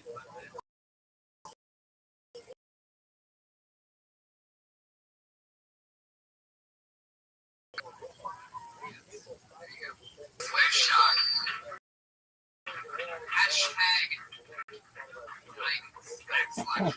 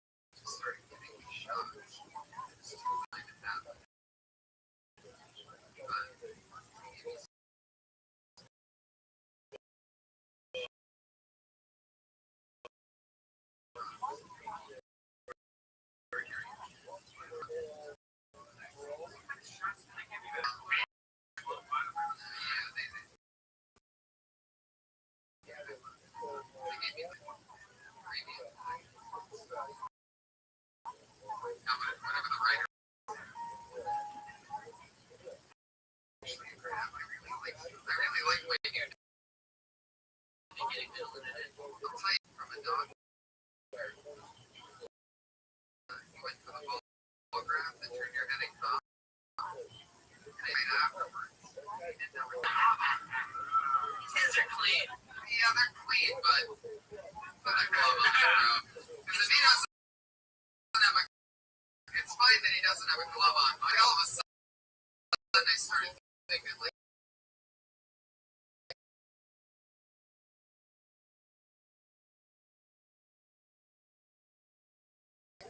cross a condom with the guy or something. Like, I'm like, it's all right. This one. Morning doesn't have to do it. I think I got a late shift. Repairs are good. I had one that all around like my dad told me about it, so I got a female doctor. Oh, my physical. You're so cool. My physical. No, she had a teacher's assistant, like somebody showing her that did it. Worker, so I had a younger guy that was like my age grab my book first. I prefer that. So great. It's like 22. Is he like, yo, bro, nice balls? I prefer a male touching my balls because I don't want it to be a girl that I like boner into. Right. And I don't want it to be a girl because I don't want to tell girl doctor to misdiagnose my testicular cancer. Right. Fucking man. Yeah, argument with the big brain. What's this big? I once had a female doctor, but she was very pretty, but she did kind of lifestyle. I got, my boobs too much, and she lied to me, she was a little bitch, like, they're not gonna be like, oh, about the gym, the syringe in your ass, she put the rubber band on it, I can't see, it's all happening behind, she's like, this is what I did. You're like, whoa.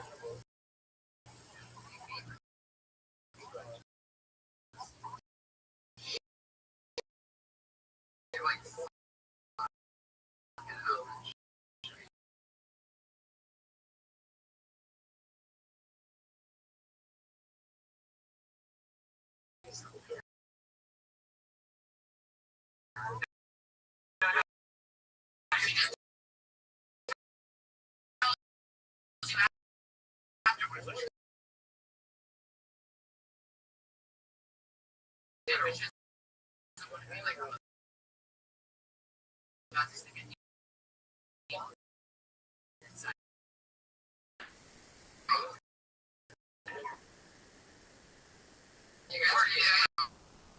Hemorrhoid Express with hemorrhoids.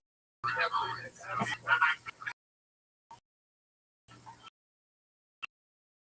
I take it out. You don't have to do it. I used to take 50 days. Never had to take like I don't know. Alright, your next comedian, everybody fans, go for Mario Remote. Everyone here.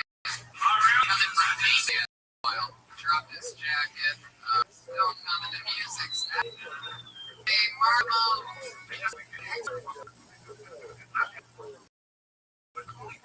She's an electric wheelchair. She tells them. Like, she loves to drink and things. Like, she knows that, but she makes her wheelchair go really fast on her head. And then she likes to fight and everything. The drove for like, she was saying, like, we're gonna push her ass up. Actually, she's downstairs waiting on me. I know she can hear me. She can leave and have an elevator up here. She's like, come on, but that's the. You nailed it in a minute. Nailed it in a minute. Holy moly. Really here? Downstairs? Wait, really? Yeah, I wish we got an elevator. She's really downstairs. Wow. That's hilarious. First of all, okay. Okay. You know, so 50 feet, you want to. Did she really want to go dancing with you? Was that a problem? Yeah, she was. In a wheelchair.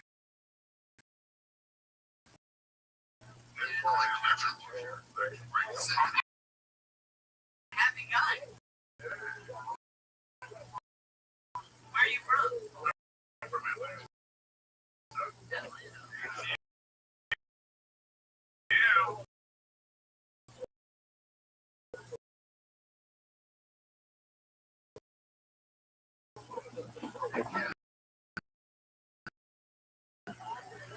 It's really cool.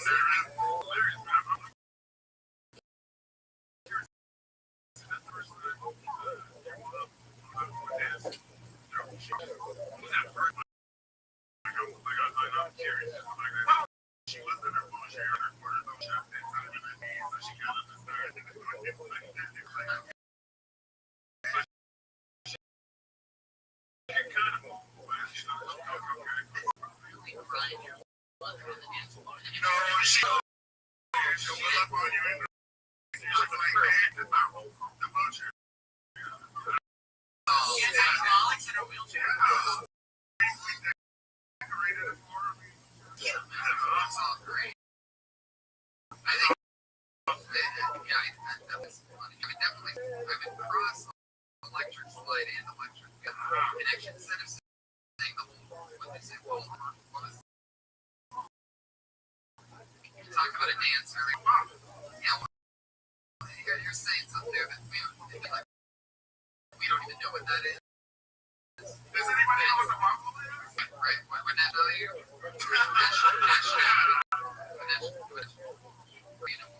Electric slide is electric. Right, that, and I also love that you're talking about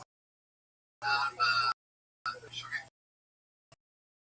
So she would set that up by saying she does one where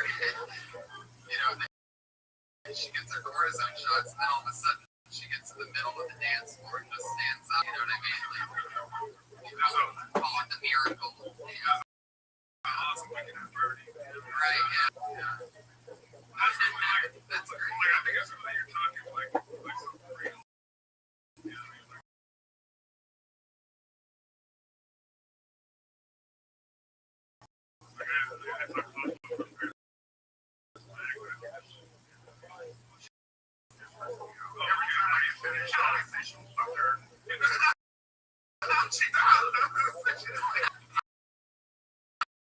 I love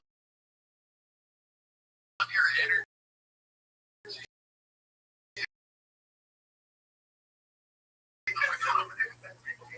So much fun.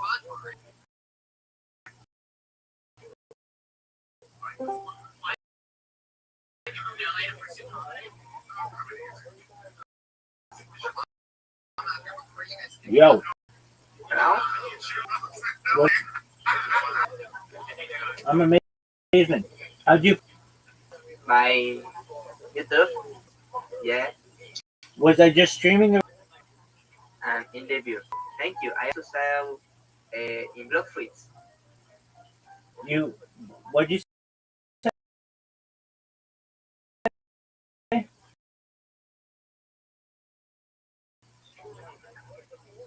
Okay. So you saw me on YouTube. You saw me on YouTube. And what interview was it that you saw me? I really don't remember because dinner. That's okay. With well, that's okay. No big deal. But you saw me on a podcast, Alright. correct? Yeah.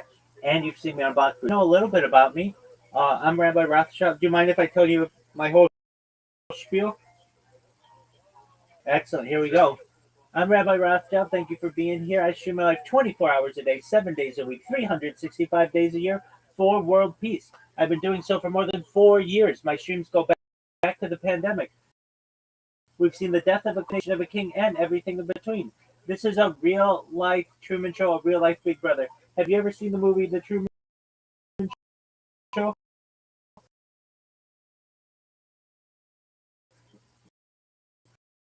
Or the television cameras?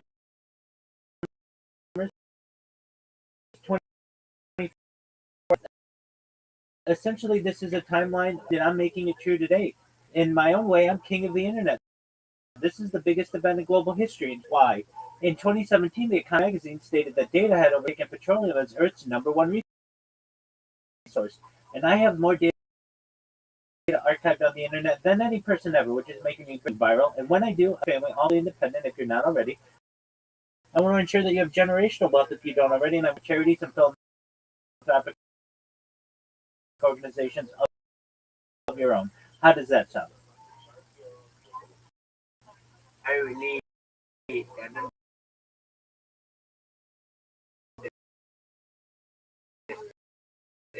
much because I'm from Poland.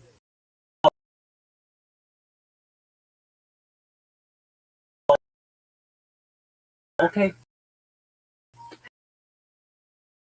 I have a different That- now.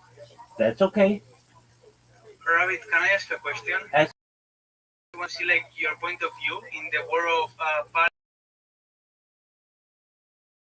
like how do you do like being you and how to like you don't want them to fight, right? That's exactly right. I want peace. Right. That's a very good like goal, to be honest. To what I've dedicated my life. If I may ask, did you find out about me from your friend? You guys just all came in. Yeah, we're friends. Okay. I really wanted to come with you a bit and chat with you, you know. Absolutely. I'm very happy. Apologies in advance. Quickly, you may not understand everything that I'm saying. If at any point you want me to go into more detail, I can. But that I talk about and what we just referenced is peace. I want to use this stream, this 24/7 live stream for world peace to be able to discuss things like technology, such as agricultural drones, floating greenhouses, saltwater greenhouses, hydroponics, vertical farming, cloud seeding, world through technology like digging of wells in developing nations and desalination technology. If you have a chance of this Discord, you will see a red circle that says 24/7 YouTube streams. Do you see it? Yeah. You go onto that link in there, see more live streams on any single individual than you've ever seen. Right? We check. Excellent. Alright, I see like here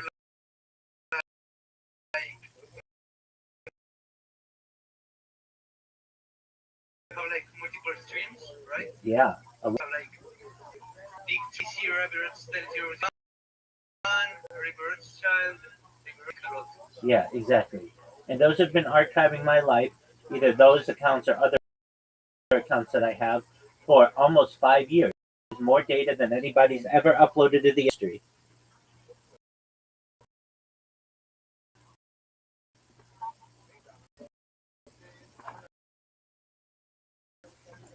It's a big. like I don't know what to say. Like I'm like really happy that you're doing this and want like to have like in quote unquote like a happy future. Absolutely.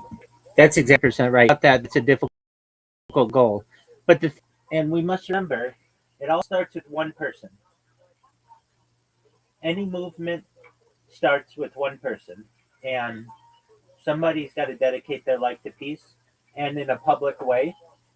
What I want to do with my streams is show people that we're not all that different. We're 99.9% the same DNA. That which divides us, whether it's religion or race or political ideology, is really very minor in comparison to that which unites us. That we love our friends, we love our families, that we all laugh, we all cry, we all sleep, we all like to be active, we all like to learn. Those are all things that unite us much more than that which divides us. Does that make sense? Exactly. So that's what my streams do. They an opportunity to connect with me 24 a day, and it's like a portal and see what I'm doing 24 hours a day, which is very unique. Nobody else or very few other people are going to give you this much of their life and share this much of their life with you.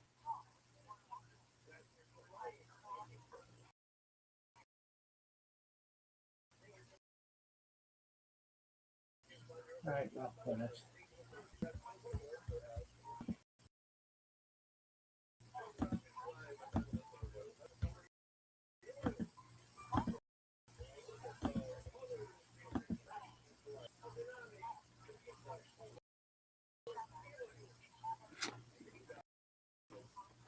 Well, for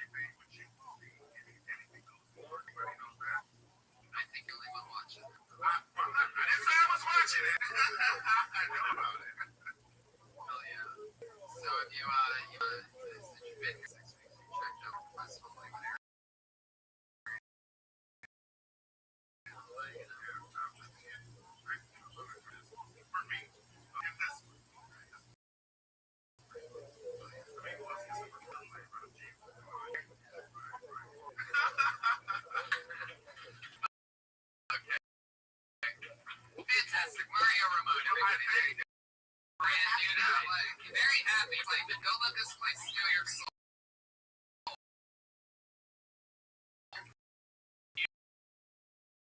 It's so dark. Oh, don't get himself alive because this ripped out from your spinal cord. And I have people telling me that, a few weeks in or whatever, it was kind of dark. Marksman, you were tough from the get-go. You were even tougher when first started. It's true. I knew I wasn't going to quit. I knew I was in it. Tony treating people.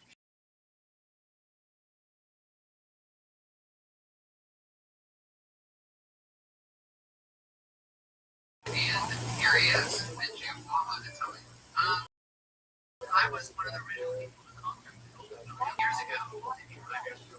We used to play Risk in the green room over here. You know, my nerdy comedian friends. So I'm not a nerd.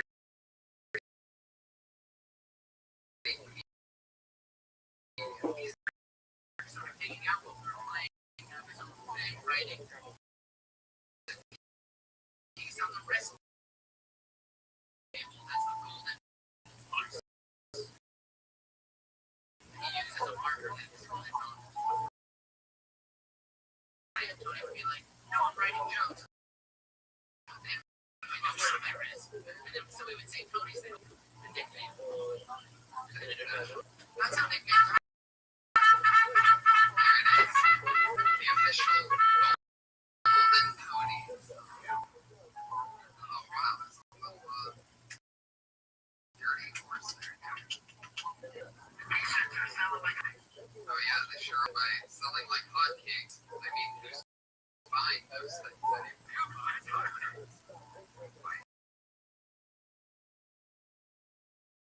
How did that ever become a thing?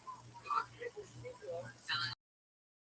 I think a hotcake needs to be the baddest guy in the room, just the one obese, homie Jay. Yeah, J-Mac. Just a lot of giving it the word hotcakes its own applause break. Okay, let's pick another name. Is that pancake balls from Denny's? One of the places I refuse to eat at is Denny's. Stop eating garbage.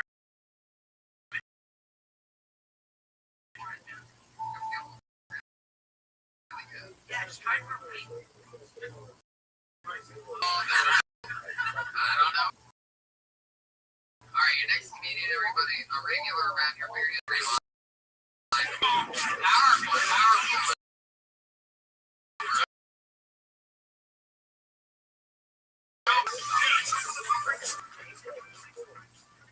Powerful. You know, since we have a cocaine dispensary. Wait for that shit. I got my car. I just moved out here to LA. I really didn't move out here. I just don't have money to get back home.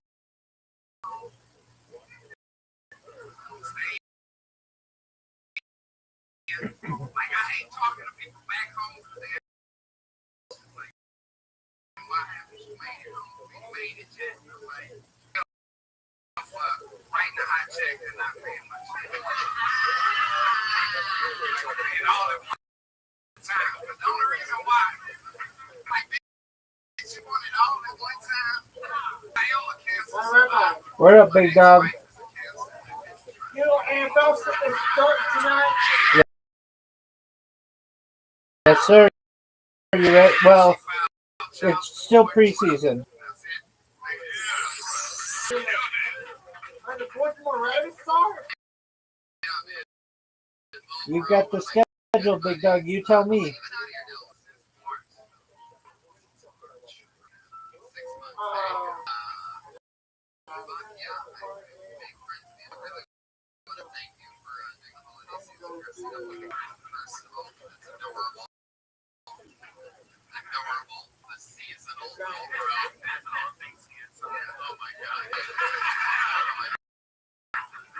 Those come with the base start hanging out of the pocket. Fuck yeah. Damn, they got two Halloween costumes started by the sweater for Christmas. Oh, whichever relative that was. You can tell the relative that hates you the most by whoever buy you that sweater. But you know what's so bad? I didn't get anything else. That's why I can't.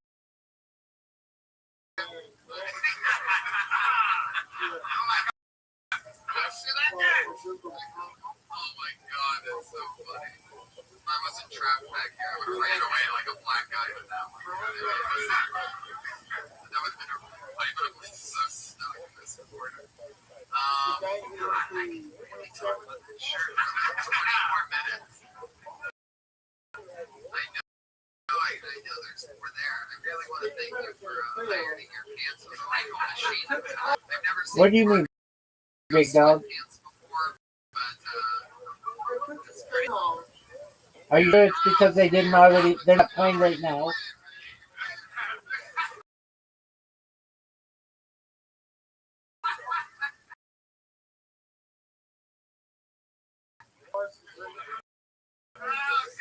There it is, a fountain. takes place organically around this comedy club into the back parking lot. Oh yeah, big time, big dog. I can't wait to I can't wait to know. So Ravens Absolutely. This is one of the extra. Yes, sir.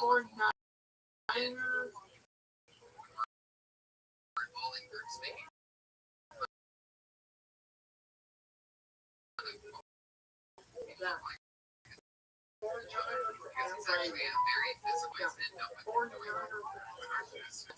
powerful than sometimes an act out. Words can do.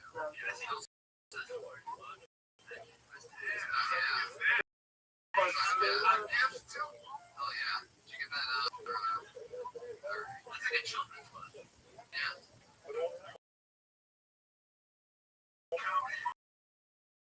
You get the worst gifts ever, by the way. Whoever just bought you. I need cargo pins. Was that a gift from you? Oh man. Yeah, like what do you keep in those big pockets? A better pair of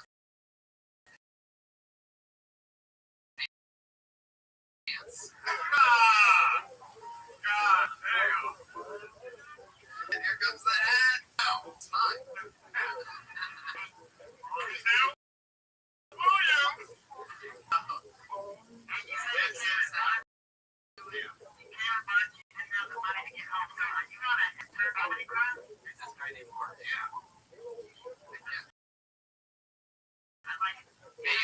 By the way, Patriot, your beard would go. Well, bro, you are hilarious. You always are. It's always so much fun for wrestling. You really let me shine and do what I do. Like, I don't know what. He's at Lilbro on Twitter. It's very hard to spell, but he's so funny. I'll spell it out for you. At LILBROUGH. He spells road with 3 silent letters at the end. It's his fans. And, I suggested to him a few weeks ago they change his name to Dom. Already plenty of littles, the little Ray, little John. Do you think there's too many littles? The little Romeo, little Lester, little Troy, all the. The thing is this, he couldn't be big bro because his children. There you go. There you go. No doubt about it. By the way, a big old share. Mario Ramon LA was Mario Ramon's Twitter handle. I forgot to get that out earlier. That's Mario Ramon LA if you want to send this yourself.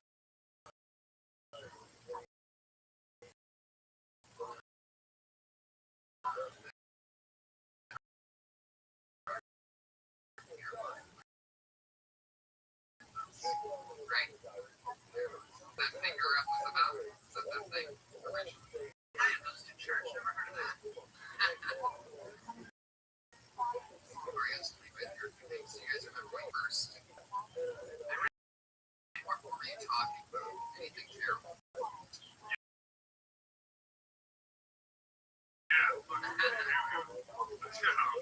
Friends now, but I used to really. I left down here in tears one night because I got this.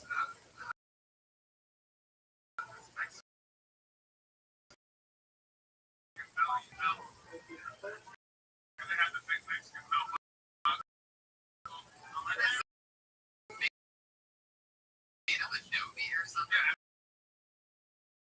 Adobe or some shit. Like Raven Hysteria. Like he just went in on me. So fucking awesome. I remember that shit. Wow. I'm gonna bring that belt around again. The belt, right, exactly. I just picture it. Like the belt sitting on your passenger seat. You're driving home. You're like, I'll pop the trunk, hitch it away, roll it up nice. Put it in wherever like the spare tire is. Yeah. I remember that first set though. Man, I was talking about something like that. Shit, you know, blind date. And my dad was trying to do it with the physical, you know. So I was like, my dad said, "Yo, a blind date." And told me that her waist was like this. And when I got her waist was elbow to elbow. Same response. You know, I'm thinking in my head, like, I'm gonna kill him with this shit. Because I see the hair's just right. I can lean down a little bit so I can see it. One of the first times I went up actually saying like Beatles covers. Can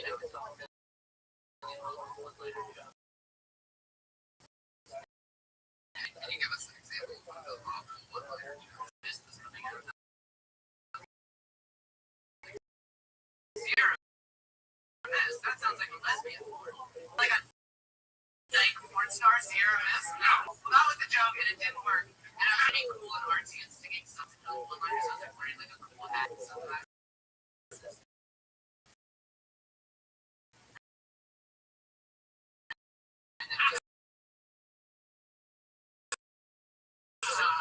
actually really, you put that in a trash can, like, and you put the rest of that carrot. Yes, and imagine as bad as that joke is, people through. That was what I was trying to do. You threw away. Wait a second. One little girl was wearing, was that beige? Anyway, let's keep this fun straight. Your next meeting the Mississippi, the Sassy. Giddy up. And other crazy boys. Oh man, I really have a coming out the Vidalia and I came out some queer shit. And speaking of queers, I got to Hollywood today from Lawrence County, and the first two things I see are two broads kissing with the hats and sides. And me being the newer that I am, hooked me up a bar on Sunset. We call it Dykes.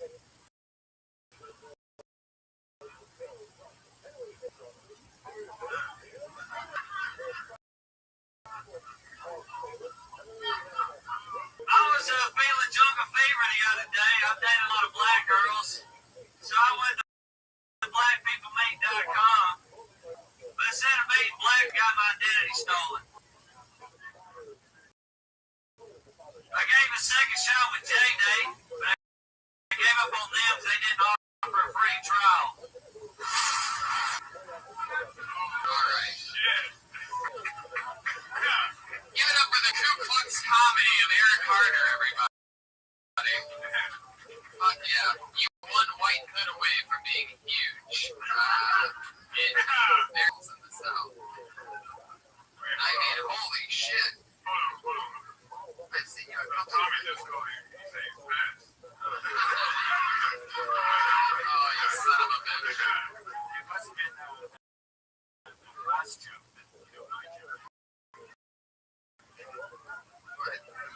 Name up right now. I love what you do, bro. I thought you were from Alaska, weren't you? Los Angeles, Neverland.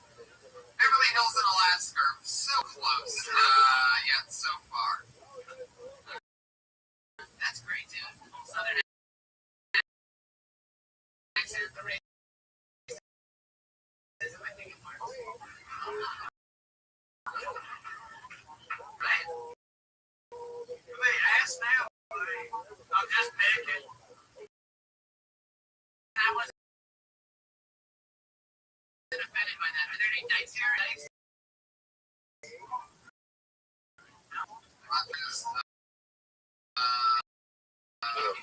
What else was in that? That's not even a black or break of swing. That's like a stereotype. Black girl. Oh, he's right. They have like drinks at a nightclub. Any black women here? Okay. Now you made me racist. You're racist. Powerful. All of a sudden, I'm like fighting my hand. Wait a second. No, it's like you don't have any hatred. No, that's just for shits and giggles. I think it's more for shits. You have a burning cross of His lights on and friends burning cross of emojis and uses. Have you ever known anybody that was lonely and sick? No, this is actually a true story. How long have you been here from Mississippi? From 2 months. Have you met? Yes, Jews are the ones that got me into comedy. What Jews got you into comedy? Because Robert Wiseman, that masturbator last week.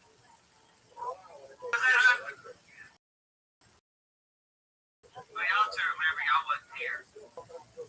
There's some other Jewish guys are in the movie. See you later. You find that maybe you're southern racist, maybe not. You know, because I don't think why are you?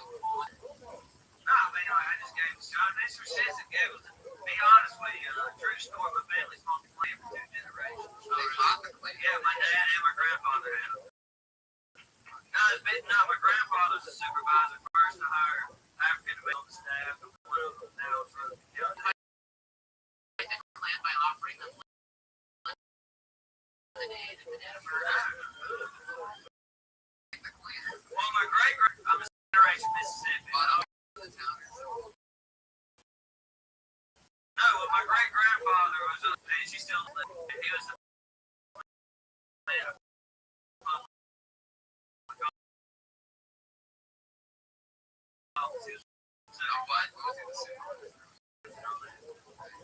county supervisor. And 6 late showed up to my great grandpa's doorstep and told her, hand over the child. The reason they didn't kill him because he had a public office, came from a big family. And my great grandfather took the stand, got the gun out, said if I can get you near this girl. Why was your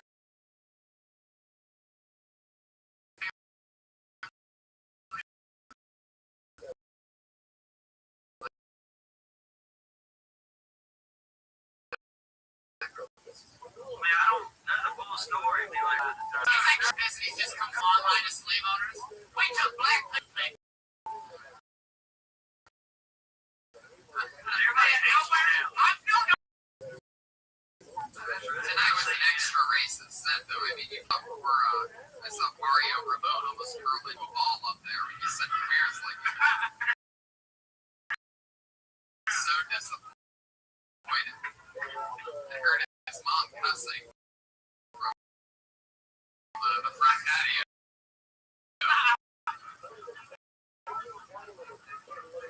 Anyway, be careful when you throw that man. Right?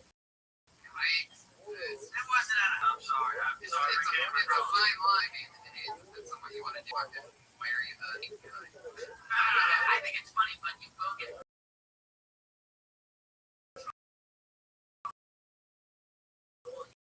judge you. Really think that. And also racist. I'm going to tiptoe around every racist to make sure it doesn't come across me. There was nothing nature behind the plane from the something backwards. Confederate Union. She was taking there you go, Eric Carter. Call me. It's like the second or third time he's been on the show. He's French. It's fun. It's nice reputation. But it's just everything horrible. I mean, first of all, I've been really full back with his Eric Carter. He stole everybody. Here he is.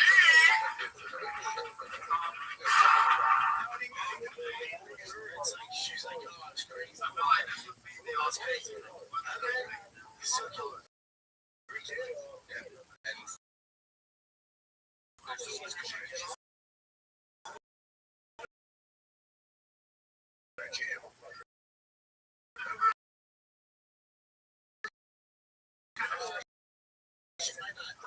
She's trying to look for insanity. Said that are like, man, do this problem. And you're like, bro, fuck me. Yeah, he's down TikTok. I understand. I love looking at those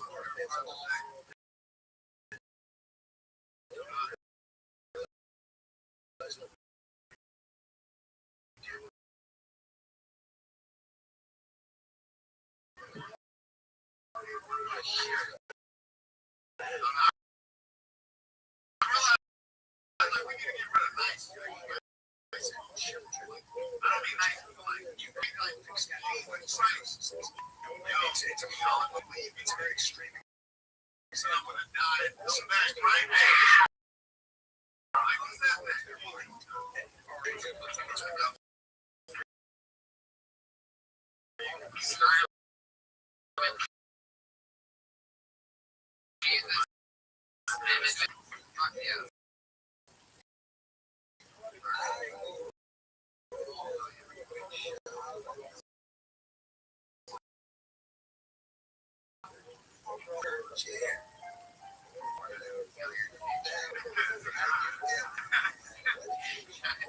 us one way or the other.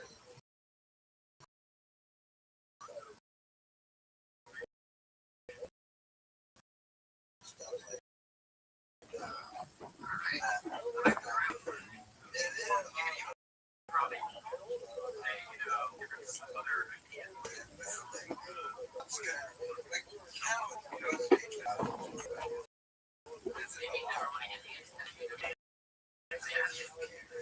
I actually said that to my dad once. I don't like speaking.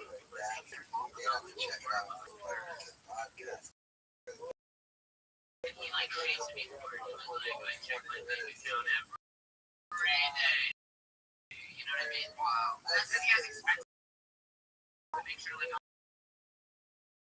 I'm not getting up. My daddy was like, you better check this shit every day. Like a crazy person doing something for himself.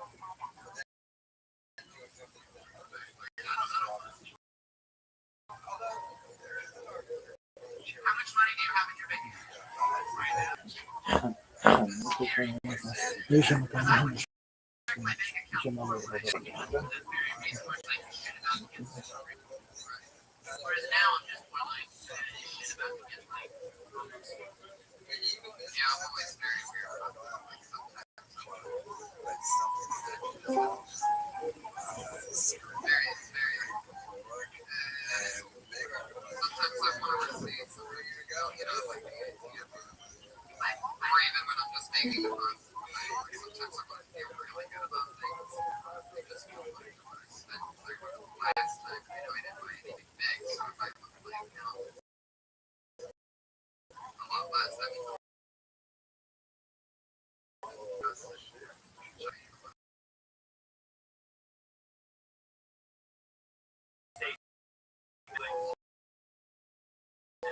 oh, you spent last month? I don't even ask for a receipt. I'm like, I know they can see the balance. You can see my account on the other end, but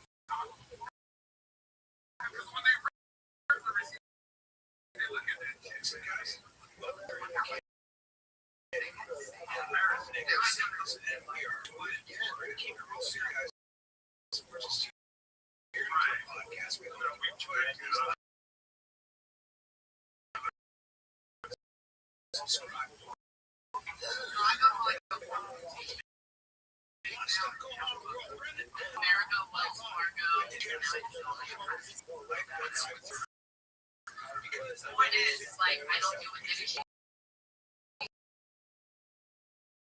Stuff and always like at least one person there you have to talk to them. The only thing I would have to do Uber or Denver that does suck my part.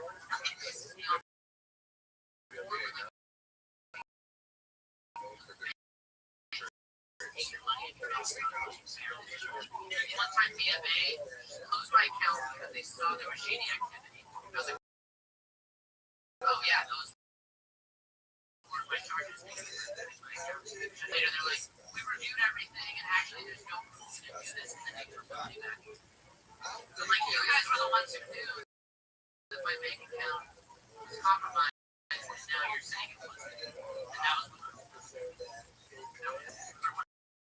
they close your account like when you they can't believe that you're in another system. You have like, well, you should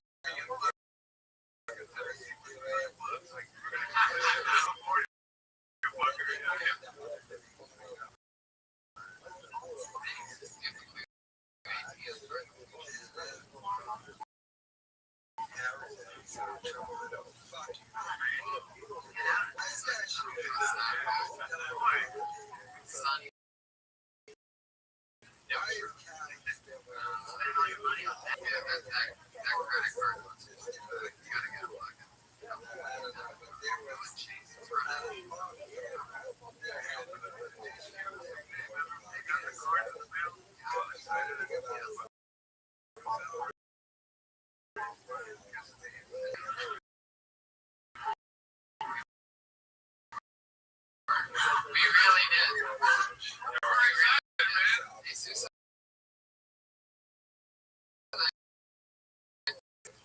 broke as fuck to having a little bit of yeah, no, I remember feeling guilty, even though like I had it and everything was this I'm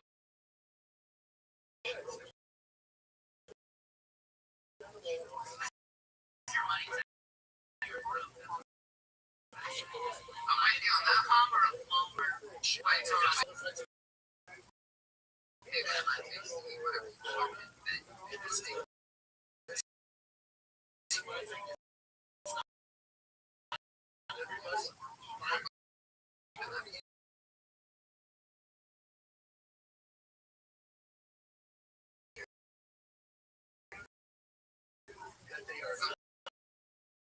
my era bar. Let's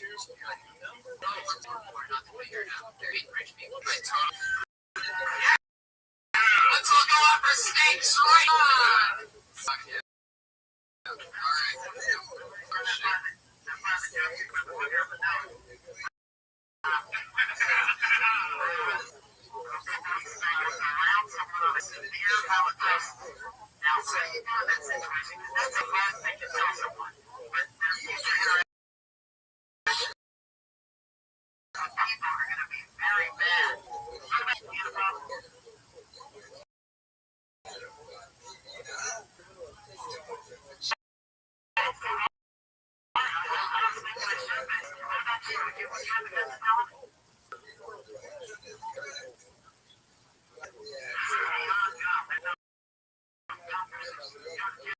Who were you hanging out with in that house? You don't stay at that house. They know their friend is bad. No, he did not. He did not.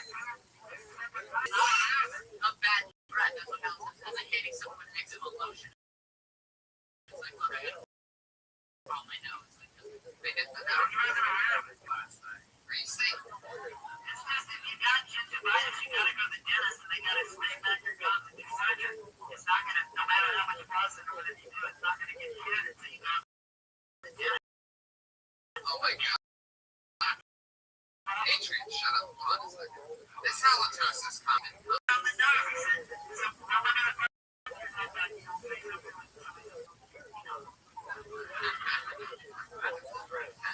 I love it. Keith, thank you so much. You're not on Twitter, Keith? Tune in for Twitter? You also worked at the La Jolla Comedy Store, right? Oh, that's how I know you. Jesus. It works. And you've been going back and forth to LA.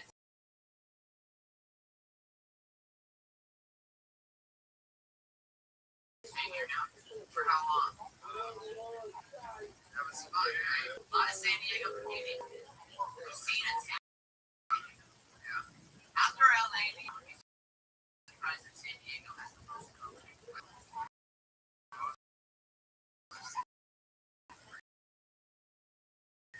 Oh, yeah, Santa Brand. But San Diego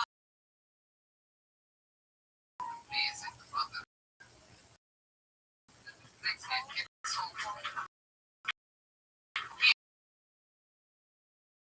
on Twitter.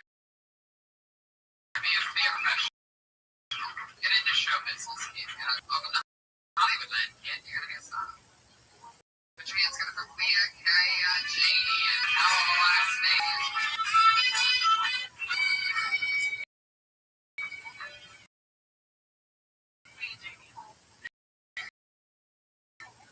What's up? How's it going? The very first one I got my favorite band logo tattooed on my back that day. I turned so excited. I was like, never gonna regret her. And my boyfriend time was sitting by me like, oh, baby, you're so hot. Can't wait to take you to the country and figure out those ugly because I don't know any better. Ha ha!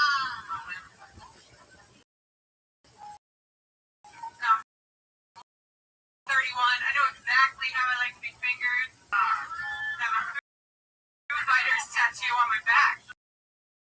Where I am. I also have this on my arm, Veritas. It means truth. Bar one time, a guy came up to me and was like, hey, tattooed on your arm? Yeah, because I love fajitas. I don't like this chicken, you know.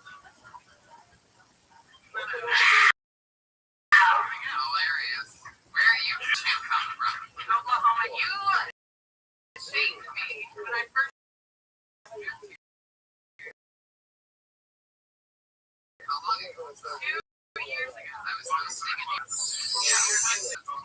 Benji, for a lot of people hosting too. You heard me too, but not as part of me. What did I say? Do you remember? I was working out.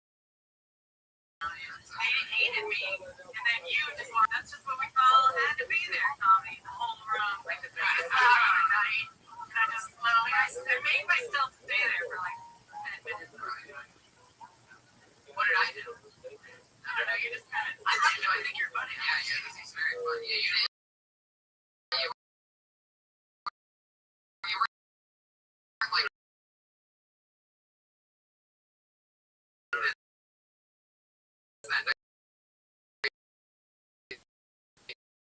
You were like, no, I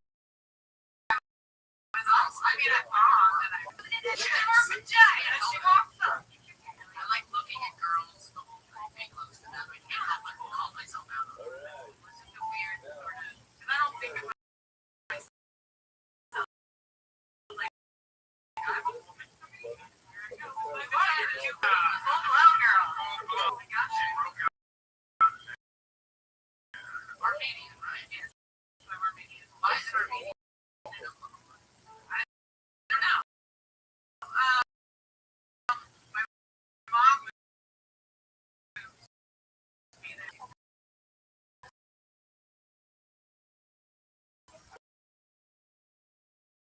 I was like the only one.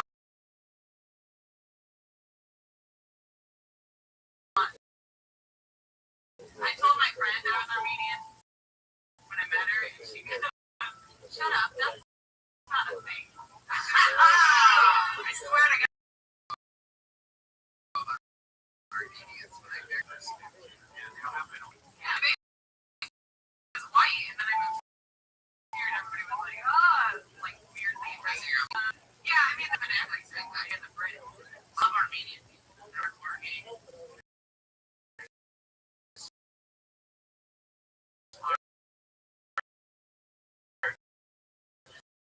A lot of success.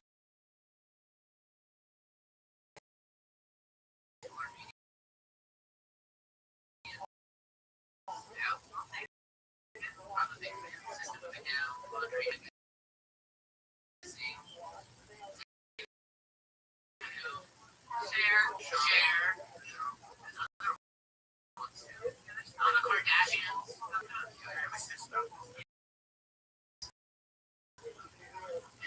I know. I've also property management background, so hardworking people. Yes, Armenian. All of Armenian. They all want to like job with Armenian. Shop Armenia. We have this like a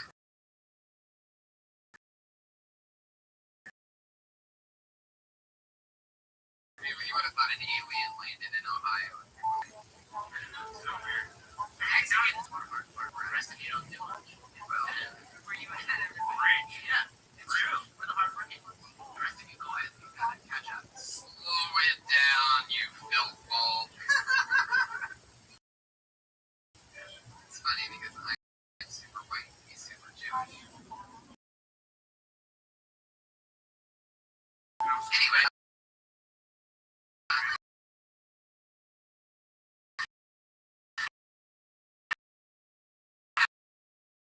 You really have a food fighter. I really do. I have a food fighter. You have right. I have 3 F's on this list. I have 5 F's on your number with you. And it's right. It's on your lower back. My lower back. Yeah. Wow. So it must got up. This is even hotter than I thought. Food fighters. Do they come right next to the FF? Like, fuck yeah, hashtag. They just come right inside me. Yeah! Yeah!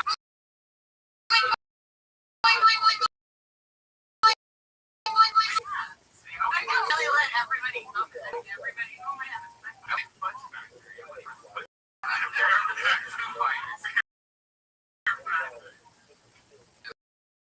You should get a round of applause. You should get cream in her. Yeah, that's great. No, I need that.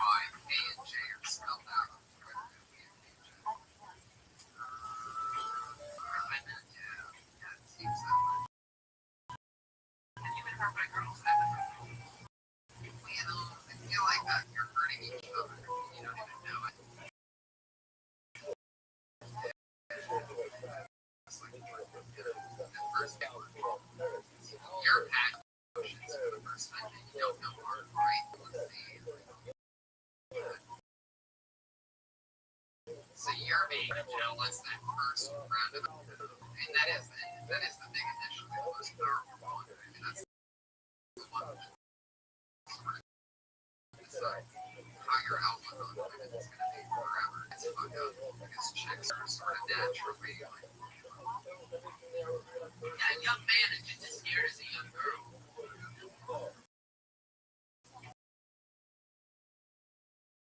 Right.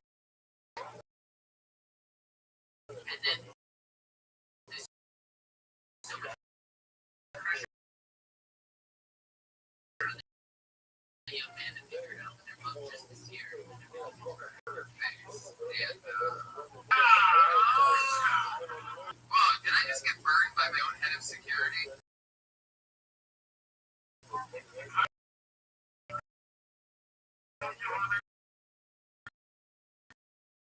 And you're thinking about it with another guy. Really?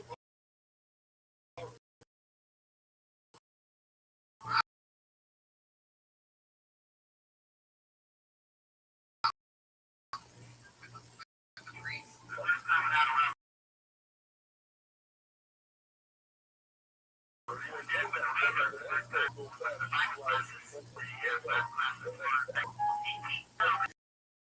Finish in Bible study. Did you pull out or?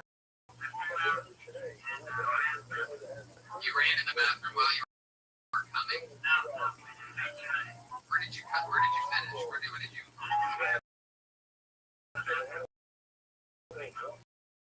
Wow.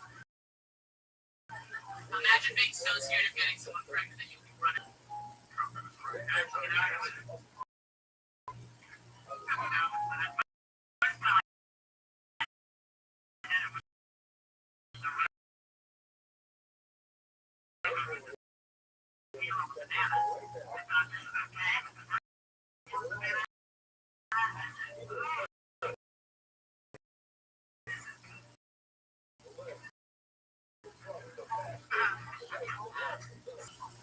Alright, on to the part of the show where we have two regulars.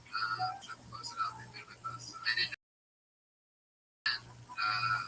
Always here with the new 60 seconds. We're hands together for a very, very fun. It's Kimberly Conlon.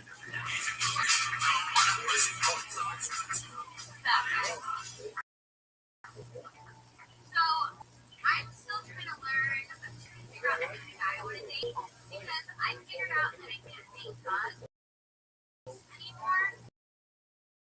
You know, because it always ends up the same way. Like,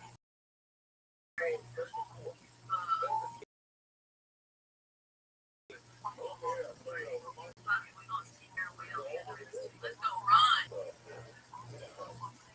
Not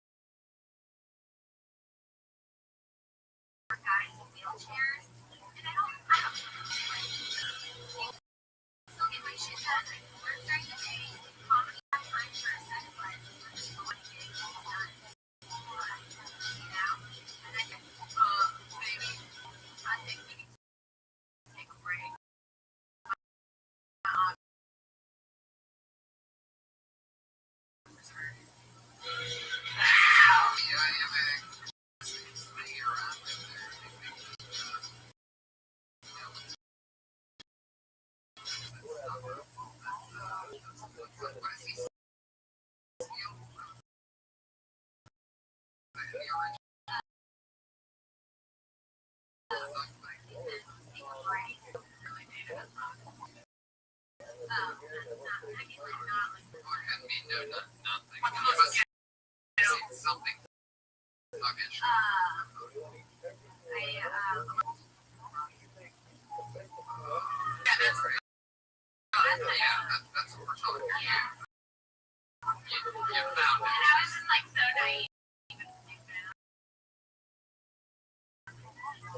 We didn't really have to take. Everybody stop what you're doing because the only new Aquarius is here. How you living, girl? Hi, Reverend. I'm good. How are you? I'm lovely, thankfully. Who's new? I am. Oh, thank you, Lord. Absolutely. Are you ready for me? Yeah, let's play.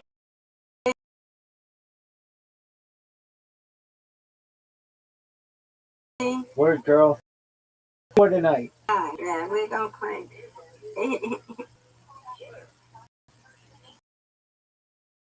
Miss Aquarius, you're going to have an invitation 5. Yay. Oh, she's in. Tonight's her night, folks. Got it. And That's 4. 4 left. That's 6. No doubt, folks. strike. No doubt.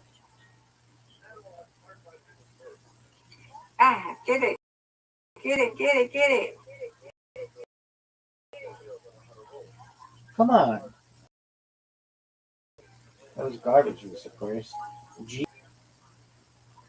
Yeah.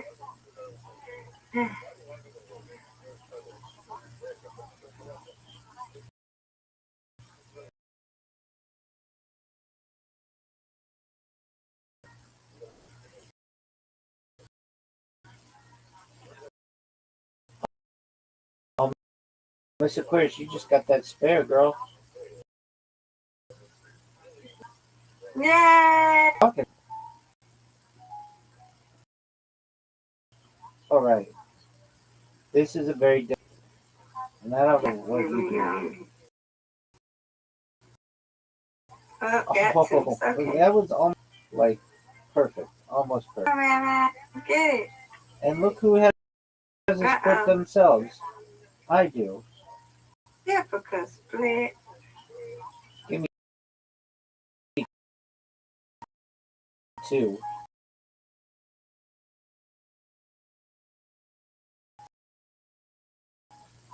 I'll take them. Okay. Let's go. So far, so good. Tony was in here. I was up late with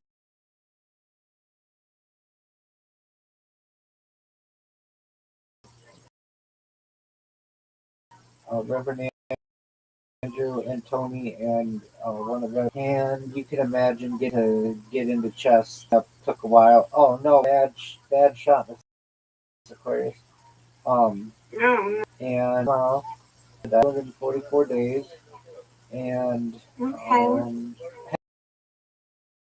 had some random people come in who had seen me on podcasts and knew about.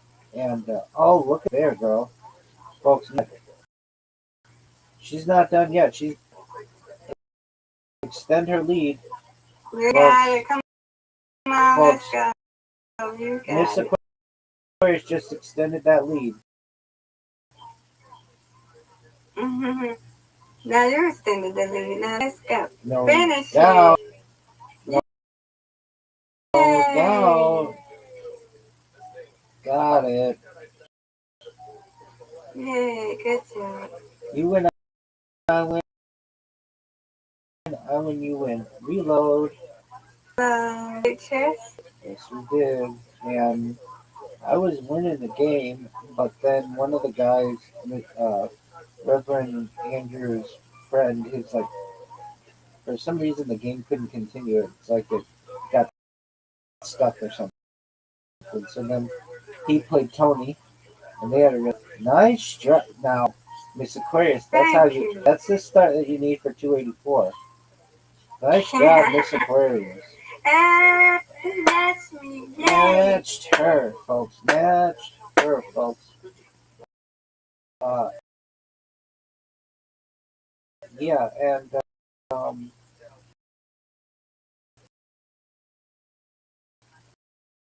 working And another one. another one. DJ Khaled. We need So you gotta get no it. Miss Good Aquarius. job. No doubt.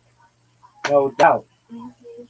But nevertheless, Miss Aquarius is about to take a big lead here. I wish. It's a split. 15 points. I got it. Let's go. She's 19 points, folks. Give it. All but Yay! Good job. one. Big time. Time.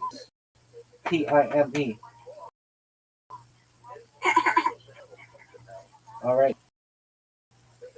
Folks, Another big mess. It's a difficult split, people. this is one of the most difficult splits in the history of the world. That one. Get that one. That's all you needed right now. And she has the lead, folks. Come on, Rabbi. No Get doubt. it. You got the lead. That's big time. Get in That's there. big time.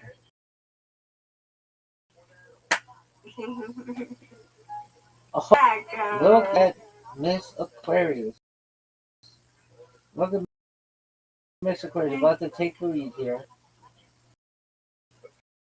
And she does. That- She took the lead. Now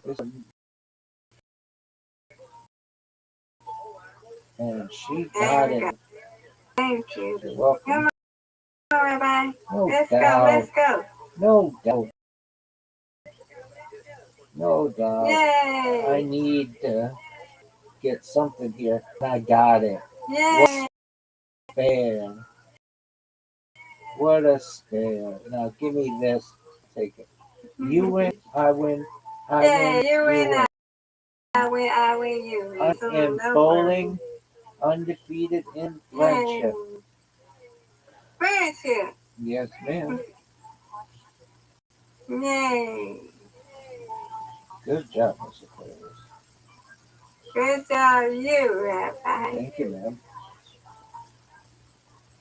Okay. All right. Well, I'll be back when I go to sleep, okay? Absolutely, Mr. Aquarius. God willing, we'll see you later. Yes, well, you wasn't finished. I didn't mean to cut you off. You wasn't finished, were you? To tell Absolutely. me about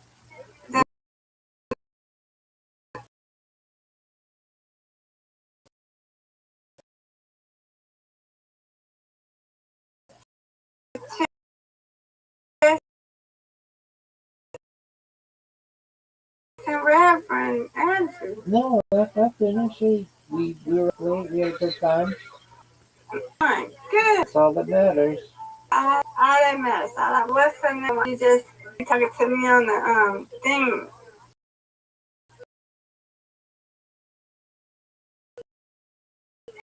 Just, Oh, there you go. yeah, she's cool. All right, I guess. That's fine. And Oh, of course. Word, girl. No doubt. all right. Talk to you later, sweet Willie. You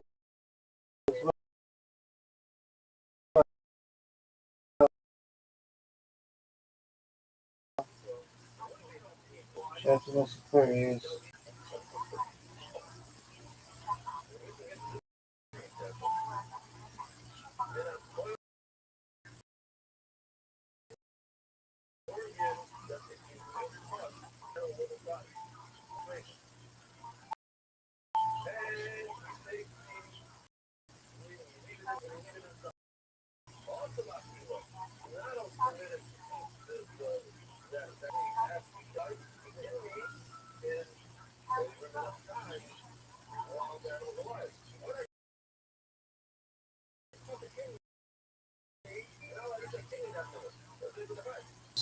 You signed up on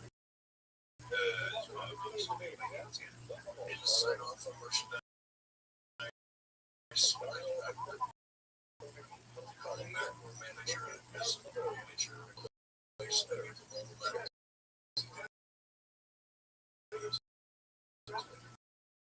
Job or family homes. And there's I know personally, so I don't know any place. You know, I really want to know. I had the logo and the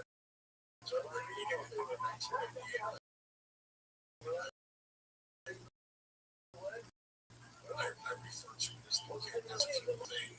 You know, it's winterized. It's just other way for me. It's just a cat's ass. That was fun. And I wish I would have been able to have every time I see that logo on a t-shirt or anything, it just makes me cringe.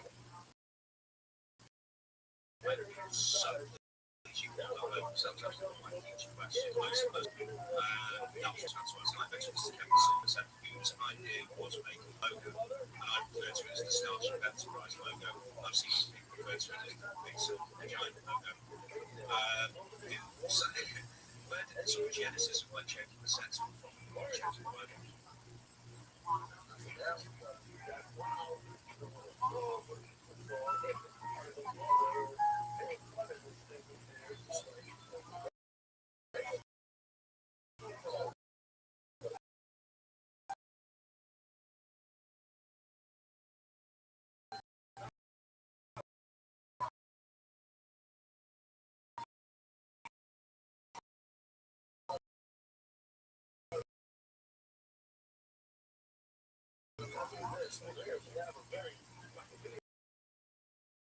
Started with about 8 my mom to guess what first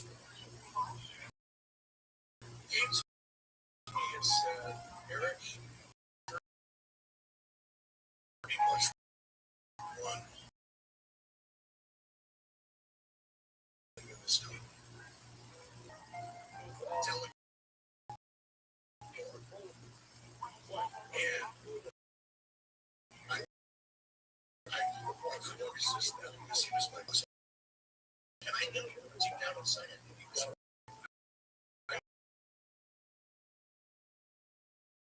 I needed to delegate to people that are certain people I really trusted. But I needed to learn because the company was growing so fast. So my first calling my VP of legal, his name was Lambos, and it was a great guy, great listener. And I enjoyed working with him. And even though he was an attorney, I don't usually like working with attorneys, but I really enjoyed working with him. And I let him oversee marketing. So marketing reporting to me, marketing reporting to him.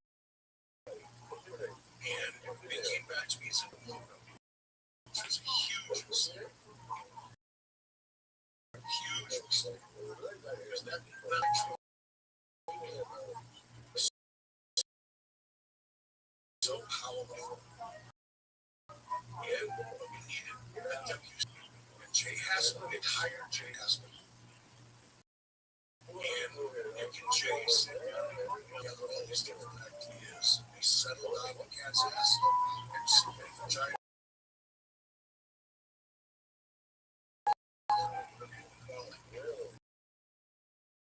They settled on that one. You know, it's really hard to find a brand. But if I would have shut that down, I would have been doing exactly the opposite of what my boss over Michelle wanted me to do. So I reluctantly went, that's the consensus. If that's what we all think, then go for it. And I wish I would have done that. I wish I would have gone to Harvey's and Harvey. You wanted me to delegate this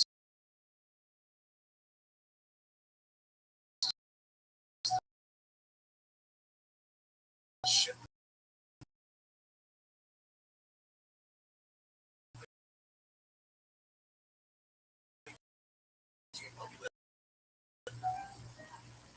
Wouldn't it be better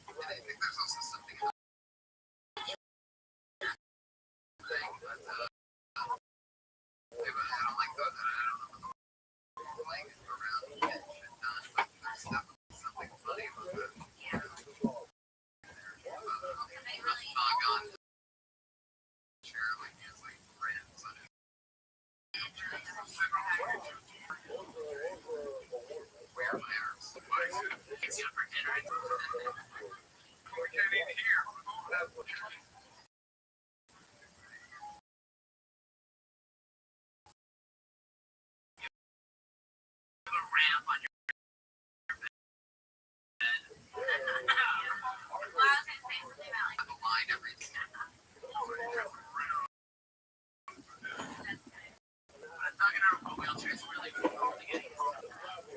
They wouldn't say, even though I'm not normally the word to say that I think there's something with the word part of it. They say there. Like, you don't even need to say it. You don't have to acknowledge. Just say that I just put his legs to work. Something like that. Just get right to the point. It's the word retarded. It just gets people thinking. It's just like, if there's not really a purpose behind the action.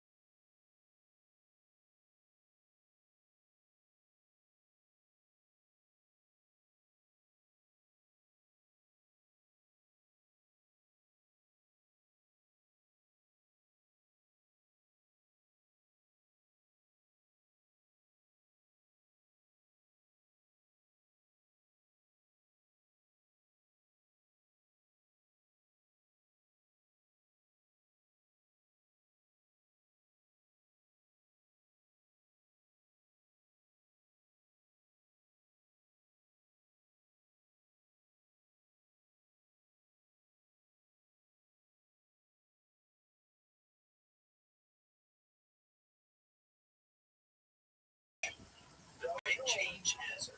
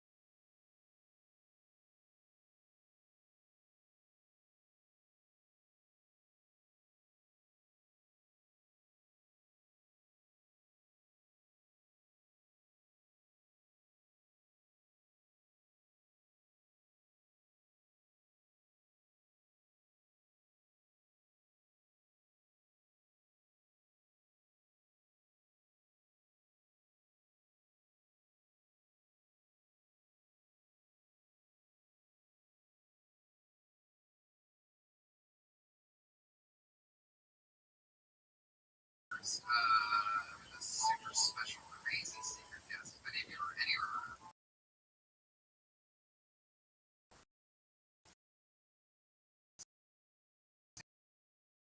San Diego,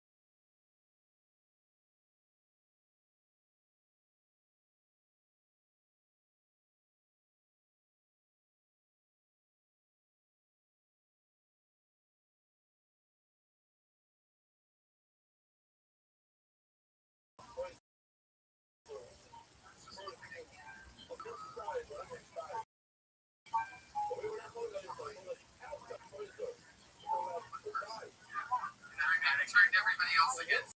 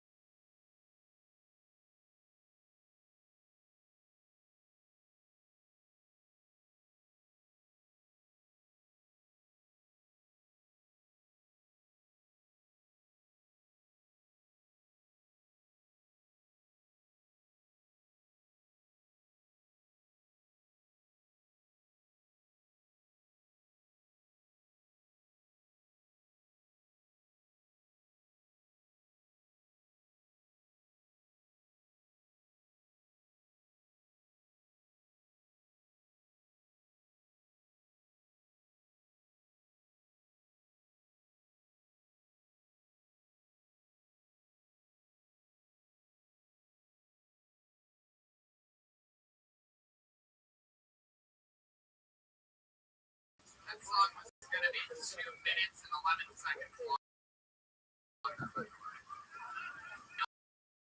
I stopped it early. 2 minutes and 11 seconds more of the desert. We're gonna miss Starlight Day. Where's the heroes? Got a little breakdown from that. It's just the drums and the crowd singing, you know. No. Oh, really?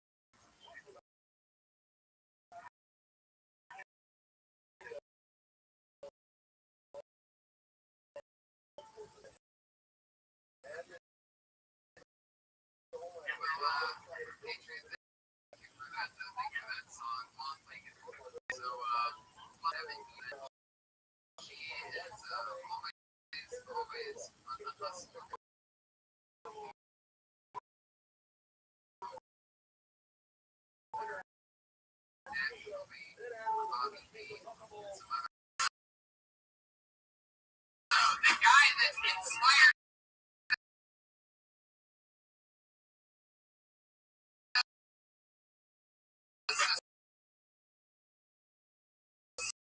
start stand-up comedy, Kevin Chris. I just think it's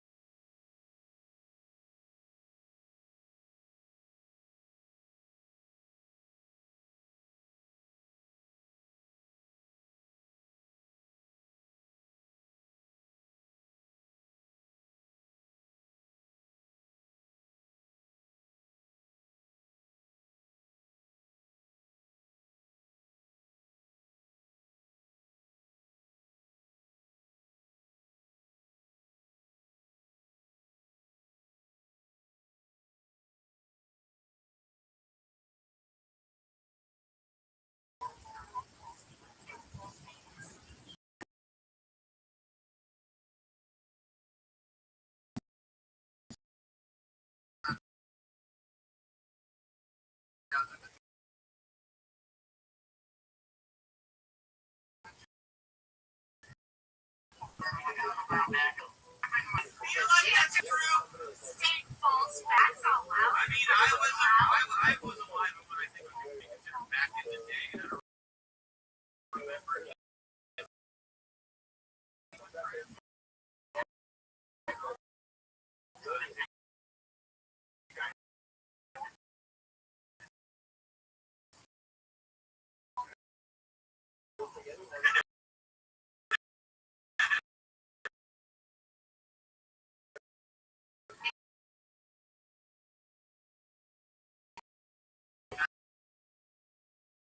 I don't